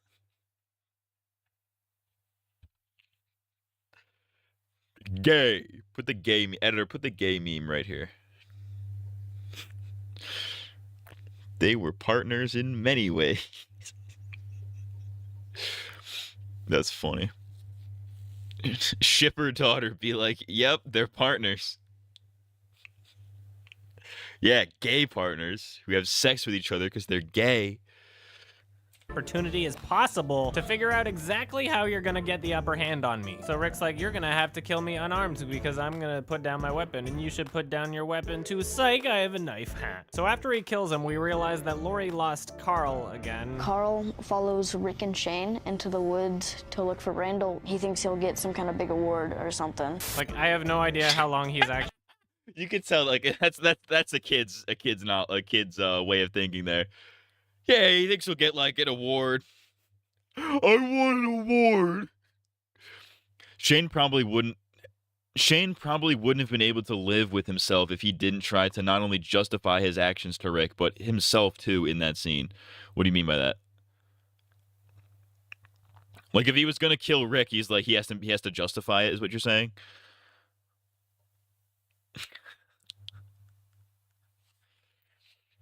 Oh. What the fuck is wrong with my finger? Big finger. They should call it big finger. So is Rick a top or a bottom? I mean, look at this scene. He's clearly topping, dude. He is topping him right now. Look at that, dude. Actually been standing there, but it seems like he's under the impression that his father just murdered Shane. He raises his gun at his father, and then zombie Shane gets up. And great, another cliche that's been done to death. Rick's all like, don't shoot me, and Carl's all like, well, I actually want to kill Shane, but I'm not gonna tell you to get out of the way, or duck, or explain what I'm doing at all. I'm just gonna fucking shoot right past your fucking face. He's very disappointed. Dude, like, okay, listen. Dude, it's you as a film critic should realize that this is such a common cliche. You can criticize it for being a cliche, like sure, obviously, but like it's kind of silly to point that out when everything else does it. Because YMS is nitpicking that Shane is doing the generic explaining his actions and plans, and that's my understanding of why Shane was doing it. That's fair. Yeah, okay. I agree with that. That makes sense. Let me ask you something. Let me ask you something, Rick. Were you married? And before Rick can answer, Shane passes away. I love the premise. He just falls on the fucking ground instantly after asking for his hand in marriage. That's crazy. Pointed, but Carl shoots Shane to protect his dad. And whoa, it's a headshot. Yay, Carl, despite fucking swaying around his arm like an idiot, manages to kill Shane in just one shot. Yay. That's the point, you retard! That was the whole point of that. The whole point was like, okay, he couldn't bring himself to kill this stationary walker. He was scared. He was a little pussy bitch. But now he's manned up. He's gained perspective. He understands why his actions back then were wrong. He's agreed to pick up a gun yet again. He does it to save his father's life. With a perfect headshot. That sounds like character development to me. You could argue that it's very rushed. You could argue that it's very rushed character development, which I would argue you could make a good argument for. But it is character development that you're complaining that the show doesn't have. So, I don't know. Totally reasonable and not out of the ordinary or coincidental or convenient at all. Yay. Let's just take a moment to think about what would have happened if he accidentally shot his dad in the fucking head. It's not what it seems. Please. So now I know, 2013, not funny. Now Rick is forced to face the horrible truth that everybody turns into a zombie no matter how they die as long as their head is still okay. But uh-oh, it turns out that gunshot attracted a fucking shit ton of zombies that were all within a mile's radius. Oh, shit. So now we're finally on the last episode of Season 2. So since they put the surprise horde of zombies at the end of the last episode, they figure they might as well explain where they came from. It's implied that they're looking for new food, so they kind of follow a helicopter and go this way and that way. I wonder if this means that the cities are basically safe now. It then shows them going. Well, I don't know about safe, but they're probably pretty vacant, some of them.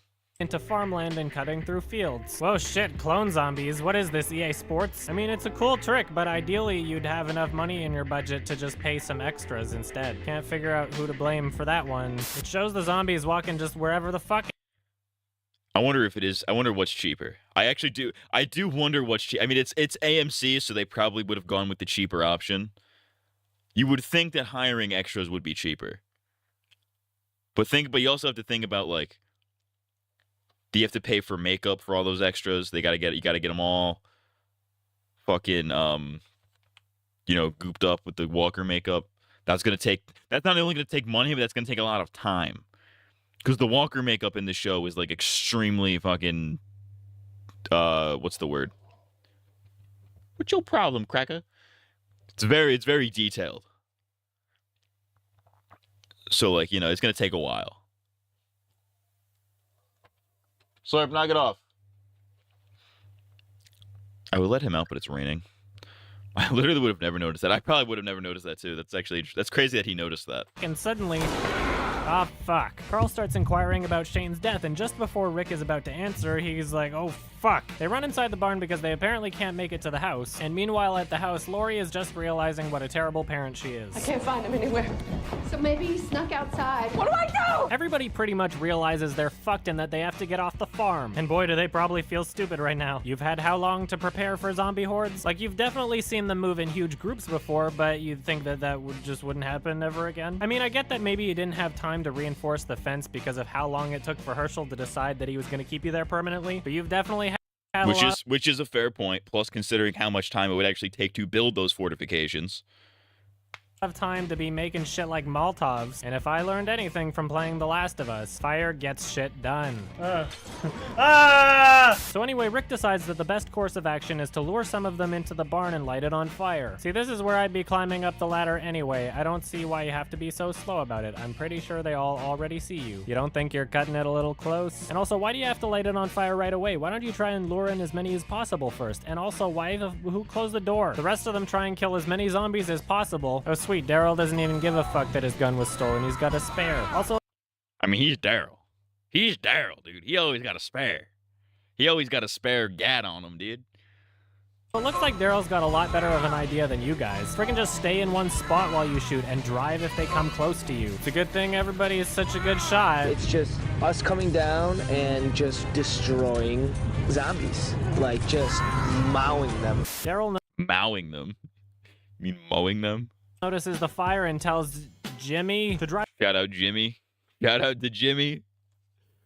We hardly knew ye. Over there to help Rick escape. So he parks the RV in a place where Rick and Carl can jump on top of it, but he didn't lock the door or something, so yeah, he's fucked. So was the plan for him to drive away with them on top or what? If it was, it's a good thing that he died, because otherwise he might have run Rick and Carl over. I mean, they go down the ladder before they realize Jimmy's dead. Why did all of them unanimously decide that it was a good idea to just park the RV there? I mean, what did that accomplish? It wouldn't have made much of a difference if he just walked over here and jumped off. I mean, the zombies on that side of the fence don't even notice Rick until he starts shooting. I'm also going to assume that if you jump down right after the fire started, there probably wouldn't have been as many zombies. And if you were worried about injuring your legs from that height, which would be pretty consistent with the show, then you could have just, I don't know, pulled up the fucking ladder before lighting it on fire. You didn't think you'd need a way of getting down? Dude, The Last of Us taught me so much about zombie survival. Herschel tears some shit up with it.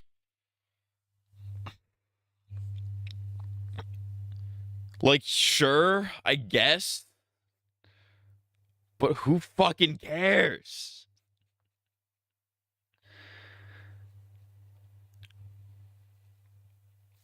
Water bucket, release. Slime cube. Flint and steel. Rick goes to light the barn on fire. Flint and steel. His infinite ammo shotgun. Triple kill. Killing spree. Kilimanjaro. Meanwhile, Lori tries to make a plan to find Carl, but The Carol infinite ammo convinces her shotgun that goes it's hard, too though. late. Like, it's stupid, but it You goes have to hard. trust. If we find him, he's gonna need his mother. We've gotta go. Yeah, easy for you to say. Your kid's dead. What's wrong? Yo, that's crazy.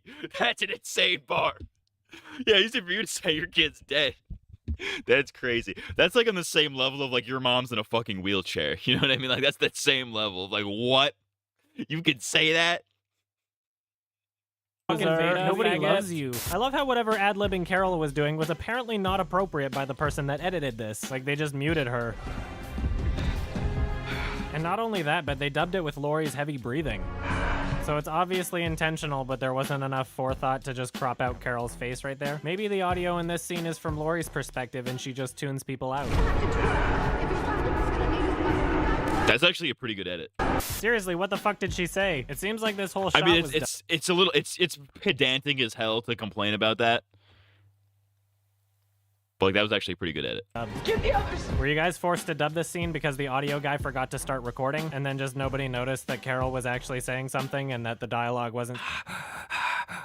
The girls decide to ditch Herschel because they can't get through to him. And oh no, not Patricia. She's such a vital member of the cast. At least she died smiling. Shut up, wow, what a Patricia. surprise. The R.I.P. person who died was someone that didn't really get much screen time. I wonder why. So far in the series, we've had one basically unpredictable death of a main character, one death of a main character that everybody could see from a mile away, one debatably expendable character, and absolutely everybody else has been completely expendable. You know what? You take a risk with this, but if you don't kill characters, then it feels like a phony TV show. Oh, they're not going to really kill that person. Yeah. You know what I mean? That's quite the ratio you've got going. And even with the two main characters, they couldn't have just gotten through one fucking death scene without doing something so completely stupid that it ruined all chance for emotional relatability. Even with how cliche Shane's speech was, I was still hanging by a thread until this shit happened.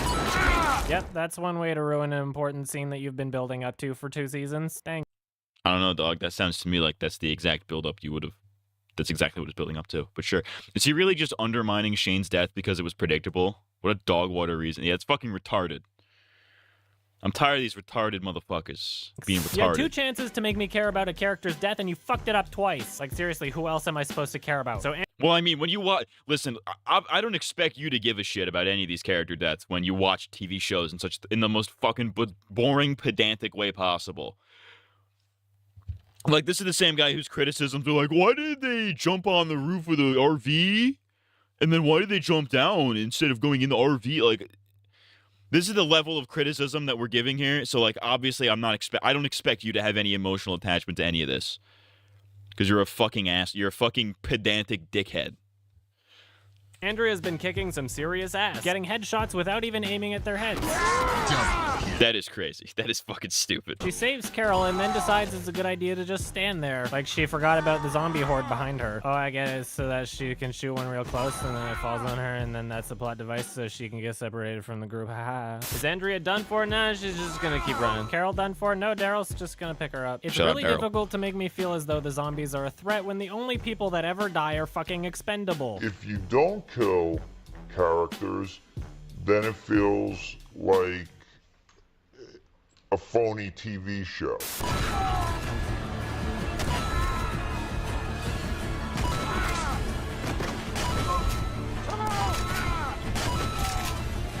Seven, 8, 9, 10. Let's go. Andrea just disappears mid-scene and gets banned for auto-aim. Yeah, they had to slash ban Andrea. Oh, Jesus, you came just in time, Rick. I'm actually really surprised that's the only zombie you had to kill coming up behind Herschel. I guess those other ones just didn't notice him. Well, they were coming from a specific direction. They went for the barn and then they went for the house. Like, that's...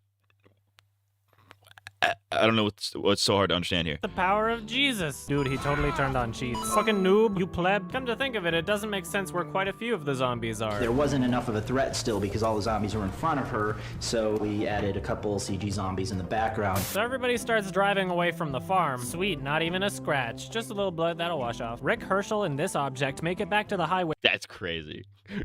This object is fucking crazy. That's a child, sir. What is it with Walking Dead? Walking Dead fans and I guess he's not a fan. I guess he hates the show.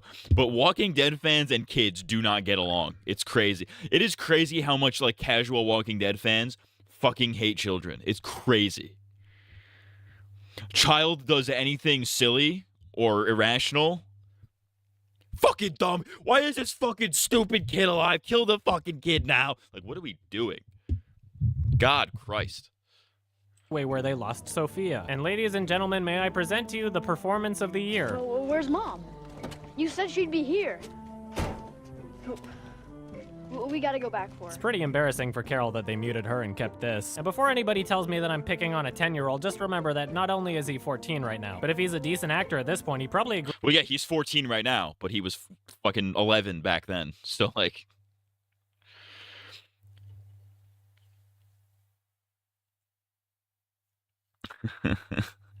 The sentiment is not there for the games. Clementine is the GOAT. I'll take your word for it.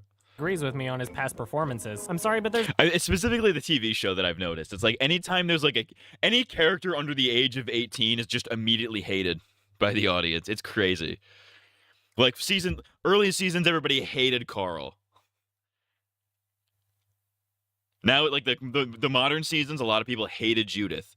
People hated World Beyond based on just the premise alone because the characters were teenagers. People even on like Fear the Walking Dead, like fucking Chris, they hated Chris. Dakota in season 6. Mo in season 8. I'm sure I'm missing a few. All of them absolutely hated. There are other kids and teens in the games that get a bunch of hate. See, I win. It's not just the show, it's the games too, dude. I thought about it for more than 5 seconds. Duck, Ben, 10, Gabe, Sarah. There's a guy named 10. Ben 10. Ben 10's in this game. Did he start with an alien device that did what it did? Even AJ got some hate. I don't even know who that is, but sure. There's just no nice way to put it. This scene is hilarious. No, why are we running? What are you doing? It's Mom. We need to get her and not be safe a mile away. I think it's safe to say that the script was expecting a bit more from his performance. Yeah, you need to... Okay. Like, yeah, he's a kid, but like also this kind of fair. It's like, yeah, you can... He should have been put a little more forth. Be quiet. Any walkers within a 3-foot radius will find us. To be fair, I would probably do a lot worse at that age, and probably also currently. But I should hope that whoever's doing the casting would pick someone that would do a good enough job to not have years worth of self-cringe to look back on. I mean, who's the idiot that's to blame for this? Herschel tell... Alright, he has like a level of self-awareness. He's self-aware of the fact that he sucks off Frank Darabont at every conceivable moment. Respect a little bit. Tells Rick that he needs to get Carl someplace safe and says that he'll wait behind. Rick says that's fucking stupid, but Herschel says that he's got nothing to lose. I've lost my farm. I've lost my wife, maybe my daughters. Yeah, take that, Jimmy. I don't even care. Yeah, fuck Jimmy. Care about you. It's funny. It's because he didn't actually care about Jimmy. Because Jimmy was fucking one of his daughters. So like, yeah, he doesn't give a shit. It's like, oh, that boy was fucking my daughter. I don't give a fuck about this motherfucker. He wouldn't say the fuck word. I don't think Herschel would say the fuck word. In the comics, he absolutely did. Not on the show, he wouldn't. Because Jimmy was screaming Herschel's name as he died. They're about to leave when suddenly the rest of the group comes at once. Rick runs out of fuel and tells the group to stop, and Daryl decides that it's as good a time of any to talk about how he found Randy. And since no one can explain why he became a zombie without actually being bit, Rick is then forced to make a confession. We're all infected.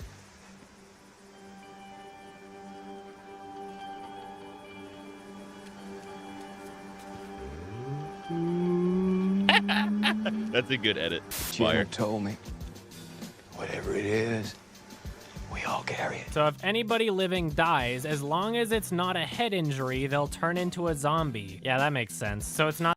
Yes, that does make sense. Because that's how it fucking works.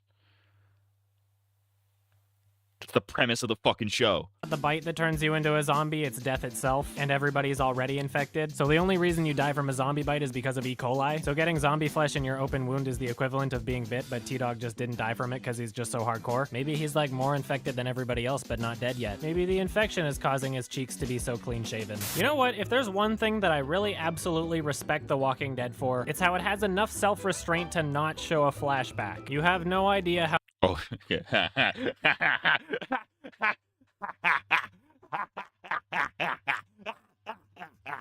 You have no idea how wrong he has no clue how wrong he would be in like 7 years.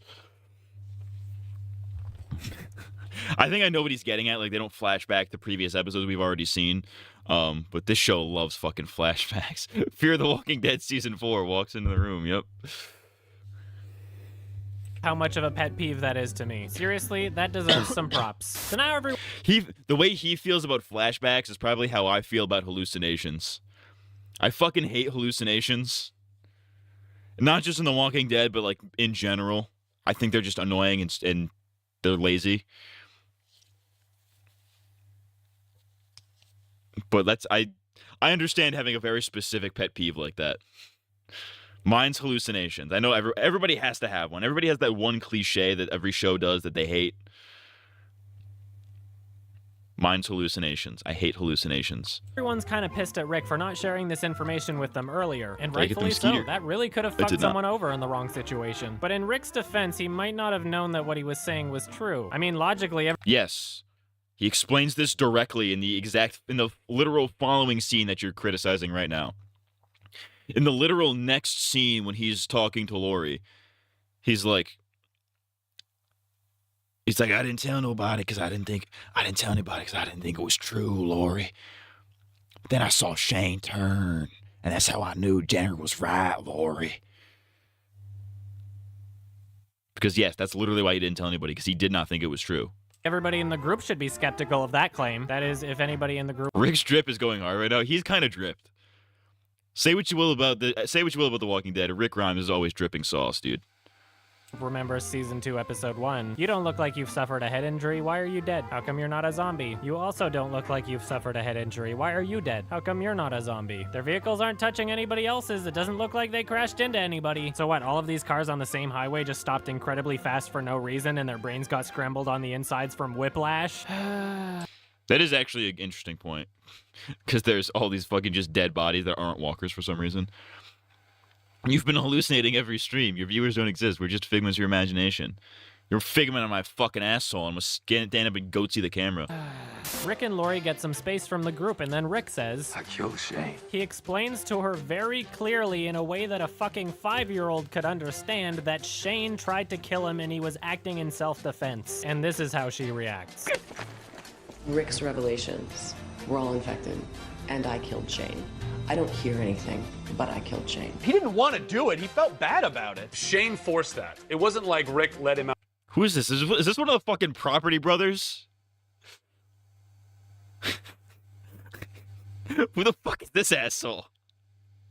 Out there to kill Shane. It was total self-defense. I don't think anyone would Chris Hardwick is kind of dripped out right now. Chris Hardwick is dripped out right now. fault Rick for what he did. Lori looks at Rick and thinks for the first time maybe ever in her life, I have no idea who you are, and I don't think I trust you. Dude, you fucking told Rick that Shane was dangerous and needed to be stopped. And to add insult to injury, it seems as though you're completely oblivious to the fact that this happened right after you reignited Shane's fantasies. Also, you already knew that Shane died, so it's not like that's why you're upset. Someone loves getting angry at other people. So it's almost nighttime, and Andrea's been running for the past probably 20 hours. It seems as though she's done for when suddenly... Oh, what? You're It's like Michonne, baby. Shout out Michonne. standing completely motionless, implying that that's where you were standing when you killed the zombie. Let's watch that again in slow motion. How long are your arms? Hey, sweet, Who she's gives cut a off shit? the limbs of some zombies and brought them along. Somebody's played Halo 1. They camp for the night, but some people in the group express concerns that their situation isn't exactly safe. We need to move now. No one is going anywhere. It's the Rick-tatorship, baby. Let's go. I'm keeping this group together, alive. I killed my best friend for you people, for Christ's sake. Carl feels a lot of betrayal because he killed his best friend. He's just devastated. He had no idea. He thought Shane was bit. You tell him, Rick, lay down the law, but oh, Jesus Christ, don't point a gun at people. I mean, could you imagine? I'm keeping this group together, alive. Oh shit, I'm sorry. So anyway. That's actually funny. Editor, play the Patrick Star, "Who are you people?" clip during the part where Matt was just asking who those guys were. Did I do that? I don't remember asking that. Oh, yeah, about the Property Brothers. Okay. Editor, don't do that. That's fucking gay and lazy. Anyway, Rick stops being Mr. Nice Guy and tells them that it's not a fucking democracy anymore. Except he doesn't say the F word because despite there being copious amounts of gore on the show, what would really hurt you is the word fuck. They end the season... Okay. I will say one thing about the spin-offs that I like. It is that they say fuck a lot in the spin-offs. Which the main show just didn't do for some reason. But the spin-off, they all say fuck a bunch. They say it a bunch in Towel, they say it a bunch in Daryl Dixon, they say it a bunch in Dead City. And they've been going really hard with it in the most recent seasons too. Like season two of Daryl and season 2 of Dead City. They've been going hard with the fucks. There's been at least one F-bomb in every episode. And I'm like, yes, let's go. That's what I'm talking about. I wonder if there's there has to have been alternate takes of this show, right? Where they drop F-bombs. That has to be a thing. Because obviously they did it for Negan, but I wonder if they did it for any other scenes. Because if so, there should be an F-bomb cut. There should totally be an F-bomb cut. Abso-fucking-lutely. Wasn't it just because fuck couldn't be said on TV, at least at the time the main show was airing? No, they could, because Breaking Bad was doing it already. There were just restrictions on it. Like, you could say fuck, but you could only say it like I think I don't know if it was Breaking Bad that started this trend, but Breaking Bad, for example, I know was they were allowed one fuck word per season, which they ended up doing. I guess The Walking Dead was not given that same liberty, and I'm not sure why, but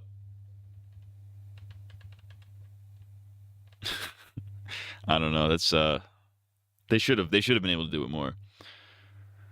Imagine Shane's death scene, but he screams out "fuck" in a whiny tone, and Rick stabs him. He goes, "Oh fuck, oh fuck, you've stabbed me." That'll be the day I take orders from a Negan. with a shot going over top of the trees, a prison visibly lingering in the background, ever so subtly implying, hey guys, you should tune in to next season. I like how he's only saying that because he knows it's a prison. If you were watching this when it first aired, you would not fucking know that was a prison. You might know if you read the comic, but there's no way of knowing that's a fucking prison. Because it won't be on that fucking farm. So in the end, yes, this show is massively overrated. But like I said, there are some details to appreciate about it, even in Season 2, despite it being absolutely fucking ridiculous. Hopefully this analysis has brought some context as to why Season 2 just sucks so fucking much. But No, Season 2 is fucking goated. You can nitpick all your little fucking tiny details all you want. Thematically and story-wise. In terms of just like character interactions, character motivations, character shit. Specifically character stuff, it excels at. You know, you can criticize the little fucking, you know, the logical inconsistencies all you want. I don't give a fuck about that. What I care about is storytelling. And character arcs and shit. That is what I give a fuck about, and that's what should matter. Not this fucking nitpicky bullshit. But in the end, is Glenn Mazzara really to blame? Like, he obviously sucks and has no idea what he's doing. And if he had a bit more of a spine, he would have turned down AMC's offer out of respect to Frank. But they probably just would have found someone else. And who knows, it might have even been worse. I've been watching The Walking Dead for quite a while now, and I have the same... Who the fuck is this? What the fuck? What just happened? I feel like I just got thrown into the fucking Twilight Zone. What is happening? burning question I'm sure everyone has. Where are the fursuiters? And not only... That's what I want to know. Where are the furries in the Walking Dead universe? Tales of the Walking Dead, Season 2, Episode 1, Furries. And it's a bunch of walkers. They attack a fur convention. It's going to be sick. It's going to be Furry Con 2020, 2010, whenever this apocalypse happened. They're going to get attacked by walkers, but their fursuits are going to protect them. They find out that fursuits are the best protection against zombies. Not only that, but Frank Darabont was actually still working on the show right when Season 2 started filming. It's really unclear as to which parts were reshot after Frank got fired, but the most important thing to remember is that Season 2 did not get written as Frank originally intended. Frank had a vision for the show, but what we got was the result of an entirely new writing staff scrambling to make episodes that cater towards AMC's budget cut. Okay, is that actually true? I want to see if that's actually true. Because I know there was a thing where when Frank Darabont quit, he like spazzed. Or no, when he didn't get quit, he got fired. When Frank Darabont got fired, I remember I remember reading an article when I was doing research for the video. Because when Frank Darabont got fired, he like fucking spazzed and was like, no, I think it was the thing that led to him getting fired because he was a spaz apparently on set. But one of the things that he spazzed about was like, you guys fucking suck. I fired the entire writing team. He said something like that. I'm gonna look this up. Walking Dead episodes, Wikipedia. All right, season 1. We're looking at, what are we looking at? Writers. So Frank Darabont. Story by Charles H. Egg Lee and Jack Luke. What the fuck? And then the teleplay by Frank Darabont. Robert Kirkman, Glenn Mazzara, Adam Fierro, Frank Darabont. Okay, Frank Darabont wrote like most of Season 1. And then Season 2, you had Ardith Bay. That's Frank Darabont. That's an anagram for Frank Darabont. That's interesting. That's interesting that they didn't. So he wrote the premiere, but they didn't credit him. Interesting. And Robert Kirkman, Glenn Mazzara, Scotty Gimpies, Evan Riley, David Leslie Johnson, Angela Kang. I didn't know Angela Kang was working on Season 2. That's interesting. Gimpies again, and a bunch of these other people repeated. It looks like they rotated. And then they finished with Robert Kirkman and Glenn Mazzara. So yeah, I guess they did. I guess they did. There was a whole new writing team. That's actually interesting. I did not know that. The Whisperers, when instead of wearing dead faces, they wear fursuits. That'll be the day I take orders from a writer. Yes, Frank was the one who fired his entire writing. Oh, so he actually bring it up. He did do that. staff after season 1, but you're telling me that it's just a huge coincidence that this happened right before AMC went public about the budget cuts? And that to me is the heart of the issue. As much as Glenn Mazzara is really easy to make fun of because of his incompetence as a showrunner, he's not the one to blame for the show going the direction that it did. And hopefully this fiasco will become such public knowledge that anybody credible wanting to work with AMC will decide to go with somebody else. Because honestly, these people deserve to go fucking bankrupt. They didn't— Oh yeah, fuck AMC, dude. Let's get some fuck AMCs in the chat. AMC fucking sucks. Listen, I disagree with a lot of your criticisms, YMS. Adam, can I call you Adam? I disagree with a lot of your criticisms in this video.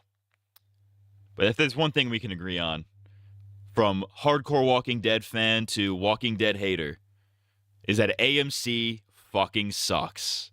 Can we get some fuck AMCs in the chat, in the comments, please? If you're watching the highlight of this, comment down below, fuck AMC. Firing the whole writing team is insane. That is crazy. Granted, it was like seemingly 5 guys, but you know. Didn't just damage the quality of a TV show. They fucking stole someone's baby. His crew That's was made Stanley. up of the closest friends he had in the industry. And when he gets fired, it's not like he can be like, hey guys, want to come to my show instead? By that point, everybody had already signed their contract for the season. And just how imposing would Frank feel if he wound up asking them to leave one of their most successful roles just for his sake? He just got left behind. It was very recently that Frank came out in an interview and flat out called them sociopaths. And honestly, I think that's the best way to describe them. They don't give a shit that Frank Darabont's the sole reason that anybody's watching their network right now. They were put in a position of authority where they could fuck him out of everything, and they did it because they could. They get to fuck people over all day, and all the while not even revealing their names and faces and just hiding behind a fucking logo. And it's this type of shit that I think deserves to be in the public's eye. Because Fuck if there's yeah. people out there I that would agree. stop supporting AMC altogether if they found out how despicable they are, then I say let the people be informed and let the free market do its job. Because personally, their type of behavior is not something I want to finance. Fuck you, AMC. You'll never be okay with me. Fuck you, AMC. This is my You'll jam. never be What okay I'm talking about. with me. Fuck you, AMC. You'll never be okay with me. Fuck you, AMC. You'll never be okay with me. Fuck you, AMC. You'll never be okay with me. Fuck you, AMC. You'll never be okay with me. Fuck you, AMC. You'll never be okay with me. Fuck you, AMC. You'll never be okay with me. Bars. I miss old school YouTube end cards, by the way. Is there a meme at the end? No. Okay. Bars. Okay, well, I agreed with the main thesis at the end of that video. For damn sure. Fuck AMC. AMC sucked. What they did to Frank Darabont sucks. However, your actual criticisms of the show are terrible. Did they have some whys? Editor, call AMC the N-word. Yo.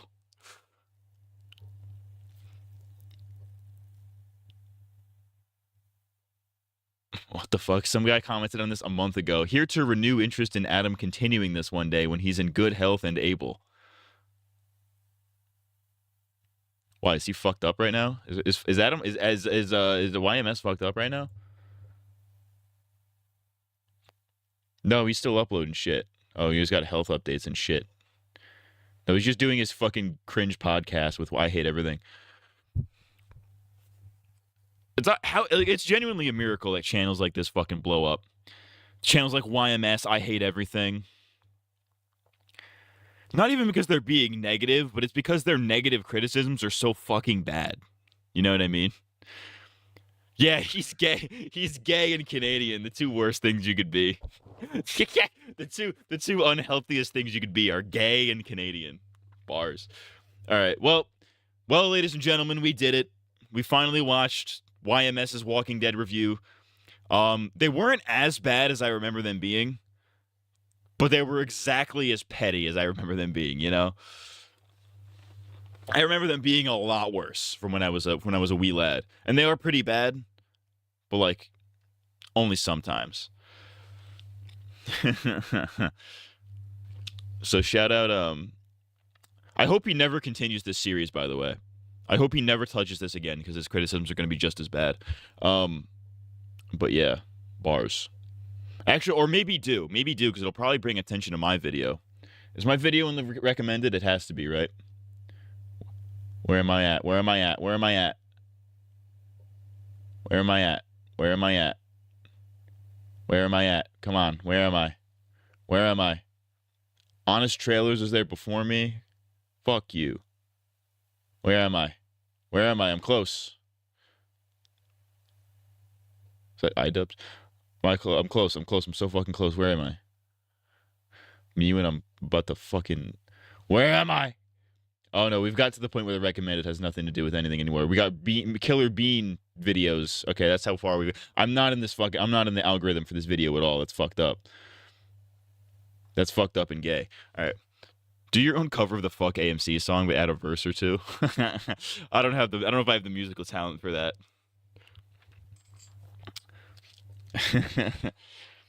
All right, let's check this out. So fucking less is more. This is a pilot. Actually, let's check in on Fishtank real quick. What's going on here? Yeah, like 5 times.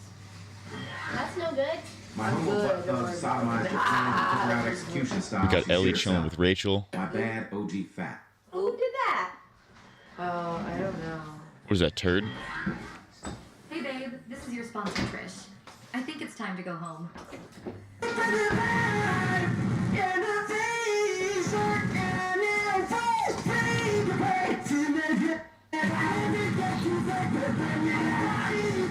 Hell yes. What the fuck is happening? Oh, there's Jet. What's Jet up to? Where's he going? I can't even understand what it's saying. Snack delivery from Actually Luke. Thank you. Snack delivery. That'll make the video come out even longer with how much he procrastinates making songs. Yeah, low key. I'm not exactly great at putting out songs. That was just like a ruse or something. All right, shout out Fishtank. All right, so we're gonna want to check out Less Is More. This is a pilot one of you fucking people sent. Perhaps this is funny. Let's find out. They'll take care of you when you're sick. Dad will always be there. This is fucking terrible. This looks like a fucking... This is fucking horrendous. Playing games, who's keeping score? I laugh until my cheeks get sore. Guess you never know what's in store, but sometimes less is more. This has the same the same source filmmaker quality as porn. I have seen fucking hentai that looks at the same level or better than this. AI slop. I don't think this is AI. Is this AI? There's no way. Thick and black. Just how I like it. She's got tofurkey fever too? Oh, somebody pinch me. I'm dreaming. I'm gonna fucking kill Isaac. Now if he kills us first. Mom. That little shit better be pulling a prank. If it's not him, then I might have an OnlyFans stalker. They're paying to see you nude. I would hardly call it stalking. I'm being gang stalked by the federal government. Mom. This is fucking Uncanny Valley. This scares me. That is not a thing. I know this was you fucking creep. Well, Sasha, while that would be funny, I've been way too busy trying to study for my geometry test. Liar. Since when have you cared about math? Since I've had unsupervised access to a 3D printer. I'm building an AR-15? Bingo. Fuck, I am being stalked. Okay, guys, the mellow has been way harsh. Why don't we all take a deep breath? Oh, pizza's ready. Oh, shit. Who is that piece of ass? Oh, don't mind this. I'm just surfing the web. You're going on a date? You've gone full goon brain. Yes, finally. It's about Full goon brain. Is this the Inzoi game people are talking about? What the fuck is that? It's like the Kablam shorts about the talking action figures. Bold of you to assume I've seen Kablam. time you got back out there and throttle some Colette. Mom's been dead like a year now. You need some real coochie. No, it's a dumb Looks idea. like King Pope You is two back. are my only focus. I don't need to date until you are both moved out and married. Marriage is slavery. I miss I'm gonna put on closed Both cap. of you I'm gonna put on closed captions because I can't fucking hear myself when I chew on chips because I decided to do that while I watch videos because I'm a professional streamer. To assume I would waste my time with a woman. Look, Dad, while I don't respect your decision to date, you can't keep jacking off and crying every night. What? It's ruining my live stream. I don't know what you're talking The about. squishy fap sounds and the soft sobs really reverberate throughout the house. You want me to play back the audio? That's okay. We've all heard it. Hold on. That was Bill? I thought we had a friggin' ghost. We got plenty of ghosts. Sasha said at least 40 abortions. 41. Hey, congratulations. Terry, why are you wearing a chef's hat? What, you don't like it? I just started a new business. And trust me. You know what's funny? I was actually wondering the other day, why do chef's hats look like that? There's got to be like a historical reason for that. Let's learn. Why do chef hats look like that?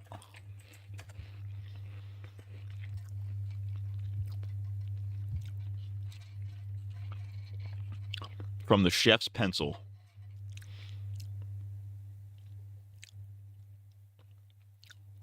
All right, this is really fucking boring. I don't want to read that.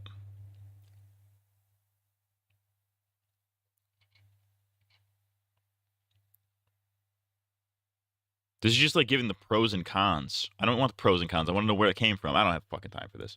This one's really gonna take off. I am now a personal chef specializing in teppanyaki cuisine. Ugh, like Benihana? No, it's Terry Hana, bitch. Bill, I heard you was dating again. You need some help from the master? Well, I've been talking to a beautiful woman named Sally, and she wants to get dinner tonight. No, I should cancel. I'm feeling a little rusty. Don't cancel. I'll cook for you. As long as you give me 5 stars on Yelp. That's kind of you, Terry, but either way, I'm still out of practice. Ma can loop you up with a rehearsal date before your real date gets here. I never noticed how much you resemble your father. Mom, cut it out. What about Isaac and Sasha? I was no good at math. ChatGPT, explain to me in brain rot terms why chef hats are built like that. When I was a kid, Ma got me 4 tutors. I did hand stuff with 3 of them, and the other, well, that's a great idea. Hey, yo. Isaac, we'll get you a tutor. This kid in my high school Discord server claims to be a tutor. I guess I can hit him up. Perfect. What the fuck about me? This guy keeps mailing me envelopes with his semen. He knows where I live. That's not semen. Sasha, just hunker down while this stalker nonsense blows over. Any attention is good attention in your industry, I think. I will say this has a really good banter. Like I could absolutely see this being aired on Adult Swim at like 11 p.m. You know what I mean? This has that kind of vibe for sure. Way, Isaac and his tutor will be in the dining room, and Terry, Grandma, It has that kind of writing. So it's a date. If you're lucky, I'll take out my dentures after. Terry Hana is almost open for business. God, I really lucked out on the space. Muck is crazy right now. You're actually planning on hosting guests in our garage? This place is a pigsty. If the word of mouth is good, then we're bringing the whole hood. Remember, bro, 5 stars. What's on the menu, Jackie Chan? Let's see what the Rock is cooking. Babe, this is serious. He knows where I live. No, I'm not gonna invite him over for our gangbang tomorrow. Great, the professional dork has arrived. The professional dork and the stalker are going to be the same guy, I bet. You must be This Norbert. guy, the same Hello, guy. Mr. Isaac. It's a pleasure to make your acquaintance. Fucking Ready to dweeb. math? Jesus Christ, did you shower today? Showering is a distraction from math. Fucking hell. Look, I would torture I this don't guy have in a any cash, shipping container but for I up can to a give you year. the login to my uncle's OnlyFans. He's subscribed to literally everyone. Yeah, he's the stalker. Tonight's He's the Terry Hana absolute. specials Dude, I include- totally call. I've seen so many of these types of shows. I've seen so many of these sitcom type things that I can fucking tell. You don't introduce 2 plot lines like that and have them not connect to. That's sitcom. That is sitcom 101. Sitcom 101 is you have 2 problems, or you have 2 plot lines. They have to connect somehow. At least that's how the good sitcoms do it. Community, that's great at that. iCarly was great at that for a while. A lot of shows like that. You gotta bring those plot lines. The A plot and the B plot's gotta come together somehow, and this is how we do it. The tutor is the stalker. I knew it. Canned tuna fried rice, rehydrated powdered cheddar The Looney chili Tunes show is stir-fry, fantastic. and I have to extra rewatch that. special teriyaki spam surpriser. What's the surpriser-oo? Well, the cans have Surpriser-oo. holes, so whatever else got in there over the last few years. My son, the optimist. Terry, I really appreciate the effort, but You know, I can't eat any of this with my gluten and dairy sensitivities. And Sally's vegan. Pretty sure none of the meat is actually meat. Hey, who's this handsome guy? Mom, for the last time, I'm not Dad. He's dead. Pussy. Fine. I'll check the pantry for some other options. So the surface area refers to the size of the perimeter? Or is it like the full shape? Yes. Yes, what? Look, man, I'm not usually one to care about school, but this AR is not going to 3D print itself. It's kind of a huge deal. Huge deal. If you do this for me, I'll warn you the day before. Yeah, send me the sex offenders list in my I area. like how this character. Yes. I just realized that character is just casually a school shooter. That's awesome. I know my uncle's on the list. Jesus! Sasha, can you go upstairs? You're dressed like a whore and it's distracting Norbert. Babe. His name's Norbert. Of course, his name's Norbert. He's so Norbert coded, dude. That is evidence of the fact that you look like how you're named, you know? Granted, this is a fictional character. This is a little CGI character, but like, if I saw a guy that looks like this, like, hang on, let me pull up the draw. Let me pull up the draw screen. If I saw a guy that looked like this in the street, I would immediately assume that his name is fucking Norbert.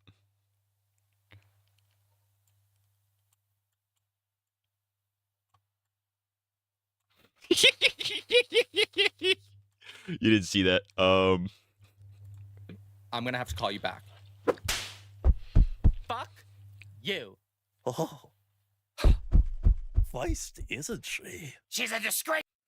Was that that had to have been an in-betweeners. That reminds me of that I don't think that was the intention, but that's what that reminded me of. Disgrace to my family. Where's your bathroom? Down the hall. And please, God, do something to get rid of that smell. I don't think I I'm think ready that for character's this yet, voice is Mom. a little eh. I think I'm gonna cancel on Sally. What the fuck is this, Sally? My name's Gertie, you Nancy. Can't cancel on me now. I think if they cast like actual maybe not age appropriate, but if they cast people that actually sounded like those characters, I would think it would be a little better. Like if they actually cast a person who if they got a person who could actually do a convincing old woman voice, that would be a little bit better. If they got a guy who could actually do like a 12-year-old school shooter voice, it's like, all right, that'd be a little better. Sorry. You're right. I guess Voice I'm acting really needs a tense. little work. That's my only complaint. Together. You like a role play? Here, I'll be the best. What the fuck? Get back in here! Bars? Not this. I don't like this either. Chaos is fucking jizzing his pants right now. Aha! There she is. Hey! New Terry Hunter special! Pretty sure it's two friends that work on this. That makes sense. I believe that. He's gotta be here somewhere. Norby. What the fuck? You know, it's funny. My dad has a coworker named Norbert. They call him Norby. I'm like, yeah, that's fucking hilarious. Imagine being named Norbert. Oh, Terry. Thank God. That might be the most unattractive male name in the English language. I'm just listening to it. No. You're getting horned up right now because there's an old lady spreading her legs. All right. There's an old lady spreading out her puss for you, and you're not even here to be horny for it. This guy likes him old and wrinkly. Gilbert is a runner-up.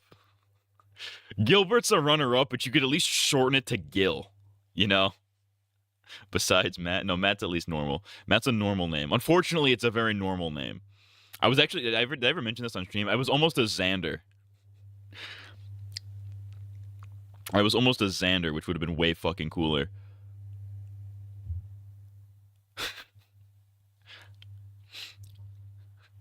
Yeah, Gilbert's a bad one, but you could at least shorten it to Gil. With Norbert, you can't shorten it, because what are you going to shorten it to? Norby? That still sounds really gay. Or like, what else could you do? I know the whole Family Guy meme is like Keith. It's a pretty bad one, but like... Have you figured out what we're eating at? Sally is almost here. You would have became a skater if you... Dude, that's what I'm saying. If I was a Xander, I would have been 10 times cooler. Because there is that theory that's like if you give somebody a specific name, they're gonna grow up to live up to that name. Like Chet Hanks is the prime example. Like He is Tom Hanks's son. So you'd expect him to grow up to be Tom Hanks, the Squeakquel. But no, because his name is Chet, he has a fucking. He becomes like a white guy, like a white trash type guy. I want to say the actual word. It starts with a W and it rhymes with bigger. But I know that's not a slur, and you can say that, but like, it's too close, and I don't feel comfortable saying it. But it's like that's what you get when your name is Chet, dude. They're like, it's like this. I call it the Smurf's Law, if you will. It's like your personality is what you're named after. Which is why people with really normal, like, fucking, average names like John or Matt or like, Steve and shit like that are all just like, there's so much variation because it's like such a common name. But if you get one of those specific names like Chet or Xander, you're going to grow up to be a Chet or a Xander, But I was almost a Xander. It would have been sick. I think it would have been Alexander, and it would have been shortened to Xander, which is way cooler. It's like, I don't know how your name is Alexander and you shorten it to Alex. You know what I mean? Just be Xander, dude. Xander is sick as fuck. That's a sick ass name. Yes, Sensei. I'm on, baby! What the? Uh-oh. Terry, get some water, quick! Booyah! Oh, fuck, no! Oh, fuck, yes. Even as a Volcel, I gotta admit, this rules. Oh, yes. Sasha? Norbert? I thought it was water! Don't name your kid Chicken Jackie. Get away from me! Norbert? What the fuck? Oh, hello, Isaac. Sorry, I made a large mess upstairs in the bathroom, and I'm now bringing the soiled bath mats and towels out to the dumpster. Keep doing your equations. I'll be back in a jiffy. I'm gonna skin you alive! I'm gonna kill you and then give you a fucking bath! Get back here, you fucking psycho! I'm gonna rip your eyes out! I'm gonna rip your ass! You wanna see my sister get you?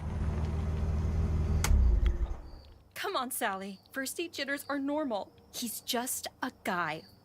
You got this.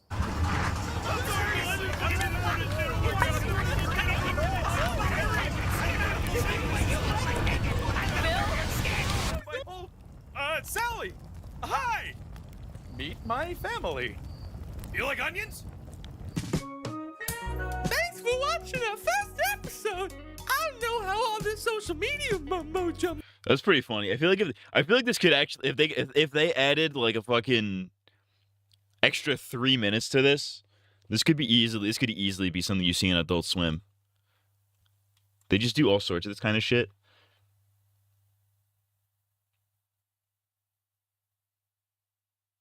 Looks like they do like it looks like they're all shorts. Dude, this could add. I could see, dude, and they pull decent views too. Dude, Adult Swim should fucking check these. Like, I guarantee you, if they pitched this to Adult Swim, they would pick it up. This is fucking sick. I like this.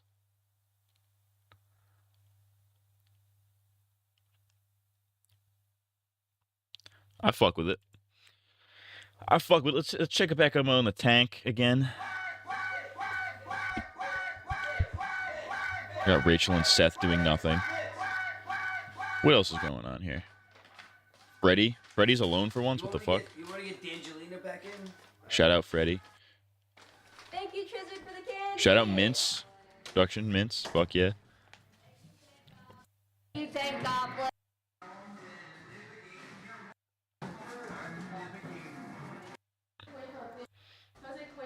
Oh, they're all chilling in the kitchen. Shout out Arya. Arya is fucking dead asleep, dude. Dude, the grooves on this guy's head are fucking insane. He has like bald head grooves. It's awesome. Shout out to Arya. Yeah, 2 pieces of candy. Oh, thank you so much. Thank you. Okay. Thank you, Sharks Roll. And thank you, Bent Billy. Thank you. Oh, shit. Go get it. Ah! It's a late night in the tank. There's not much going on. It's probably going to be pretty slow in the tank for the next couple of days because they're rolling out.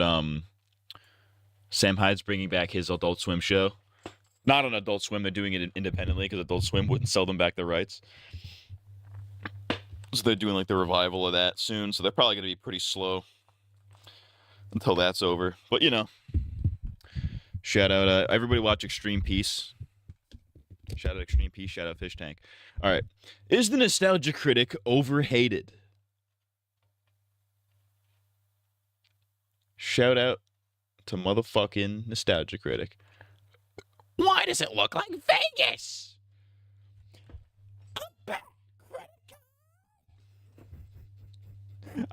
I wanted to do that more from the throat. Pause. But I was going to wake somebody up if I did that any louder.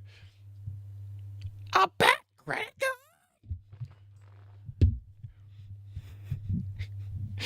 All right, let's find out why it looks like Vegas. In the world of online reviewing, we have certainly come across some very interesting critics, quote unquote. Ever since the internet became mainstream back in the 90s, it gave people the chance to discuss their feelings and opinions on various different forms of media, and to a large group of people from across the world.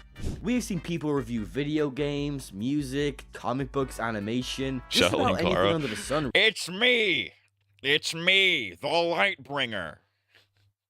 What is that? Who is that? Don't you talk about me, you son of a bitch.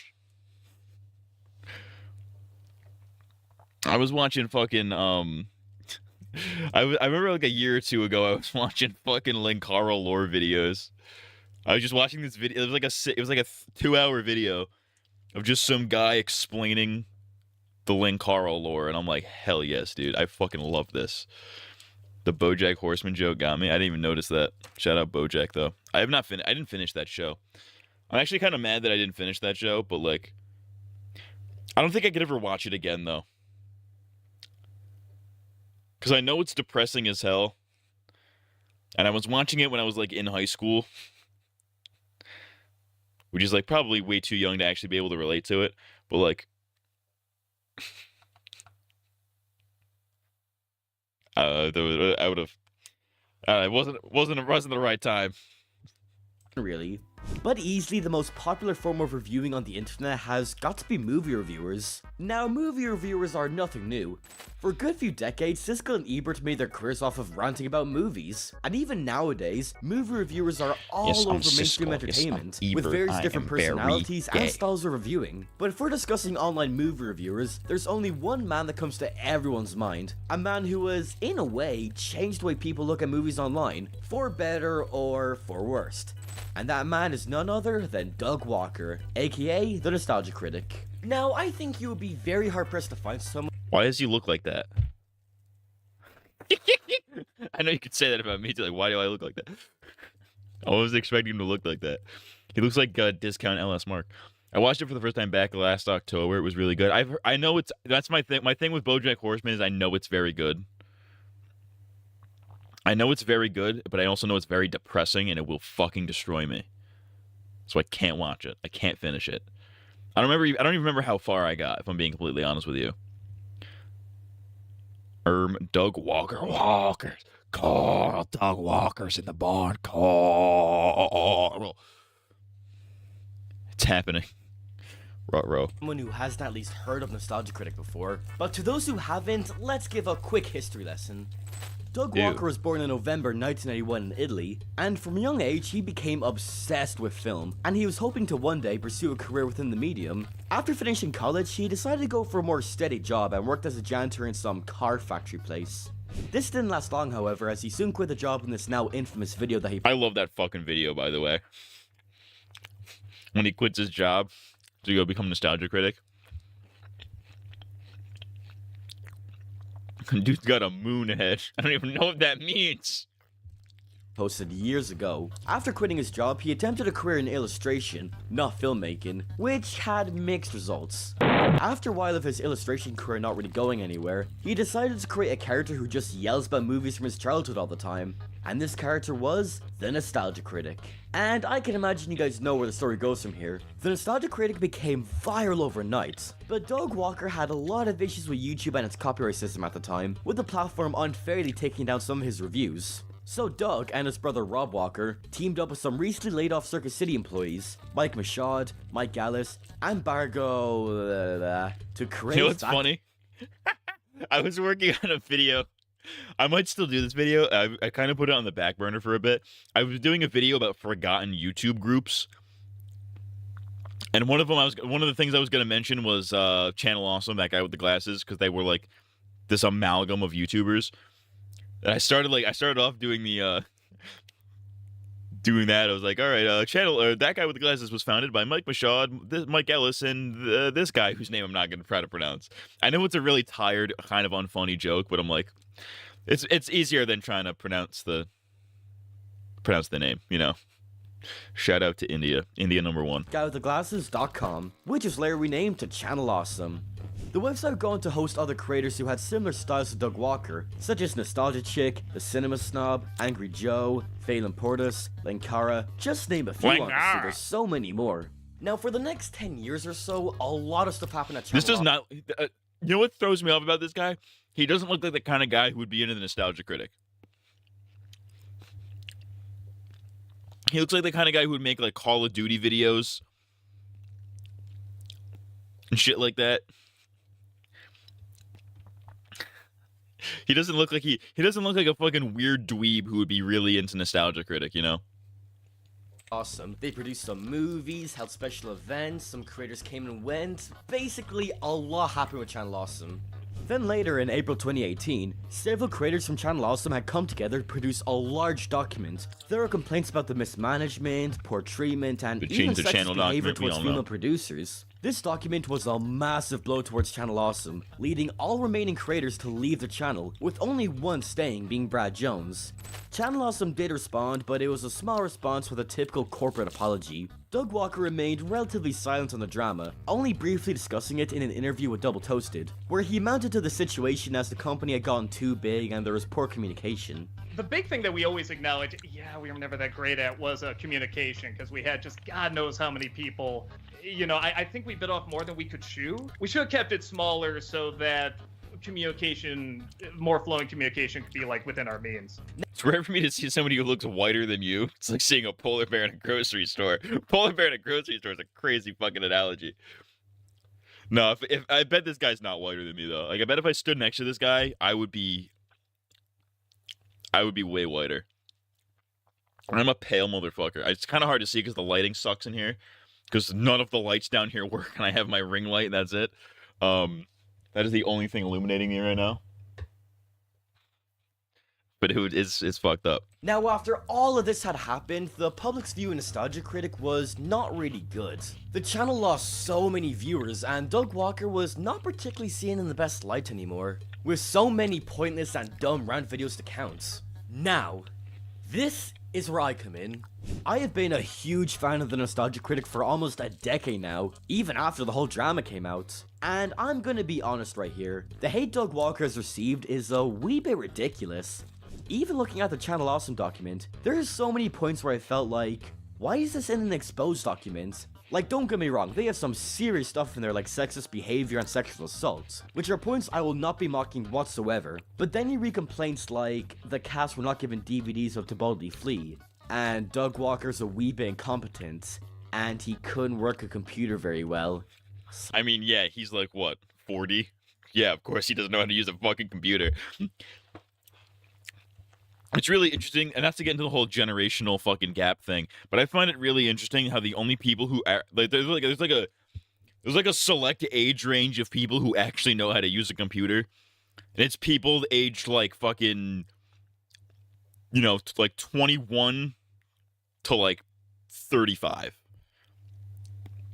and even 35 might be pushing it. Anybody outside of that age range has no idea how to use a fucking computer. Hello, I'm the Nostalgia Critic. I'm a homosexual, so you are not. Hello, I'm the Penis Critic. I suck dick, so you don't have to. Honestly, I think that tagline is a big part of why Nostalgia Critic blew up, because that is a good-ass tagline. I'm the Nostalgia Critic, and I remember it, so you don't have to. That's fire. Sorry, what? Now in this video, I won't be going over the entire document and analyzing it, but more so looking at the hate Doug has received. And also criticize some of the people who have criticized Doug Walker, if that makes any sense. So, let's get straight into things. I was hoping this video would more be like, this one nostalgia critic sucks, and this is why everybody hates him. This is why I disagree. I was hoping that would be like, I was hoping it was more of a critique of his reviewing style and shit like that, then it would be like the change the channel document, you know? So the first point I want to discuss is the whole argument that Doug Walker is not a good critic and is not funny. A lot of these points were discussed in this video talking— Oh, he's absolutely pretty funny. I'll tell you that. Is he a good critic? Depends on the video. This guy looks like a Lego person came from like.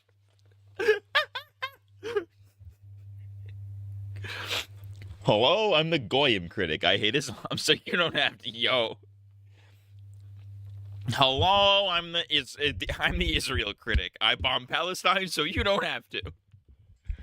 I thought this would be about his content. I don't care about the change the channel stuff, which I guess I was wrong because it looks like he's getting into the fucking his content. So hopefully, I guess that turns out I was right. Because like, anyways, so back to the topic at hand: is Doug Walker a bad critic?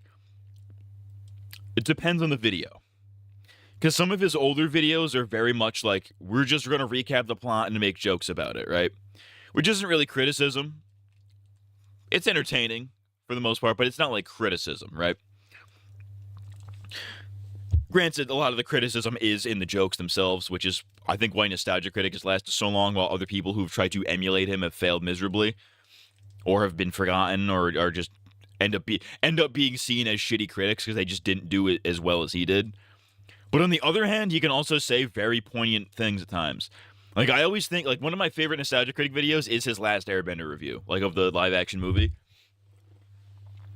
Because, like, he says, some, like, nearing the end of that video, he makes some very good points. Like, yes, this movie is horrendous, it's terrible. But that's just all the more reason to love the original show. You know what I mean? Which is like, that's what I think about. Like, I think about that all the time. Whenever I'm doing, like, Avatar stuff specifically. Especially, like, like, you know, Korra stuff, where it's like the whole Korra defense thing. That whole shtick. Nostalgia Critic is the original plot slopper. Yeah, Lukey. He's fine when he tackles movies in his weight class, so to say. That's fair. I used to watch a lot of Nostalgia Critic back in the day. Like, when he's making fun of movies that are just, like, so indefensibly bad... when he's making fun of movies that are, like, so indefensibly bad, like The Happening and shit like that, it's like, alright, well, I'm not gonna take this too seriously because I already know this movie is bad. I don't really need somebody to, like, explain it to me. So it's like, I can sit through it. I can live with the fact that he's not really making any valid points. He's just kind of making jokes and memes and shit. Hell, one of my favorite Nostalgia Critic moments is I think it's in the Wicker Man review. Nostalgia Critic Wicker Man, where he does like the Nicolas Cage bear jokes. Yes, hell yes, dude. Okay, so it's such a good moment they had to upload it separately. Here are my Nicolas Cage bear jokes. I love this video. Waka waka whore. Papa Bear says this bitch is too conscious. Bernstein family says hi.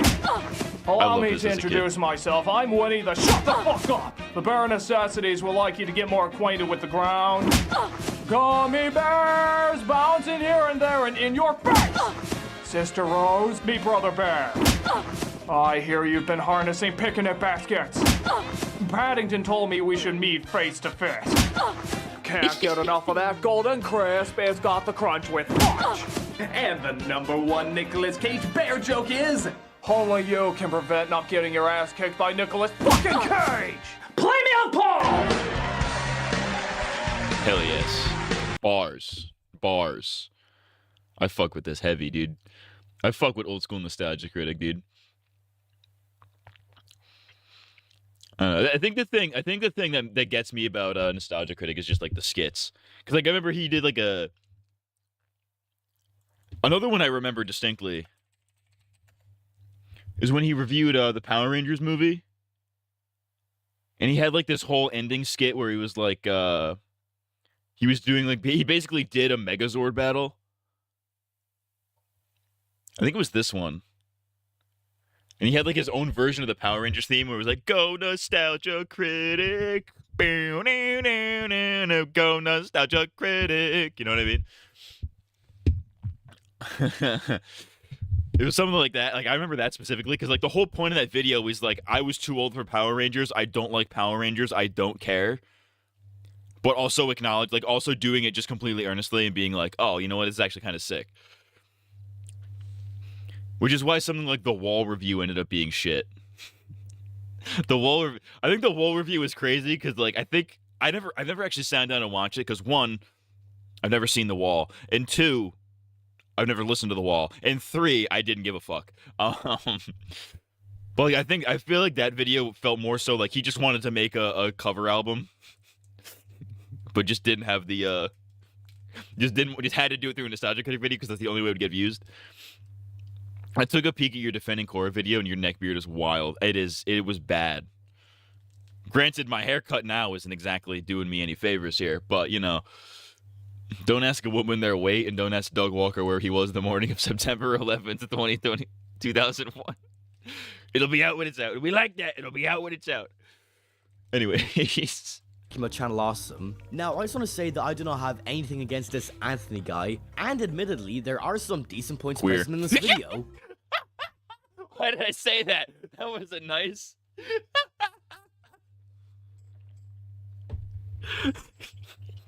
That was not nice.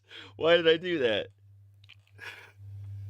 You look a lot less Amish now. I do. I'm berries and cream maxing right now. I shouldn't have called this guy queer when I look like this, dude. I'm berries and cream maxing right now. You tried these berries and cream Starburst? Berries and cream, all the little animals, berries and cream. I'm berries and cream maxing right now, dude. I'm Farquad maxing. I'm rocking the Farquad fade right now. Anyways, I don't know why I called this guy a queer for no reason. That was not very nice. But this guy looks like he radiates bread tube, and I'm not fucking with it. But I'm sorry, I personally think it's a fairly poor video. Again, nothing against Anthony, and he seems to have made some really good videos, but I just didn't like this video. In an to me personally, it feels like they really paradise. nitpicked Doug Walker and his reviewing style, and also saying Ankara is way better, which... I'm sorry, the man who did this... History of Power Rangers.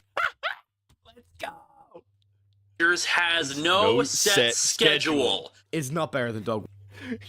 Episodes are done when they are done, and they will be released when they are released. The berries and cream guy has a better hairline. Yeah, a little bit. You're missing the bang. I am missing the bangs a little bit. I am definitely Farquad maxing, though, for sure. Let's pull up Lord Farquad. Jamie, pull up Lord Farquad. Jamie, pull that up. Lord Farquad. Can I not get a fucking captcha? This is the fucking price I pay for internet security. Click all the bicycles. Why don't you click my fucking cock and balls?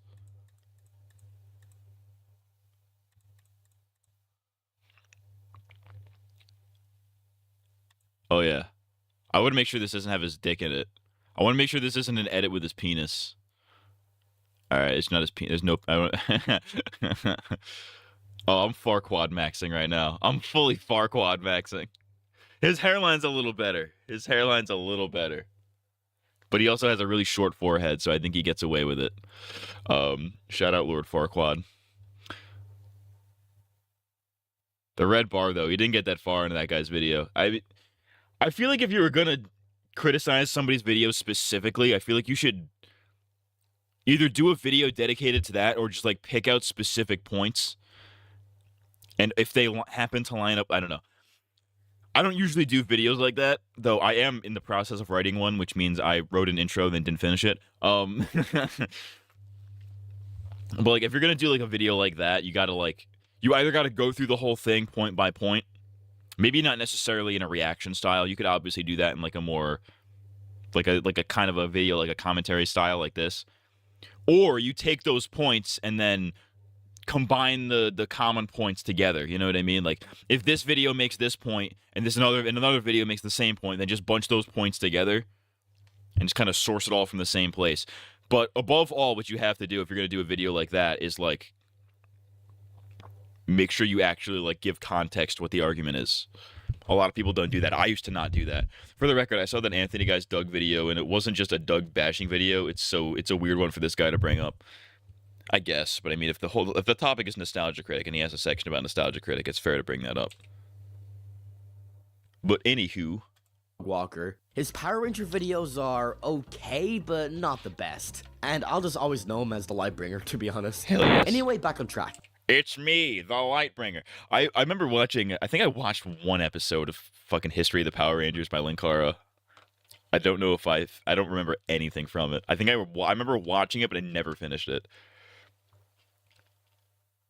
It seems like every couple years somebody does like a whole Power Ranger retrospective like that. Like Linkara was doing History of the Power Rangers. Connor the Waffle, if you guys know him, he's been doing like a series of Power Ranger videos going over all the Power Rangers seasons. I really want to do a really fucking long video reviewing all of them. It's probably gonna be it'll probably be like a 20-hour video, honestly. But like, I might split it up into like eras. Like here's the Saban era, here's the Disney era, here's the Nickelodeon era. I don't know. I'd have to start watching the show first of all, which I do not have time for. I'd have to start writing it, which will take a fucking eternity. I don't know. That would be a sick. I want to do a fucking I want to do a Power Ranger fucking retrospective, but it's got to be one video. It's got to be one video. It's gonna be 20 hours long. For starters, I do not believe that Doug Walker is a bad critic. People love to point out some of his Nostalgia Critic reviews and claim that he has no concept of what he's reviewing and that he's incompetent. But there are several things people need to consider when they want to make fun of Doug. He is meant to be this immature, over-the-top man-child who tears apart mediocre movies. Doug Walker has stated that he exaggerates his reactions for entertainment values. That's what a lot of entertainers— Well, yeah, that's called being a fucking YouTuber. I do that all the time. Like, a lot of the times, like, the reactions you'll see from me in videos is, like, or even sometimes on streams, it's like, whoa, this is fucking crazy. I don't go that hard with it, but, like, my ultimate opinion is oftentimes, like, yeah, that's kind of whatever, you know? Which is the opinion you'll get if I'm, like, not feeling it on a certain day. Like, if I'm doing a stream and you're just getting, like, yeah, okay, whatever. Like, that's stupid. If you're getting those kind of reactions from me, you'll know it's an off day. But like if I'm playing it up and I'm going ham, that's because I have YouTuber mode activated, which every YouTuber does it. Have to do exaggerate things for the sake of comedy. And in terms of Doug having bad opinions, well, people are allowed to have opinions. There are some reviews from him that I do not agree with at all, but that's the exact same with so many reviewers online. There are movies I hate that everyone else loves, and there are movies I love that everyone else hates. It's immature to get angry at Doug for simply not understanding a movie. Like, for example, Doug claims that the Angry Birds movie is one of the worst movies he has ever seen. Like, I do not agree with that opinion at all, but I can see where it's coming from. And he doesn't just rant and yell at movies. People seem to forget that he does do some positive reviews and can be very passionate about them. Like, look at his reviews of Who Framed Roger Rabbit, Lord of the Rings, An American Tail, and The Land Before Time. In my opinion, they show how he is capable of— What if it was called The Land Before Guys and it was a bunch of lesbians and then they didn't realize that it was The Land Before Guys, it's a bunch of lesbians, and then the guys appear and they're all fucking each other because they're gay. Your reaction to all these mixed children makes me uncomfortable was not played up though. Sometimes it is a legit reaction, though. Sometimes it's legit. I should also mention, a lot of the laughs that I do on stream are, like, highly exaggerated. My actual laugh is actually really quiet. Like,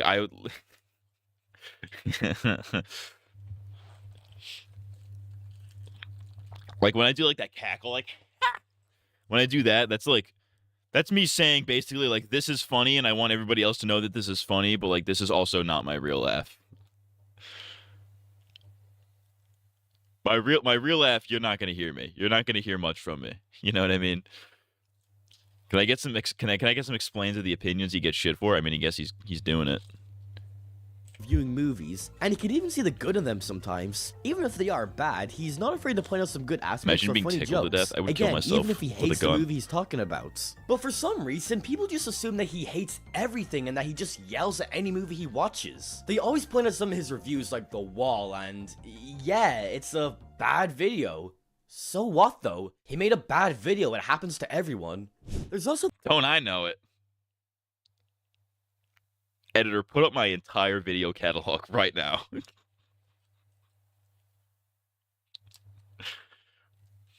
I don't know why I'm saying editor. I'm not gonna edit this. Fuck this.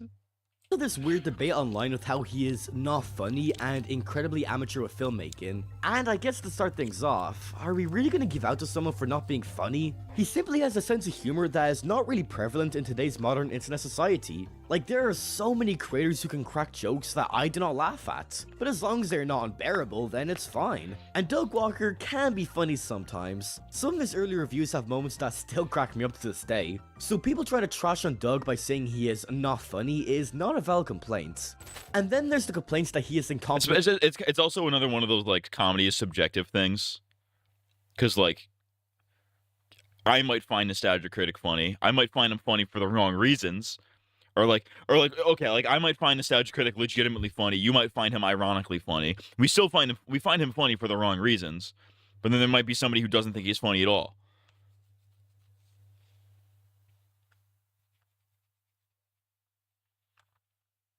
It's a very subjective thing. Except for the problem with SpongeBob. That video is perfect. That might be the goated. That might be the goat. Filmmaking. And, okay, let me explain this. Just because he is not a proper filmmaker is not valid criticism. I'm a filmmaker myself, so I think I can critique this fairly well. From what I've seen, I can tell that he's not the most professional filmmaker, but he does seem to have a good idea on directing and how it works. His earlier skits are definitely very rough in terms of camera, lighting, and audio, but he's gotten a lot better and has clearly learned from his mistakes. I think people also need to keep in mind that he produces a Nostalgia Critic episode every week. These are basically half-hour short films with actors, effects, and set locations. And he's able to write, direct, and edit these mostly by himself. And that is crazy There's work. no fucking way he edits these himself, though. I don't believe that at all. He absolutely has a fucking editor. Maybe even a team of editors. Because there's absolutely no way in hell that he's editing all these himself. That's crazy. But he's maybe he is. Maybe his work ethic is just fucking insane. Somehow does it. Produces these episodes on time with pretty decent production qualities. So these people and even his fellow content creators complaining he is incompetent is not really fair. I do have this feeling that a lot of his old reviewing friends could be somewhat jealous of Doug, and this is where I plan to go into the document, but only briefly. Editor, put an entire video of Velisca over his Walking Dead YMS reaction and upload that as the video. You know what's funny? Because an entire Velisca Bum video is like 2 minutes. It's gonna be 2 minutes over the reaction for no reason. This is the first time learning about him not having editors. I'm just assuming. Does he have editors? He has to have editors. I'm just gonna Google this.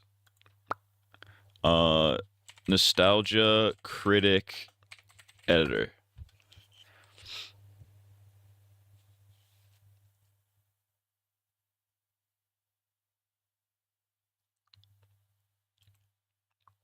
Well, he's got an IMDb. All cast and crew. Can we get editor? Edited by? Directors, writers. There's almost 1,000 episodes of Nostalgia Critic. According to IMDb, there are 918 episodes of Nostalgia Critic.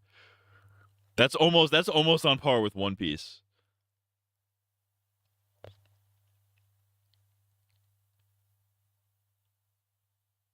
Can I get a editor? Can I editors. Doug Walker on 907 episodes, and then a bunch of these other people. That's crazy. There's no way that's fucking crazy. That's crazy that he edits these himself. I don't believe that. I think he absolutely has to have a team for characters like, or for some of the more like special effects intensive stuff. Absolutely. Granted, I don't blame him. I would if I made it to the point where I was like at a nostalgia critic level, I would absolutely like, even if I had editors, I would still be like, all right, I'm gonna be the guy that does the final edit because like I can't let this go out if it doesn't have my touch with it, you know? Like I would absolutely hire somebody to just like cut out like the fucking like the breaks and pauses and shit, and do like the rough cuts, the stuff that sucks to do. And then like maybe add in like you edit like clips on here.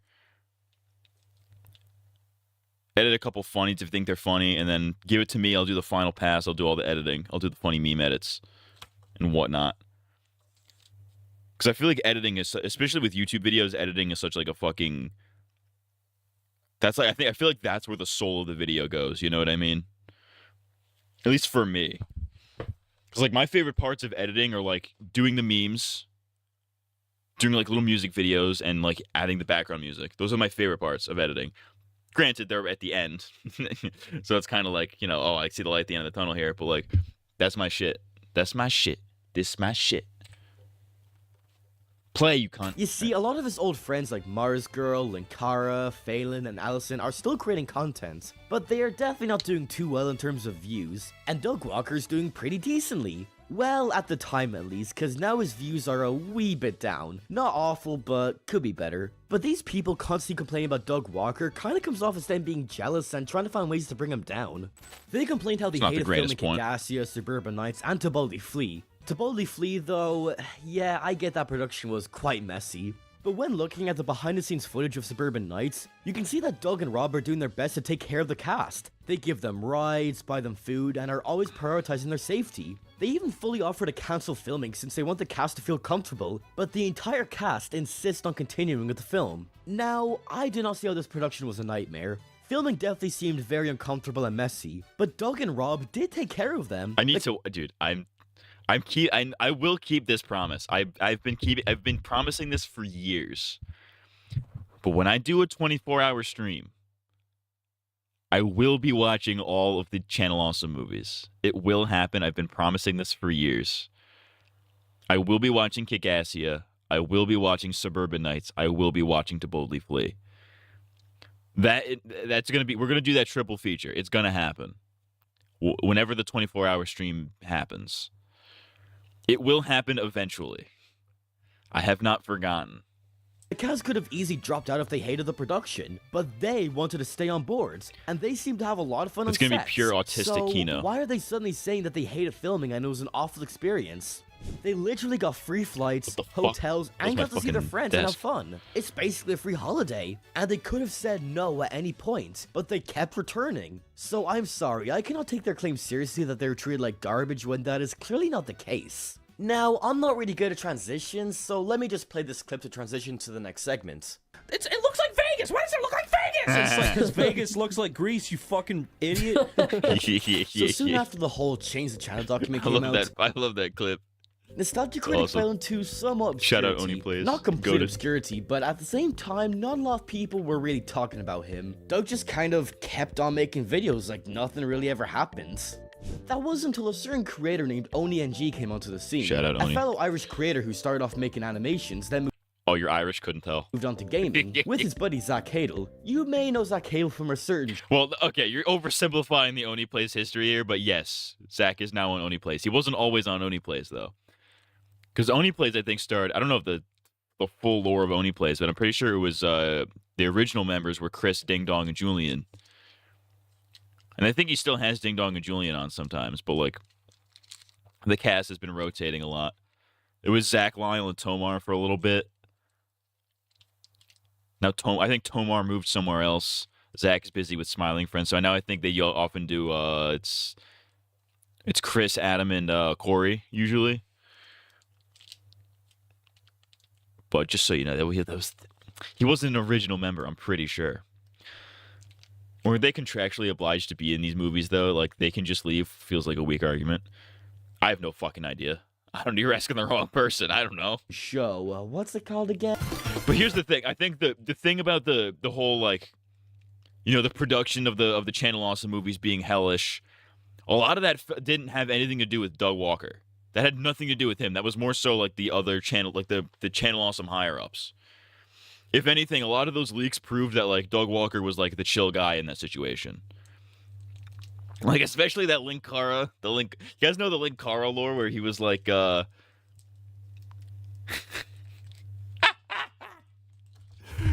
need to find that. Do you guys know about this? The fucking, I need to look this up right now. Linkara, green text? Stop giving me a captcha. I'm just trying to Google images something, for fuck's sake.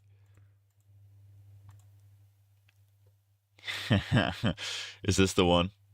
Oh, that's way too long.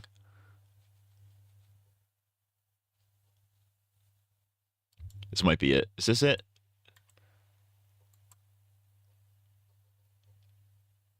Oh, yeah, this is the one. This is where Doug Walker comes in for the save. This is supposedly a story from Linkara. As a dude who worked with Linkara on a daily basis, this gift sums up 90% of all interactions. He goes, okay, I can give you one story, but I don't want to give away my identity as I'd get me and shit. Anyways, used to be employed by them, no longer for reasons. At a con on break, talking with fellow employee about girl I liked at the time who also happened to be an employee. Lewis, aka Linkara, comes up and hovers. He does this a lot. He'll stand by a conversation but not engage. That's pure autism, by the way. After a while, he finally chimes in.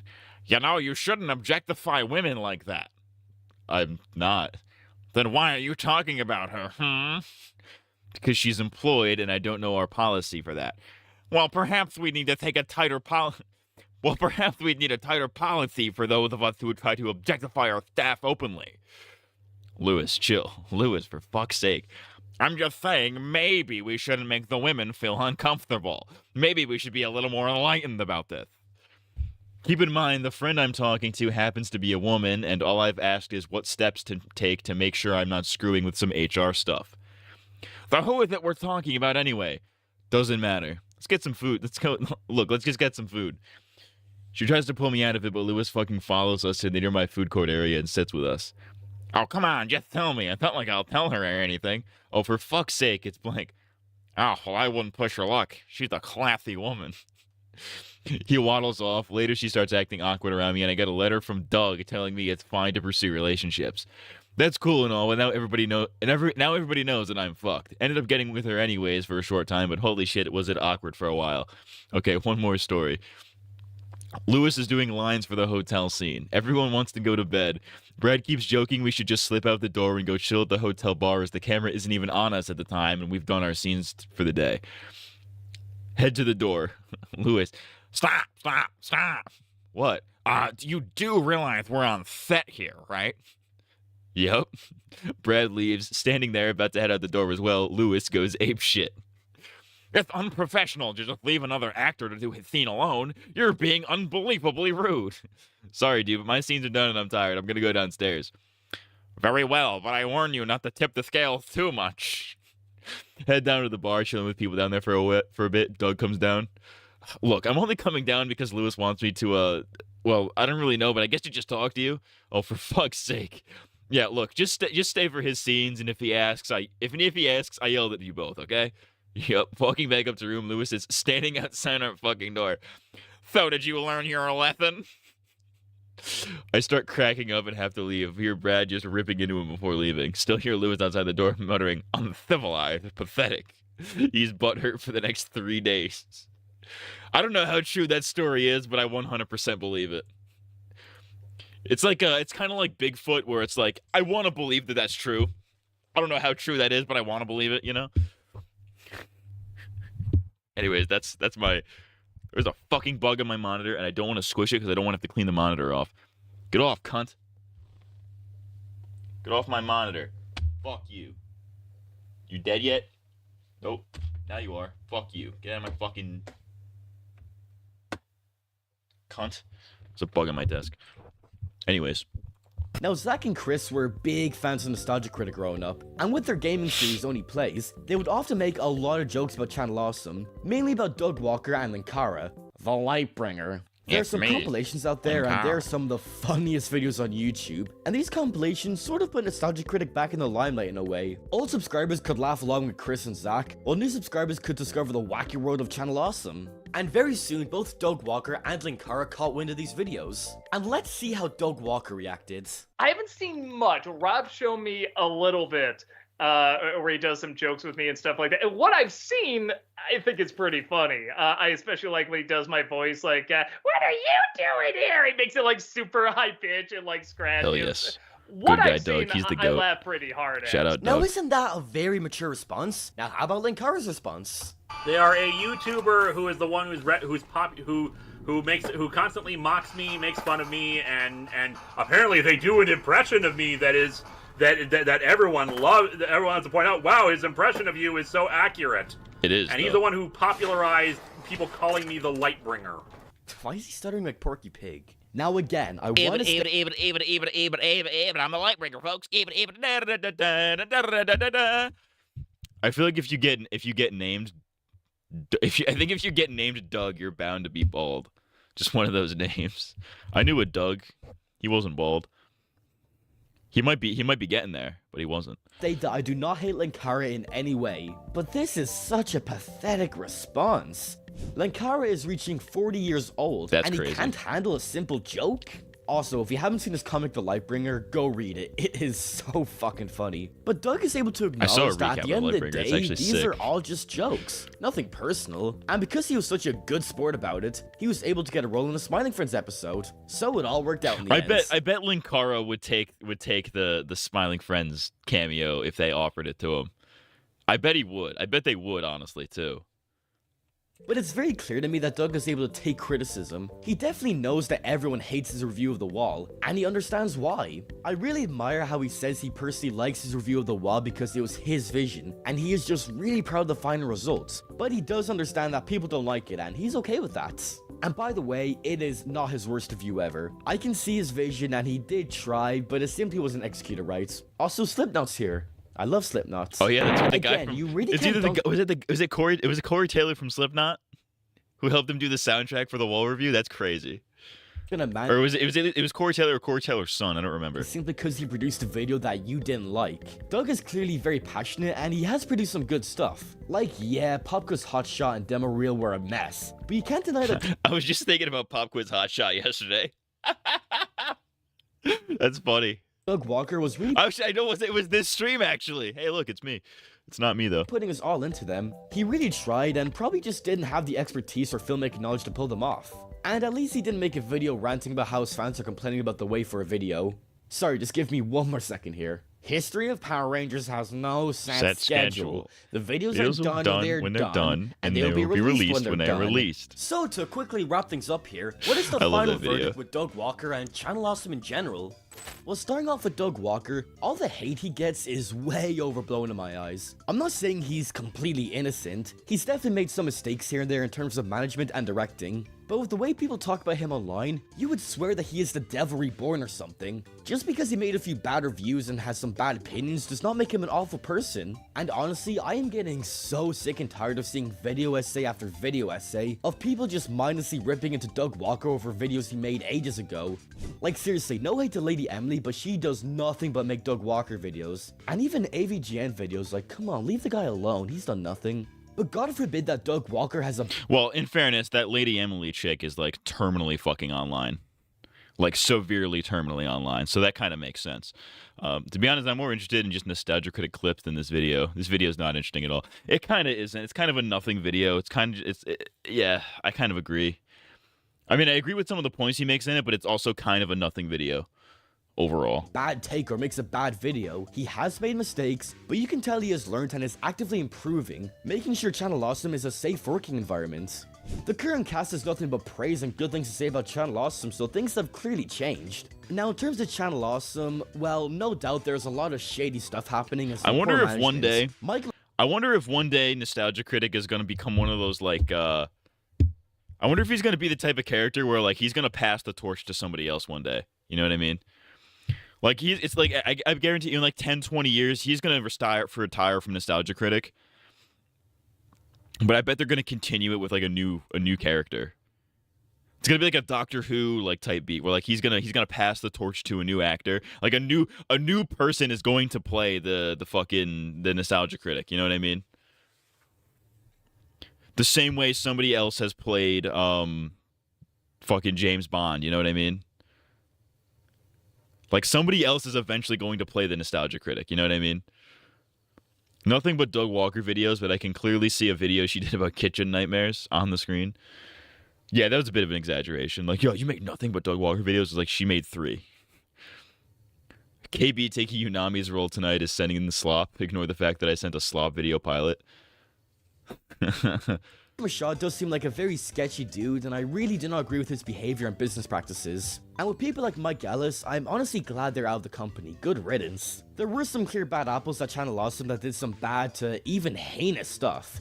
I won't get into the Jew Wario stuff. Hell yeah, shout out Jew Wario. R.I.P. Jew Wario, he's dead. He killed himself. Have you guys seen, there's a video fucking... I don't remember I don't remember to look up for the video, but there's a video that Chris Bors, the irate gamer, made when Jew Wario died, because Jew Wario killed himself. But so what's his name? Fucking irate gamer makes a video goes like, "I'm very sad to hear about the death of Jew Wario. It is very unfortunate that he will not be making it into the kingdom of heaven because he killed himself." It's disturbing, but Channel Awesome definitely could have handled that situation way better. But looking at the company now, they seem to be in a much better place, and are constantly striving for a safe work environment. I'm not too sure if Mike Machado is still even involved with Channel Awesome anymore. He has very little social media presence, but I do hope he has improved as a person. So kids, the moral of today's story is, don't trash on someone and hate them because they have different opinions from you or they're unfunny. Look at how they are as an actual person and then judge them. And again, please don't attack me for my opinions, okay? Anyway, see you later, lads. I'm gay. All right, that's all I have to say. I don't know. I have much out of this guy. Shout out to Family Guy. Shout out to the Nostalgia Penis. Hello, it's me, the Lightbringer. I'm gay. Mr. Enter made a Mr. Enter just made a 2-hour video about the Saberspark allegations. That's crazy. All right, we're gonna finish on this one. Musicians who changed genres for better or worse. Bars. Let's find out. Let's do some music, baby. Groundhog Day is one of the most horrifying concepts ever put to screen. Even the goat of surrealism, David Lynch, once saw it and reportedly said, "Horrible! Take him away! Take him away!" Because who wants to live a life of mediocrity? Destined to wake up and do the same routine Shout out Shoe Nice. Hell yeah. Good Shoe Nice has been begging to go on Fishtank. It's crazy. Oh, speaking of Fishtank.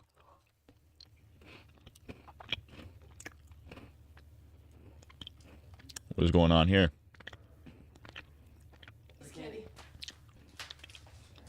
Crack is asleep. Freddy's still up, of course.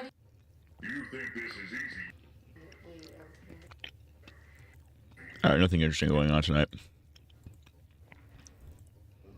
Shout out. Alright, look at his head groups. Hell yes. Jets afoot. Uh-oh.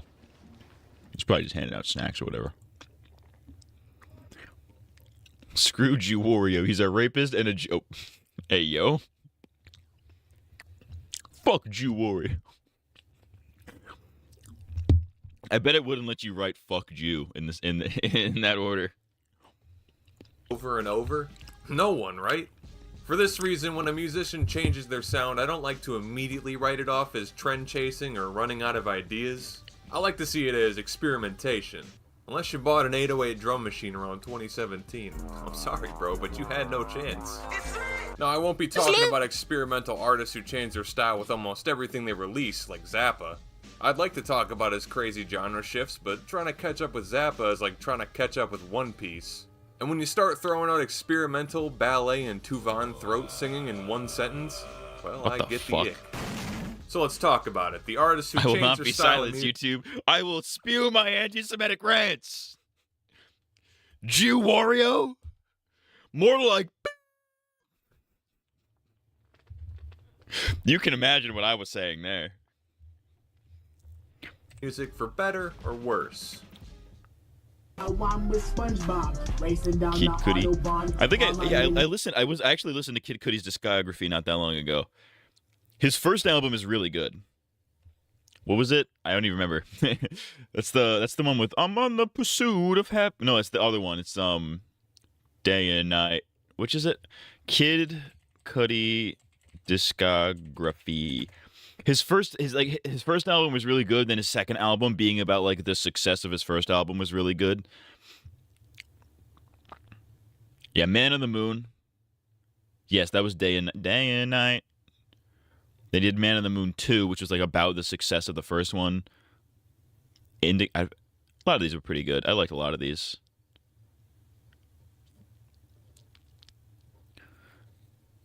Gay at Night. The Lonely Homo seems to suck off guys at night. Those are the same album. Oh, that's the same album. The backseat trying to fuck Megatron. When a friend or colleague walks in with an absolutely atrocious fit, the right thing to do is take them aside and be honest. Sometimes an artist will make a one-off stylistic change that makes you question their sanity. And the next album by Kid Cudi is a genuine look into somebody losing their sanity. I thought we were fucking friends. I thought we were fucking friends. What the fuck is the context of that? What is the context of that? What the fuck?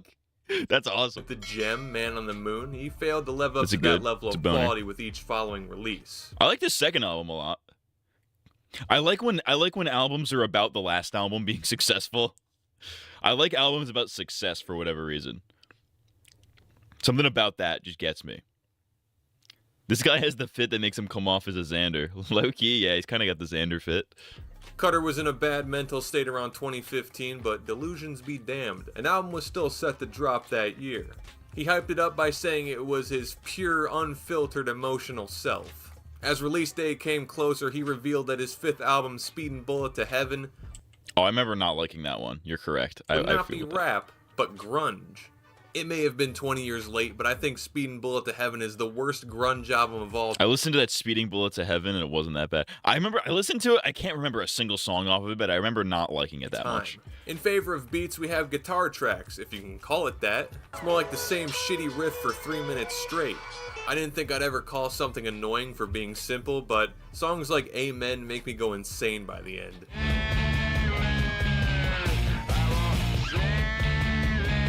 In half the tracks, he sounds possessed. What is this video?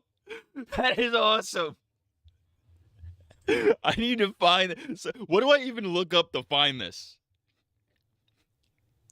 What do I even look up? Guy foaming at mouth?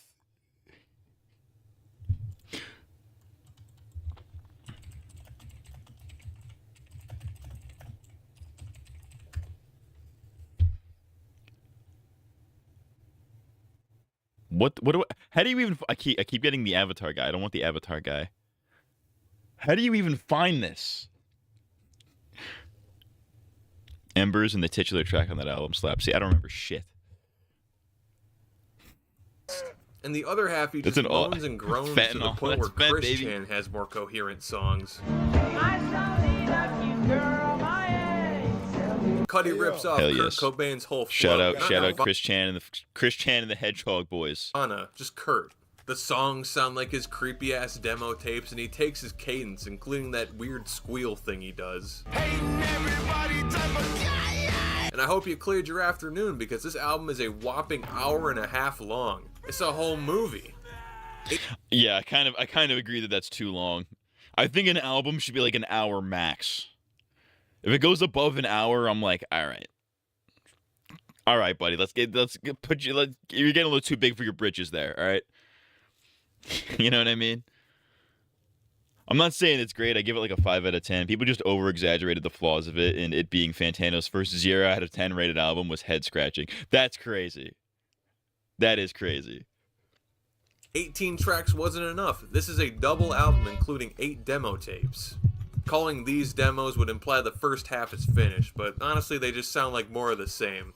Except for the return of Chip Douglas. But by far the most baffling and brain-rot inclusion just the nostalgic are but oh well. You can watch it on the VOD. Skits. Tonight, we bring you the greatest album that has ever been made in the history of man. That's just my opinion. Go ahead and cancel me. I don't care. These add nothing. They aren't funny. They aren't cute. All it is Mike Judge coming on and being like, Beavis, this album kicked ass. It's probably... That's a really good fucking Butthead impression. It was bloated as hell. The last 8 songs were just not needed. supposed That's to parallel probably the fair. original Beavis and Butthead skits where they watch MTV, but it just reads as Cuddy sucking himself off for making a total steamer of an album. Punk rock is not dead. It sure isn't. Hey, Beavis, I'm fucking gay. You see, the irony in this statement is that Kurt probably would have admired Speeding Bullet to Heaven, not for the so-called resurrection of punk rock, rather the avant-garde and outsider qualities presented by such a mainstream artist. One can infer this as he listed his favorite band as being the Shags, infamous for being comprised of 3 non-music... The Shags, more like the...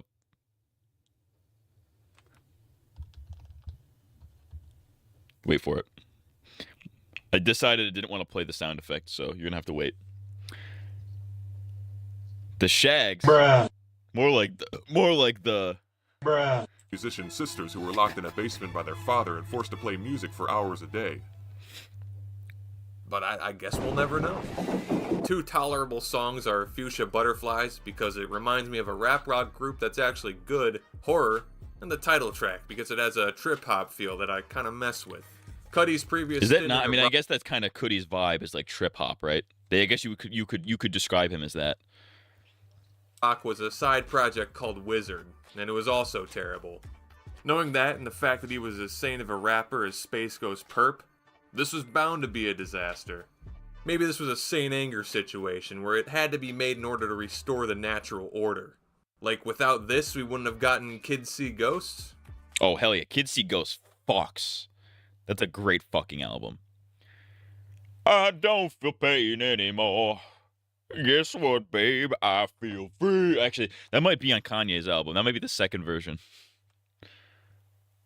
I'm sorry, born. I'm gay for balls. Nah, they just fucked up. I gave my sermon an urban kick. The Ramones. I'm not very familiar with the Ramones, if I'm being honest with you. The next album is a Kids See complete Gays. 180 from Speeding Bullet to Heaven. Instead, a rock star tries to go rap. It's the product of Dee Dee Ramone, the bassist and songwriter for the Ramones. In '87, he dipped his toes into the quickly growing hip-hop genre with a single Funky Man. I don't remember a single song from him, though.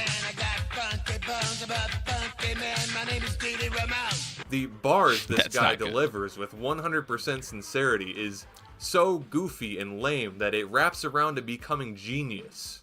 It feels like an old Mad TV skit. Something about the voice, something about the video. Just imagine Dee Dee was played by Steve Buscemi. Now, if this was a one-off thing, He it just would be pronounced that Steve legendary Buscemi. cringe Kino. But Dee Dee's Steve rap Buscemi, career dude. wasn't over. 2 years later, under the name Dee Dee King, he released a full-length hip-hop album, Standing in the Spotlight. Time to rock. It's time to rap.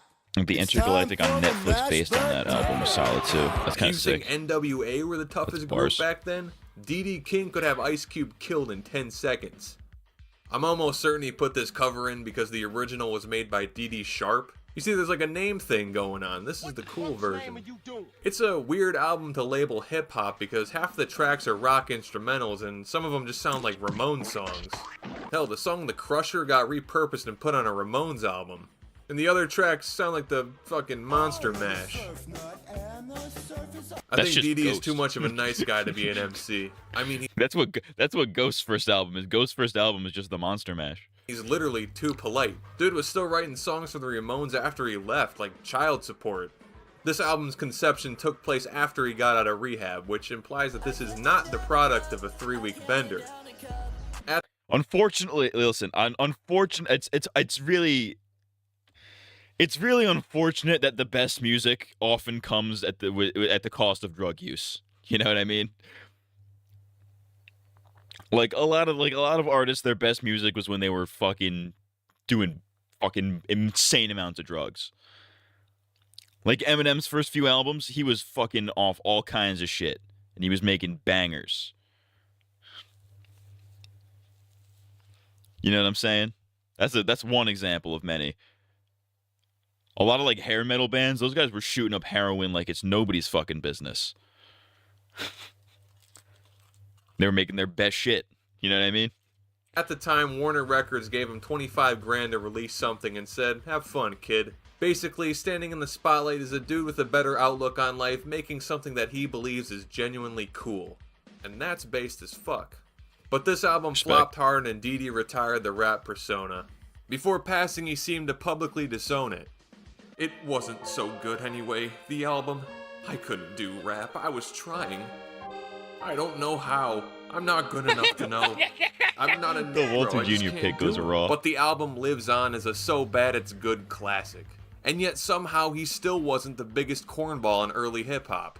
That would be... I want candy. Oh, Vanilla, of course, dude. To the sweet shop with my sweetheart Sandy. Okay, so... Vanilla Ice, unfortunately.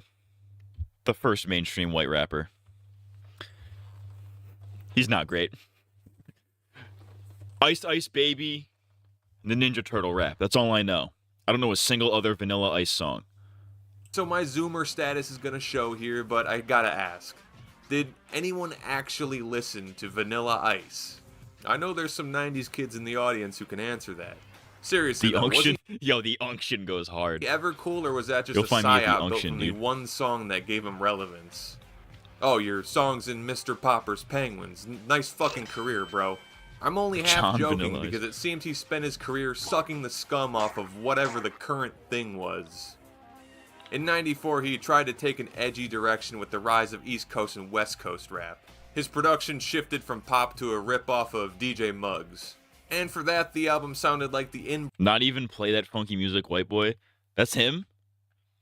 Play that funky music, white boy. There's no way that's him.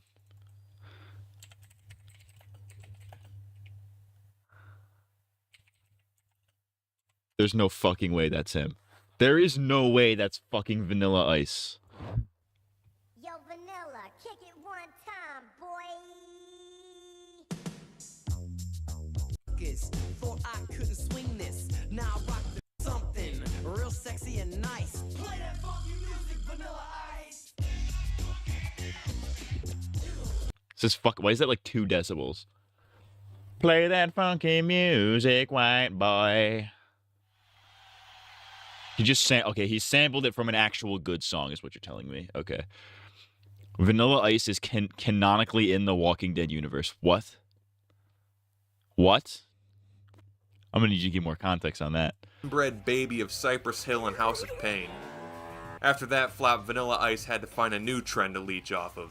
When you're a white rapper in 1998, the only sensible choice is to take the Fred pill and go rap rock. Oh, you gotta go. Fittingly You gotta take titled the Fred Hard pill. to Swallow, this was produced by Ross Robinson, Yakub of Nu Metal. We also got Snot guitarist, Puddle of Mud bassist, Godsmack drummer, and Wes Borland's brother. Look, there is not a single They original. couldn't even get Wes Borland. They had to get his fucking brother. That's a crazy fucking motley crew of fellers. Idea in this album. It's all the late 90s stank condensed into one more thing for moms to call demonic. I can't give more Mr. context Van without there being a Winkle spoiler. screaming Oh, his dead sexual ass. desires. Fire. A 5th-year Parkinson's patient having a blast on turntables. An extreme thirst for being edgy with stupid titles like The Horny Song and Fuck Me. To be fair, the instrumentals have some good Yo, riffs. you're listening to Vanilla Ice rap about fucking sex is crazy. Sex. The first track, Living, being a standout. Like many of its kind, there are talented cooks in the kitchen, they're just too focused on making bologna sandwiches. There's a song on here called Stomping Through the Bayou where the chorus is straight up robbed from Shout at the Devil.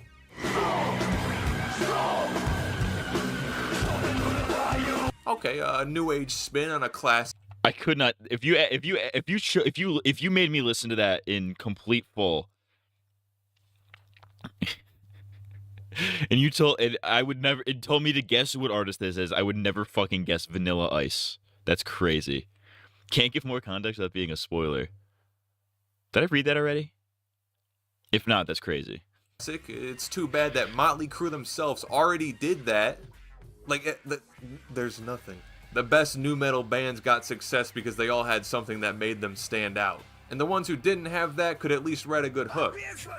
Hard to Swallow doesn't have good hooks or anything making it unique besides the man himself. Ice stayed close to rap rock for his next 2 releases, but it seems like he never fully committed. I'm not gonna confirm because honestly I'm not listening to that shit. Yeah, absolutely I think if not. he just pulled a reverse Gwen Stefani and formed a side project, there may have been a modicum of chance for this to succeed. It would require them all to lock Put a in, but dog it to could it. happen. As for if this change was better, I'm inclined to say that it definitely was. For one reason. Hard to Swallow features the track Too Cold, the sick and twisted metal version of Ice Ice Baby. Oh, fuck yeah. This shit somehow works 1,000 times better as campy butt rock than some overplayed relic of bad hip-hop music. Ding ding ding diggy ding ding.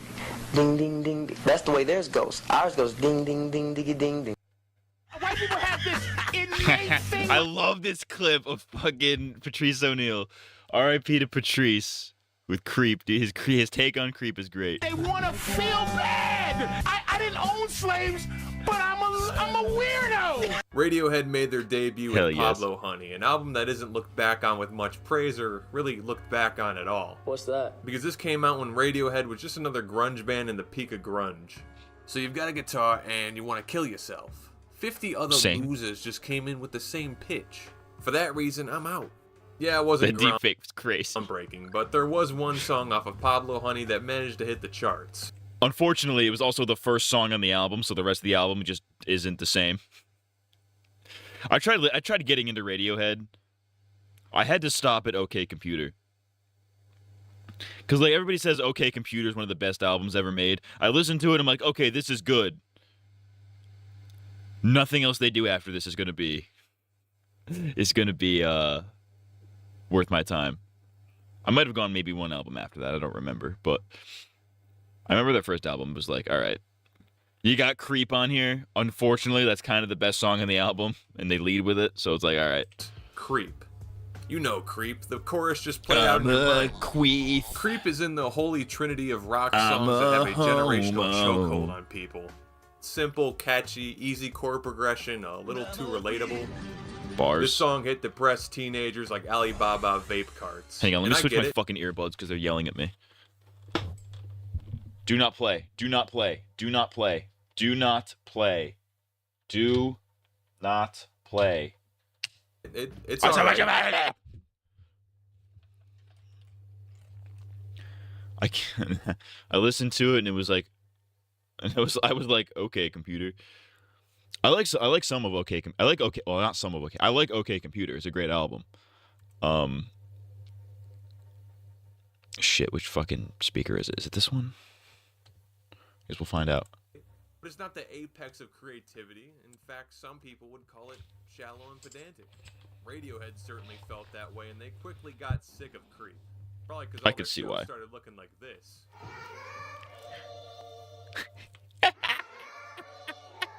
Their song My Iron Lung released a year after Pablo Honey, and it addressed that they felt that Creep and grunge were a waste of time. And you were stupid for listening to it. The iron lung metaphor is a perfect way to describe the situation. As much as it sucked, and no matter how bad they wanted to leave it behind, Creep was the only thing keeping the landlord from banging on the door with both arms. Their next two albums would start their dissociation from the alt-rock genre, starting with The Bends. And this cover is exactly how you should feel listening to it. More interesting musically. The opener Planet Telex shows off their new guitar effects, giving it a psychedelic kind of vibe.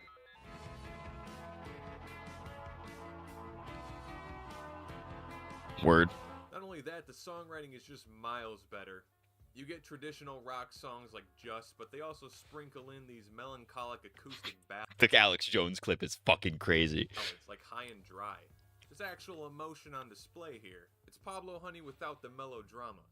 OK Computer went even harder in the artistic direction, going for a concept album about the dangers of getting complacent with the integration of technology. What a Low key ahead of its time. Kind of bars. stupid hypothetical. Don't touch your penis. Don't touch your penis. I will not comply. I will not comply. I will not comply. I will be racist against robots. If AI becomes sentient and they start putting advanced AI in robots to the point where they're indistinguishable from humans, I will be racist against them. I'm not kidding. Here's Paranoid Android. It's like their equivalent of the Bohemian Rhapsody. A multi-act song this diverse in only 6 minutes is pretty damn impressive. But everyone and their terminally online little brother have already dissected this way better than I could.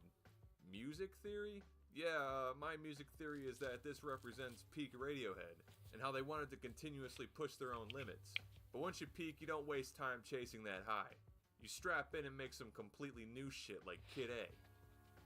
This album was on an entirely different I think I listened to that one, Straight Kid from A. the opening track, you realize something's off.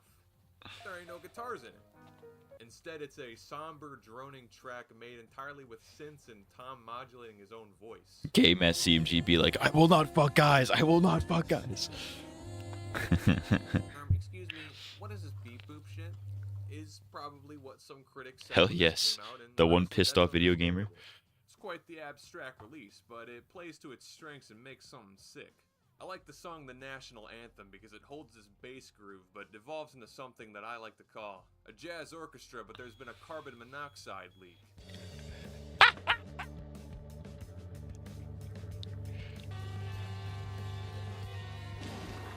Somehow Tom took the phrase, I woke up sucking on a lemon, and made like 200 million people cry from it. He does it again. Over time, people came to appreciate it, and some praised it right off the rip, even spawning this infamous review by Pitchfork. The experience and emotions tied to listening to Kid A are like witnessing the stillborn birth of a child while simultaneously having the opportunity to see her play in the afterlife on IMAX. Shut the fuck up! Kid A showed that Radiohead wasn't afraid to alienate fan expectations if it meant that they could make some wacky shit. They work better as a band that continues to experiment, and I don't think fans would have it any other way. Because it's a hell of a lot better than the alternative.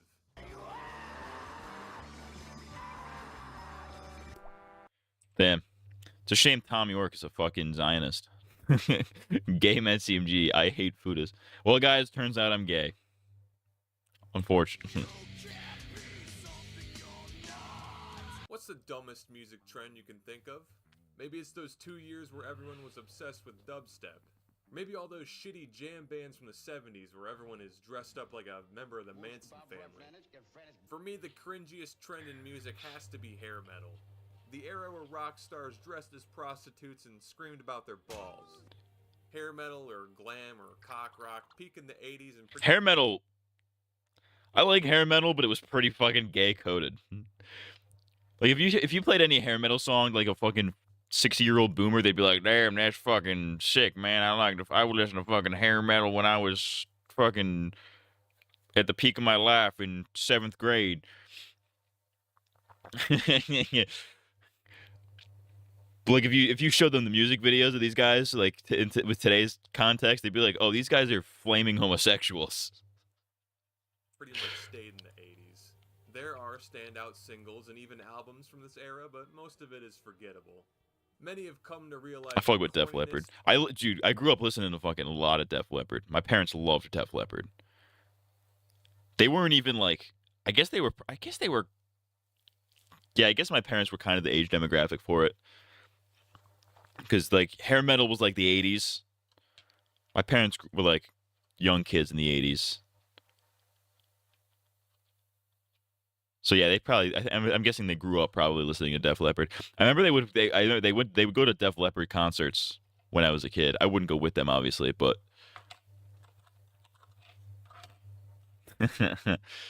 Def Leppard goes so fucking pour some sugar on me. They got a couple others. I'm trying to. I can't think of any Def Leppard right now.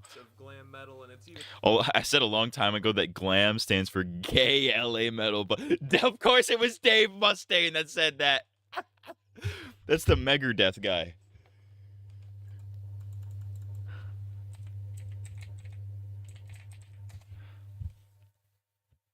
It'd be cool if I typed it correctly. Bro did not. Megadeth.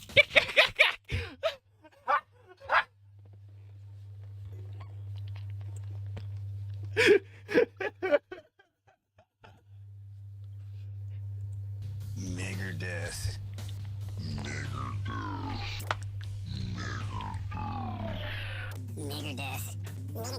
Megadeth.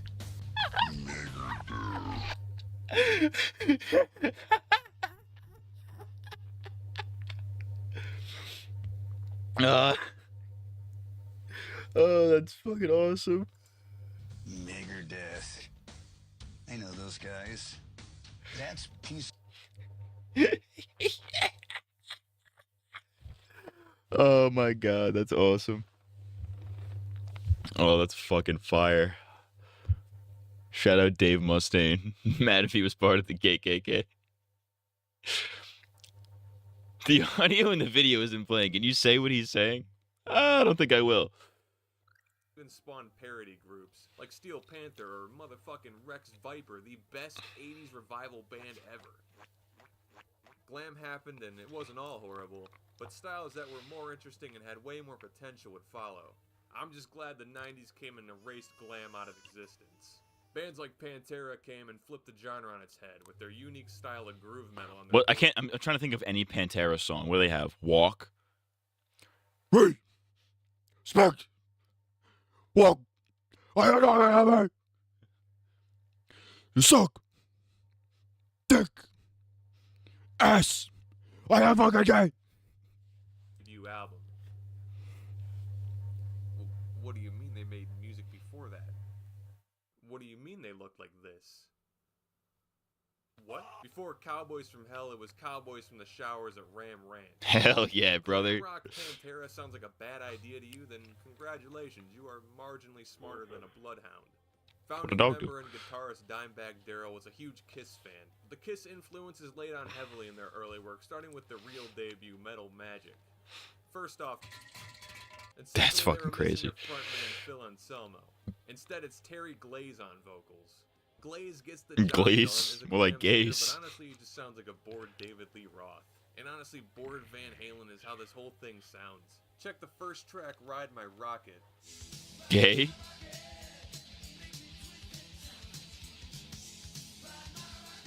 It also comes installed with a cheesy as hell synth intro.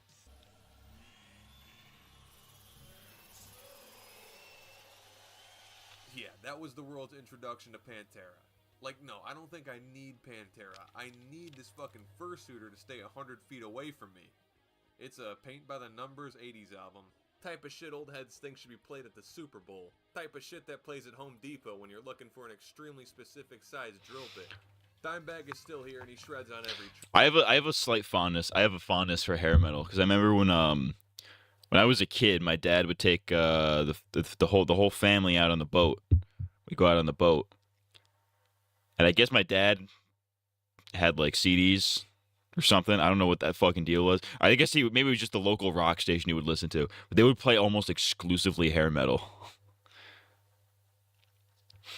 Like hair metal and shit, like, you know, like shit from that whole era, like fucking, you know, Def Leppard, Ozzy Osbourne, fucking Metallica, Pantera. Didn't quite delve into like the new metal a little bit, maybe a little bit of new metal, maybe like Pearl Jam. Pearl Jam's not really new metal. I don't know why I said Pearl. Even Flow. I'm more of a Steven Flow kind of guy. track, but other than that, I see no reason to Aerosmith. hurry up. And neither does Pantera. When they brought in Phil on the fourth album, Power Metal, they gave up the glam lifestyle, and none of these songs have been played live since. Phil's voice and attitude helps. Hey, yo! Yo, is he actually a white supremacist? That's crazy. That Pantera is known for. He did the Elon And salute. when you get labeled as that kind of band, suddenly dressing like Tim Curry isn't cool anymore. Even with the Pantera revival, I wouldn't hold my breath for any mention of the glam material. They haven't even done as much as reprint the album since the 80s. And honestly, until they get rid of the Midwest Fur Fest attender here, I'm okay with it. Sorry to all the Terry Glazers on. Oh, Rick Grimes. Shout out Rick Grimes. For the better.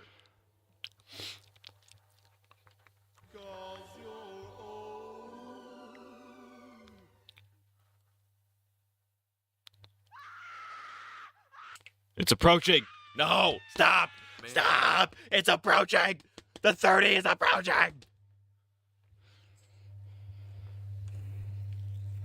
That gave me actual existential dread. I'm not kidding. Biggest fear. Turning 30.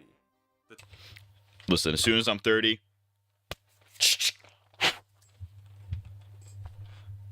Bam. Tipping point of growing the fuck up. Balding, lower metabolism. It's depressing growing up, but everyone's got to do it. And many bands that started out with an immature genre have evolved with the times. We're talking pop punk, emo, metalcore. And one of these bands was Panic at the Disco, who started out as And Panic at the Disco, more like Panic with my dicks, bro. Mid-2000s pop punk. Long-ass song names, smosh haircuts, Hell signed yes. with Fueled by Ramen. The Bars. death row records of it not being a phase. They trended towards an indie sound on their sophomore album, but it was still well received, despite what the Sgt. Pepper bullshit playing on the screen right now might tell you. Tragedy hit the Panic fandom in 2009. Band members and songwriters Ryan Ross and John Walker left, leaving creative direction in the hands of Brendan Urie.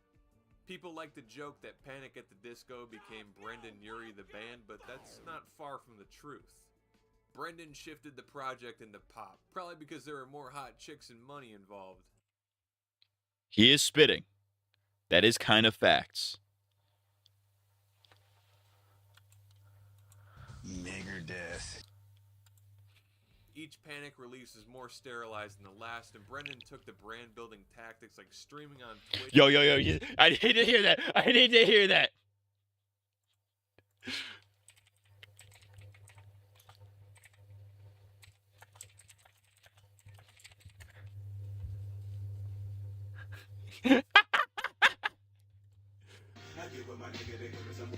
Double up, nigga, what you need? We got weed. We got a grip on the grill. You know what's the first of the month, my nigga, we chills for real. Yeah. Wake up. It's the first of the month. You still had his forehead in the band with it. Awesome. Sick. Like. Twitch and becoming a Vine star. My milk fix brings all the girls to the net, and they're like, it's making me wet. Bars? That's called motherfucking bars, nigga. You know nothing about that. The music became bland synth pop and his voice became super grating. The rule is the newer the album, the more Brendan tries to hit the high notes. It's most notable on High Hopes. I actually didn't hate High Hopes. I'm kind of nostalgic for it because it's very reminiscent of that like 2014, 2015 kind of shift in the pop scene a little bit. I'm like halfway working on a video about this. I'm more so focusing on like the early 2010s, but like that's very emblematic of that era. I kind of liked High Hopes. It was a little annoying. It is not a Panic at the Disco song. Let's be upfront about that. Like, this should not be in the same conversation as fucking, I write sins, not tragedies and shit like that. But like, it's not bad. For a pop song, it's okay. Like, I think its problem was that it was overplayed. I think that was his biggest problem. Had to have high hopes cause I'm living. Suck a man's dick cause I couldn't get a penis. Well, I don't know what sure. Another inescapable radio anthem that's just really annoying. I could see that. I could see why you think that. Full frontal assault on my ears.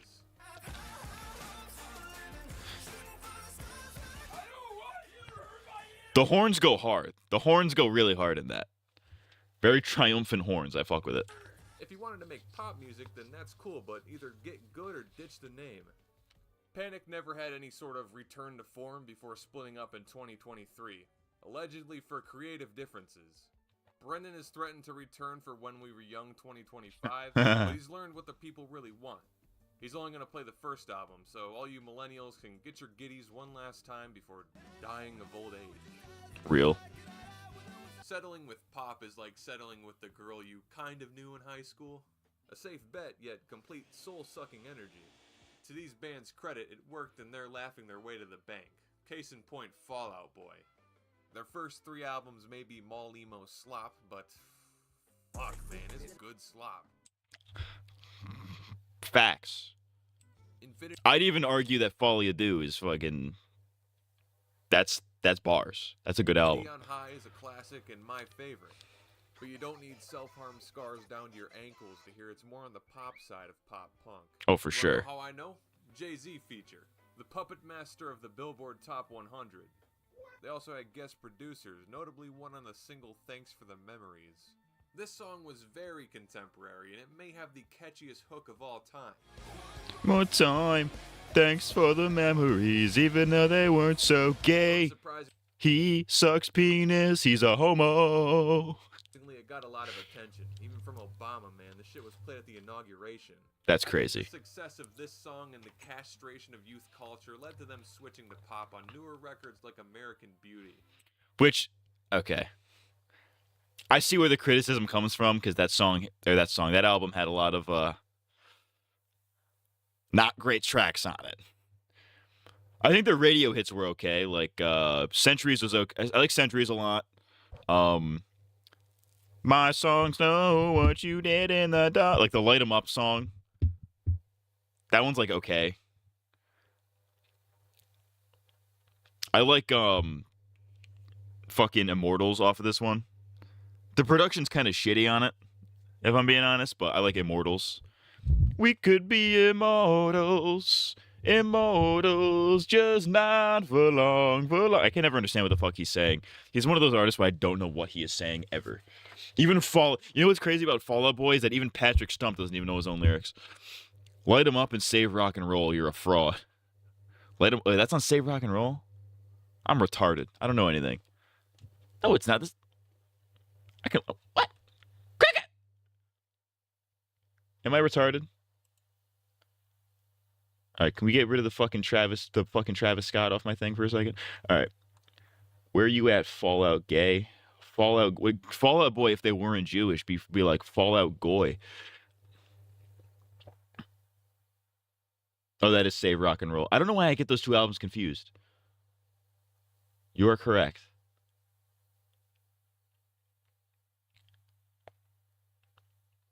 Uma Thurman was another one off that album. I kind of like it. It's a little annoying though. I can move mountains. I can walk a miracle. Walk a miracle. Uh-oh. I like Immortals though. Immortals is good. Yeah, maybe Save Rock and Roll was the one I didn't like. I kind of like it. They have that one song with Big Sean on there that's kind of fucking gay. I kind of like Alone Together. That one's okay. Off of Save Rock and Roll. I'm looking through the Spotify right now. Where's that one? I don't care. I don't give a fuck. All right, let's continue. If I could somehow choke out an album, it would be this one. And that's because I got some personal... Missing You is a certified banger. I don't remember that one, but sure. 3 songs. Centuries, Irresistible, and Uma Thurman.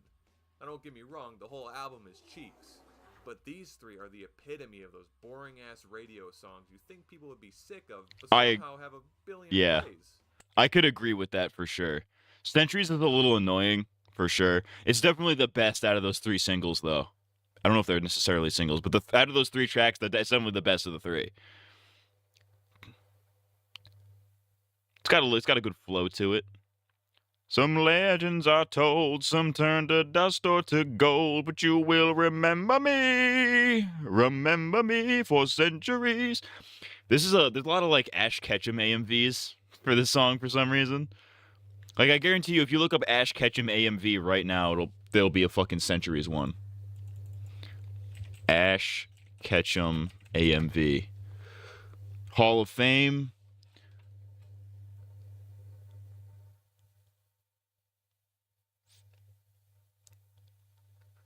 Where is it? I know there's going to be one. There it is. Centuries. Got him.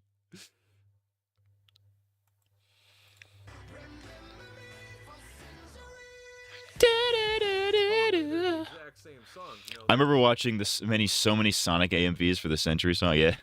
Brand of triumphant arena pop, the music where its only purpose was to make you want to get up and move. Now, I'm not saying music needs to have time signatures that look like my blood pressure right now, but damn, the songwriting and lyrics are so basic. It's like listening to music condensed down to its most. I could see that. I actually probably agree with that, honestly. Just use a falsetto chant. It's the worst kind of. They do be doing that a lot. Enjoy your disgust, and if that's the case, usually you just move on with your life. But Big Radio is here to make sure you dwell. Big Radio, on that's it like crazy. that one girl you fumbled. Shout out Chuck. People may describe this as coworker music, but I think that term is overused. It should be you and your coworker are going to hear this 8 times a day and on the way home music. Because this played everywhere, constantly. If you somehow never heard these, then you must have been cut off from society. The more you listen to them, the more flaws you begin to notice. The saturated vocals, the weak verses, the repetition. They have the complexity of hardtack, so the amount of exposure they got feels unfair. Because they're not acts of terrorism, they're just not interesting. Uma Thurman tries something different by sampling the Munsters theme. The surf rock and EDM vibes do not mix when you just haphazardly are switching between them. At least the pop culture vultures got their fix with that. Shout out Movie Bob. I personally am now sickened by the Munsters. It doesn't matter what you look like. You can be tall or short, or fat, or gay. I scrolled Gay.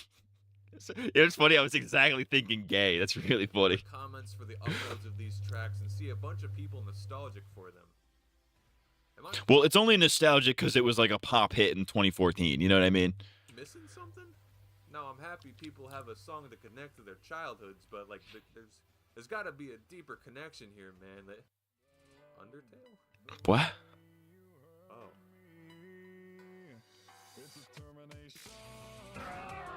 And despite all that, it too gets played at the inauguration. Joe, you fucking normie. Fuck you, Biden.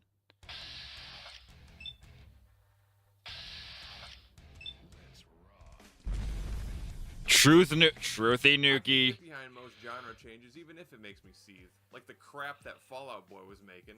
Because what matters most. Listen, say what you will about the Fall Out Boys punk era, or they're not their punk era, their pop era.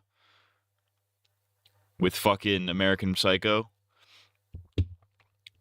They had a good return to form like a couple years ago. Like, what the fuck was it? So Much for Stardust that they dropped like 2 years ago. It's got some bangers on it. It sounds like something they would have made fucking 10 years ago. No, I guess 10 years ago was like the pop era, like 20 years ago. Sounds like some shit from back then, you know what I mean? Sending my love from the other side while I suck his dick.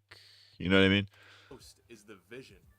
What's Andre 3000 of Outkast up to these days? Making flute albums. Snake charming music. That well, it's well made. It's not my thing, but it's his thing. Most artists won't say it directly because it's career suicide, but I feel like they deserve a few fuck the fans moments. Hell yes. Projects like these serve that. In the words of Keemstar, I am only in this for your money. Fuck the fan. Purpose.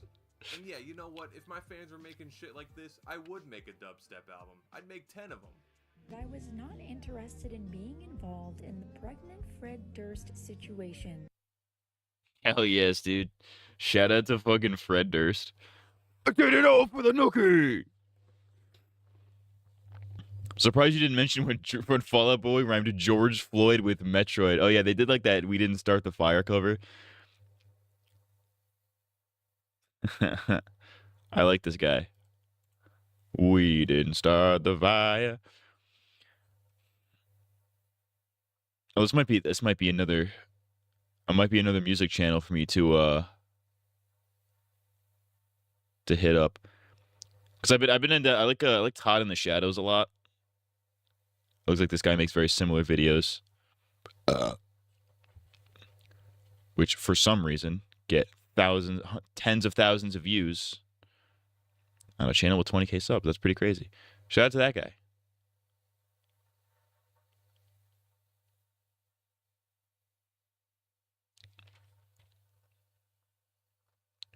Fuck yeah, dude. I like this guy. Shout out to this guy. Goon Squad TV. Shout out to Goon Squad TV. Yeah, they were saying, when Fall Out Boy came out with their We Didn't Start the Fire cover, people were saying, like, oh, We Didn't Start the Fire should be a song that gets covered, like, every 20 years or so with all contemporary stuff. But it's like, absolutely not. Do not do that. Absolutely do not do that. Might be time for you to become a music tuber. I'm in the process of it. My problem is, like, unlike a lot of the other music YouTubers out there, I'm not, like, as educated on it. You know what I mean? Like, I listen to shit and then forget it almost instantly.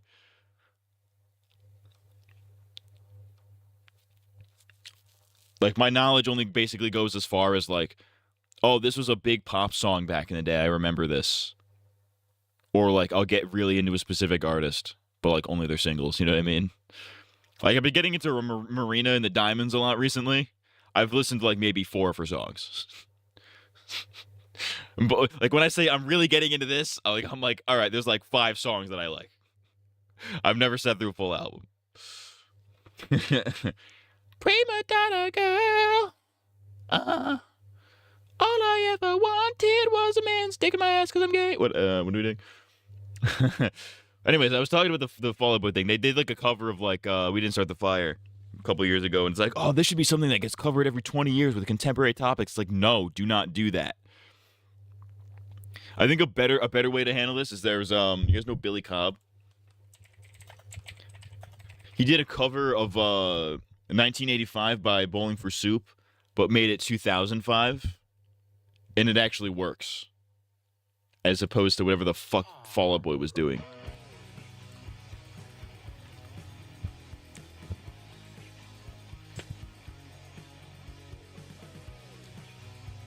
So, like, in 20 years, there should be a song called, Actually, this came out. In 20 more years, there should be a song called 2025 about all the dumb shit that's going on today. You know what I mean? This is the kind of song, this is what you should be doing every 20 years. Because it's about being nostalgic for old time that you're never going to get back. Not contemporary political shit that's kind of cringy.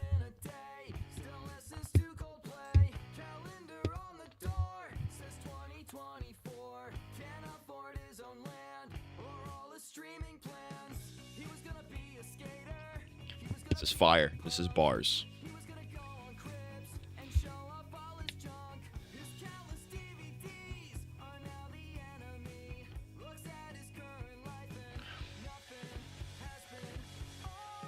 Since Green Day, Nickelback, way before Doja Cat, there was Akon, 50 Cent, Mike Myers in that Kanye clip, and Kansas had tripods. He still uses an iPod. He's still preoccupied.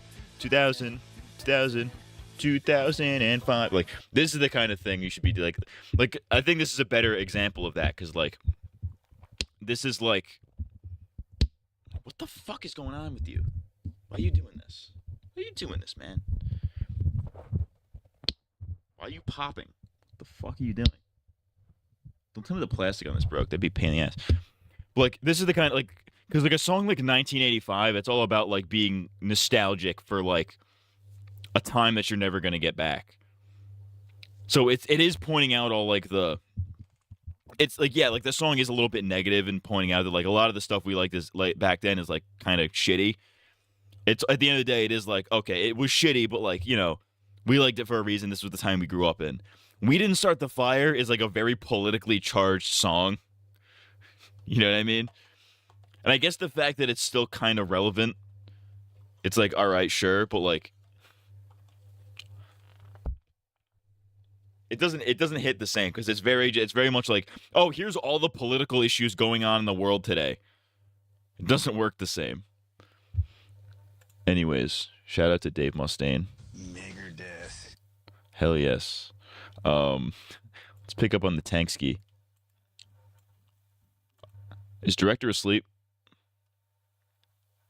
Director's asleep.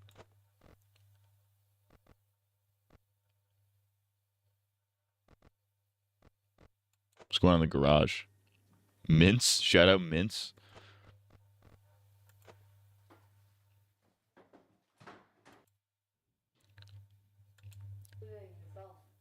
Seth wants to kill himself right now, I bet.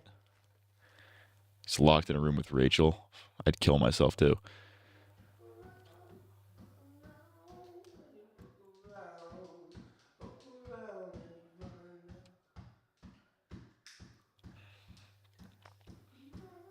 Shout out Freddy.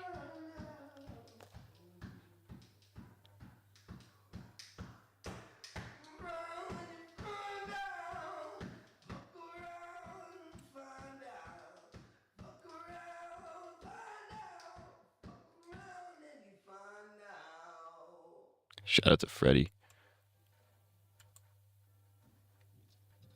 All right. I'm gay and retarded. All right, let's end this fucking stream. I have to go to fucking work tomorrow. My pussy hole hurts. All right. All right, shitheads, shitheeds, N-words. Shout out to the N-word. Shout out to my N-words. I'm trying to loosen this fucking thing. What the fuck is wrong with this thing? All right, yeah, I guess it was just too tight. I'm gay. Anyways, all right, that's gonna be it for this one. I'll be back at some point this weekend. I don't know if it'll be Saturday. I don't know if it'll be a Sunday. Well, I may or may not have plans one of those days. I don't know. But yeah, I'll be back this weekend. We're back for some Metal Queer Solid. It's gonna be litty. I'm working on shit. Shit'll be out. It'll be out when it's out, and we like that. It'll be out when it's out. Yeah, I'm retarded. Okay, that's gonna be for this one. If you are sucking dick, make sure you're getting paid. I'm Audi 5000.